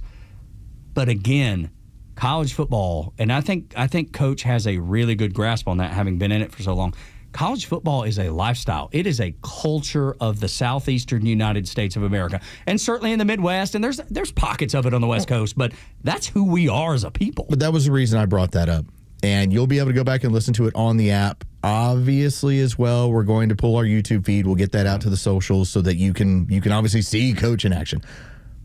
Tom Osborne was one of those people where you went, okay, like I see what you're doing. Like we've had former NFL players that have gone down the road. We've had former basketball NBA players that have gone down the road to work in Congress, work in the Senate. But Tom Osborne was one of the first where you said, wait a minute, you just won 3 out of 4 national championships and then you decided you're ducking out and you're going to get into politics? Like, are you sure this is what you want to do? Yeah. And now we've seen that really be a bit of a trailblazer for a lot of these other modern day coaches since the 90s who feel compelled to serve. Well, here's the pathway. Here's how you do it. And it is serving if you're doing it the right way. If you go there, and so many people do, and I'm hoping that there's a new wave of people that realize that it's more than making $1 million. Like there is a calling that's higher than money. It's a calling to be better, to do more. The Founding Fathers never meant for this to be a long-term thing. It was citizens who also participated in a government that was representative of the people in this country. I long for that. I don't know how many people are genuine in their pursuit of it. Usually the actions speak a lot louder than the words.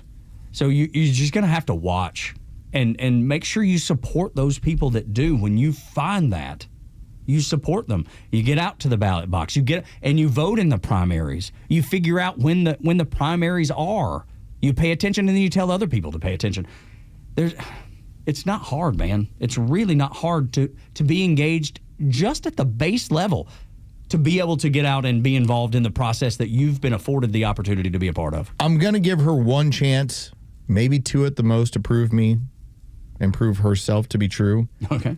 But Angel Face, Anna Paulina Luna from Florida, she did say that she doesn't plan on doing this for very long, that this is going to be, all right, I'm in, probably seek re-election, and then I want to check out.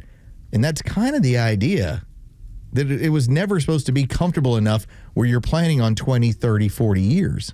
And if we went through and counted the people that have been in there 20, 30, 40 years, I mean, it's probably the majority at this point, or it certainly looks like it, feels like it, seems like it. I mean, Los looks like he's on a mission right now. He's trying to figure that out. But it does feel like that because you see all the same people that have been there for such a long time, because we talked about during COVID, they were affected the most. That's why some of these rules that they implemented, and look, a lot of us just, hey, we want the power, we want people under our thumb. But also they were probably terrified because they fell into the category of people that were actually affected by COVID. We're going to let Los do a search. I'm curious with this. And the reason why is because you have to, as a member of the House, because of the shorter tenure, you're basically running almost like every 2 years. Yeah. It's kind of the feel of it. So you're always fundraising. You're always basically churning that. Seems like it would be easy to get swallowed up in some of that because of that very thing that you're talking about. We're going to find out how many people are, 20, 30-year veterans, if you will, of quote-unquote public service. When we come back on Extra 106.3, may even get a chance to play this Scott Bessent cut because this dude, yeah, maybe he's one of my absolute favorites in the Trump administration. He's awesome and brutal. Yeah, dude, because he's so steady Eddie, but he preaches the truth, man. That dude says the right things. I'm going to say one thing about him, and it's going to say everything about this administration. Next on Extra 106.3. The latest sports news, powered by 680 The Fan, and driven to extra listeners by RBM of Atlanta in Sandy Springs, Atlanta's Mercedes-Benz connection since 1964. Good morning. Here are your sports headlines for Thursday, September 25th. From the NFL, Week 4 in the NFL begins tonight as the 2-1 Arizona Cardinals will host the 2-1 Seattle Seahawks. That's an NFC West matchup. The Seahawks are a slight 1.5-point favorite for tonight's matchup. That kickoff is set for 8:15. As for the Atlanta Falcons, they will host the Washington Commanders at 1 o'clock Sunday afternoon. The Atlanta Braves winning streak is over after a 4-3 loss yesterday afternoon to the Washington Nationals. An off day today for the Braves before they close out the season with a weekend visit from the Pittsburgh Pirates. With your sports headlines, I'm Carlos Medina.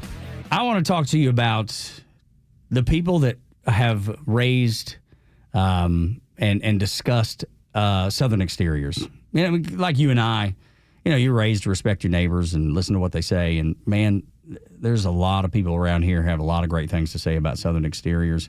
Very professional, no hassle, getting the job done. Quality is great. That's Sarah from Covington. Will from Jackson, Georgia, where they're based, by the way. They service all the Metro Atlanta and all the Southeast for that matter. Great crew, showed up on time, worked efficiency, and left everything spotless when they're done. Awesome, very caring and professional. This is the way people that have used the services of Southern Exteriors respond and say about the company. So if you need something done to the exterior of your home, roofing, siding, gutters, windows, doors, you should be proud to call the people that your neighbors are calling, the people that I would call. Hey, it's Tug. Call 877-9-SOUTHERN or southernexteriors.co. Have that same experience. They have a foreman on site to answer any questions that you have. Let me tell you, this time last year I was going through an interior remodel. We had to fire a contractor, hire another on the interior. And it was a nightmare from beginning to end. You won't have that with Southern Exteriors.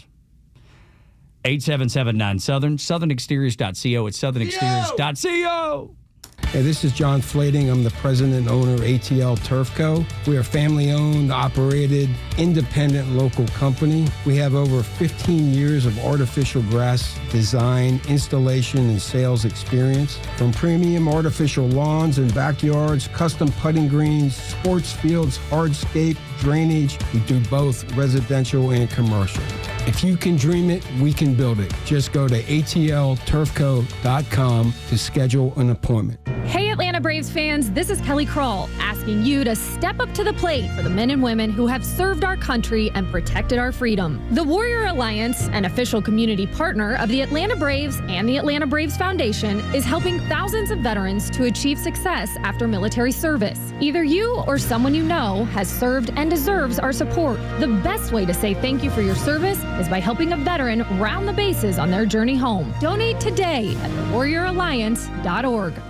Hey, it's Lowe's here to tell you about a new, stress-free, and completely transparent way to purchase your next pre-owned car, truck, or SUV. It's with Tom Mitchell, the honest car guy. Tom, traditionally, I've been a payment buyer. How do you work with that type of buyer? I have people that come in all the time and they want to spend $20,000. Okay, if their payments are $400 on $20,000, they don't realize without the doc fees, without all this other stuff, we can put them in a 22 or 23 model car and we can spend a little bit more money and have the same payment.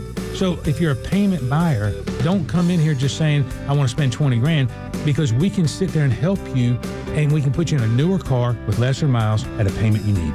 Friends, if you're in the market for a pre-owned car, truck, or SUV, get an honest car buy from the Honest Car Guy. You pay what we pay, plus an honest fee, and we back that up by giving you the bill of sale. That's our transparency guarantee. Call 844-SHOW-ME-1. That's 844-SHOW-ME, the number 1, or visit honestcarguy.com. When you think of home security, what do you imagine? An alarm that blares after the intruder trips a sensor, catching the attention of a neighbor, if you're lucky. A monitoring agent who calls to make sure you're safe, but only after your feeling of safety at home has been shattered. The problem with most security systems is they only take action once the break-in has begun, and then it's too late. Simply Safe is different. It's designed to be proactive, not reactive. And here's how. With ActiveGuard outdoor protection, smart AI-powered cameras identify threats lurking outside the home and immediately alert Simply Safe's professional monitoring agents. Now, these agents intervene in real time before the break-in even begins. That's real security. Simply Safe continues to innovate, and this is a great example of how AI can make our lives better. With a 60-day money-back guarantee, no long-term contracts, Simply Safe earns its business by keeping customers safe and satisfied every single day. So get 50% off your new Simply Safe system at simplysafe.com/Beck. That's simplysafe.com/Beck. There is no safe like Simply Safe.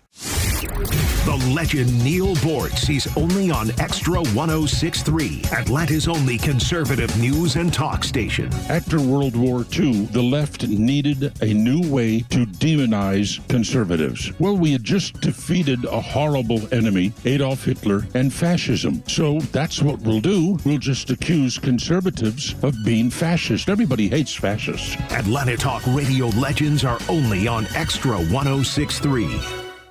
Tug and Los until 10 on the Morning Xtra and Extra 106.3. Thank you so much for being here. Thank you for spending time with us. I feel like we've had such a really good show today. If you missed any of it, I encourage you to go back and listen to it on the Extra 106.3 app. It'll be there and available for you, too. And I think you'll take away some important discussions that we've had today. For everything from censorship and the obvious craziness of the ICE facility shooting, again, in Dallas. Derek Dooley running for U.S. Senate in the state of Georgia. There's just been great discussion today, and I hope you've enjoyed it. And we always invite you to be a part of it at 404-741-1230. Anytime you would like to call in. If we can get you in the show, we will. Otherwise, at Extra 106.3 across the social media platforms, at Front Office Los. You can find me at Ted Cowart. You also learned about the weekend. That's exactly what happens on Thursday. That's right. Yeah. How you can look at it the weekend. You can't touch it yet. It's very similar. Thursday is very similar. Thursday is the stripper of the weekends. Yeah, the weekdays. Yeah. And look. Yeah. Can't touch yet. You can almost touch. You're almost there. But you better not. You get in trouble. That's right. You just lay your dollar down and walk away. That's right. I appreciate you showing me, weekend. There's T-shirt. Here we go. Let's go. Yeah. Let me tell you, if there's ever a stripper song, Pour Some Sugar on Me, Def Leppard is probably it. Yeah. From the Hysteria record. Goodness gracious. Yeah. There's plenty of there's been plenty of dances that have taken place. Happened a few thousand times in this country. Yeah. That's a low number, buddy. That's low balling. That's right. For sure. But it has. It's so good, and we're grateful that you're here. We've been told that our listenership is up 40%, and obviously with you or without you, those numbers are not possible. Yeah, it was great before, and then more of y'all showed up. And you're sticking around, and we're so grateful. And ladies, thank y'all. Goodness gracious, ladies. I don't know what it is that we've done, but we owe you. I mean, a round of shots or something. We owe y'all something for sticking around as long as you do. Tug is going to take his shirt off in the 10 o'clock hour on YouTube. You're going to convince the ladies to go away and never come back. You start talking like that. I'm just telling you, man. Nobody wants to see that. Nobody. My sweet wife don't even want to see that most of the time. I Put feel your certain. shirt back on, Tug. Goodness gracious. What have you been eating? What have you uncovered? Were you able to? I was just looking at some of the people that are longest current members, and it runs across the board. I mean, like the Steny Hoyer. Steny Hoyer's been there since 81. Good Lord. Let's see. Got another Democrat from Ohio since 83. Hal Rogers from Kentucky, a Republican. He's been there since 80. Same thing with Christopher Smith, Republican from New Jersey since 1980. I mean, dude, we're talking 40 plus years. 40 plus years. We're going on 45 years. That's when it's become a career for you. Yeah. You're a career politician. You're exactly opposite of what the founding fathers would have wanted, would have suggested, and you're going in direct opposition of what they had planned and the way they laid it out. If I could, about Scott Bessent. Yeah, because we were talking about playing some of his audio. I know Stephen Miller's probably your favorite person in the administration. Am I right about that? I think either Bessent or Stephen Miller. Bessent's got my vote. Because they're both it's different. Miller is looking to basically like blowtorch venom everywhere. Bessent is kind of giving you the smirk of, what are you going to say about it, sister? I'm smarter than you, and you know that. And but he doesn't present himself that way. It's just so obvious to most people that watch him. But he also, when he goes on these news networks, he knows he has the greatest shield of all time. You can't say anything to me because I'm gay. I checked the box. I checked the box already. That you've said is uncrossable, uncheckable. And let me tell you, when he walks off, I'm just going to guess. I'm just pondering. When he walks off that studio, they say the worst things about him, I bet. And they start with criticizing him being gay.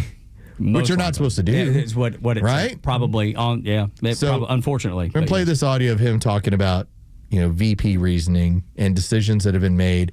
Well, because Kamala has basically said that she couldn't pick a particular candidate because of their sexuality. She couldn't pick Buttigieg because he's gay. And then when called upon about like, well, what do you mean? Well, there was only 107 days and it was so important and he's just so gay is basically what her translation works to. And that's in the book too, it's my understanding. So when you think about what Donald Trump did when it came to running economic policy and the difference in the inclusivity of these administrations, do you think that Donald Trump ever looked at Scott Bessent and said he's too gay to be given that job? No. Never in fact, let's put him out front. Absolutely. And let him go on these news networks and dismantle their arguments just word by word. Listen to Scott Bessent. I believe this was it MSNBC yesterday? He was on one of the networks. And again, doing his Scott Bessent thing, just tearing people up. She wouldn't take on Pete Buttigieg because he was gay, because she said it was a risk to have a running mate who was a gay man. Your reaction? Three things, Maria. First, it shows her emphasis on identity politics, and the American people have moved on. Two, it shows how low regard she holds the American people. That she was just a terrible candidate. And three, you wouldn't pick Pete Buttigieg because he might have been the worst transportation secretary in history. Like, if I thought I was left a mess at Treasury, I can tell you, my friend Sean Duffy, our great transportation secretary, Pete Buttigieg left him a mess. The FAA is a disaster. The Amtrak, anything to do with transportation was woefully neglected over the past 4 years. So, she judges him on his identity, his sexuality. Let's look and see whether he did a good job. Let's look on merit, and I can tell you, on merit he's a failure, and on merit she's a failure. Boom. Dude, how do you argue with that? I did find it fun over the weekend that Kamala Harris, and then as she continued the book tour, she's tried to remake history in the way that only the Democrats tend to when they try and remake reality. Especially on The View. It was so close. She was convinced of it. She said it was the closest in history. You lost 7 swing states and the popular vote, baby girl. You lost badly. Like, it wasn't even close. Electoral college or otherwise.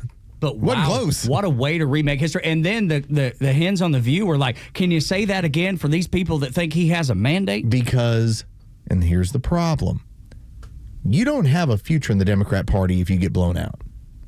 Like, they move on from their losers. Now, if it's close, if it seems like there might be some sort of value there and you got beat, well then, all right, fine. We'll make it work from here. That's why Stacey Abrams still has life. Now, if you lose really badly, then you got to come back as something else. Like, if I was Kamala Harris, I really wanted to come back and get involved in, let's say, California politics where I wanted to be governor, which already the numbers say she shouldn't even try that. Yeah. You got to come back as white lesbian. Identifying as Right. Yeah, the exact opposite. If of what you do just that, said. you have a legitimate chance She might, with 'cause these she people. checks enough boxes. You know what they'll say? She's so brave. Yeah, that's right. Clearly, she's not white. But they'll say she's so brave For identifying that way. that not only is she willing to now toss her marriage aside as a white lesbian, but she's even willing. And now, here's the problem. Is she leaving behind her Indian heritage? It's going to be tough. Because, I mean, that was kind of the point, right? There's Indian heritage and then her black heritage. So you got to leave. Probably going to have to choose one or the other. Well, but it's brave. It is. Yeah. So brave. So brave. Oh, I'm touched. I know. It would just be crazy to see. Look, Stacey Abrams might want to do the same kind of thing. We've joked about that a few times. Like if she wants to make some sort of run in politics because she is a two-time loser. She's got to come. It's hard to bounce She's back. got to come back in the first thing. She's like, I've had it with men. Yes, I'm done. We'll be like, oh, yeah. Who didn't see this one coming? Yeah, exactly. Even if it's not true. You just go with it. Claim it. Just claim it. It's a rebirth within the industry on that side of the aisle. Gosh. That'll do it for us. Thank you for being here on the Morning Extra. It's a tremendous morning. Great to have Los back as always when we're back at full strength here on Extra. 404-741-1230 if you ever want to get involved at Extra 1063 across the social media platforms. You're always welcome. Agree or not, you're always welcome on the show. We will never push you aside because your opinion is different. So be involved as you can. 9 o'clock hour brought to you by Southern Exteriors, your home exterior solution since 1999. 8779 Southern, southernexteriors.co. For front office Los and Aaron Canada, our board op this morning. I'm Tug. Y'all come back now. You hear?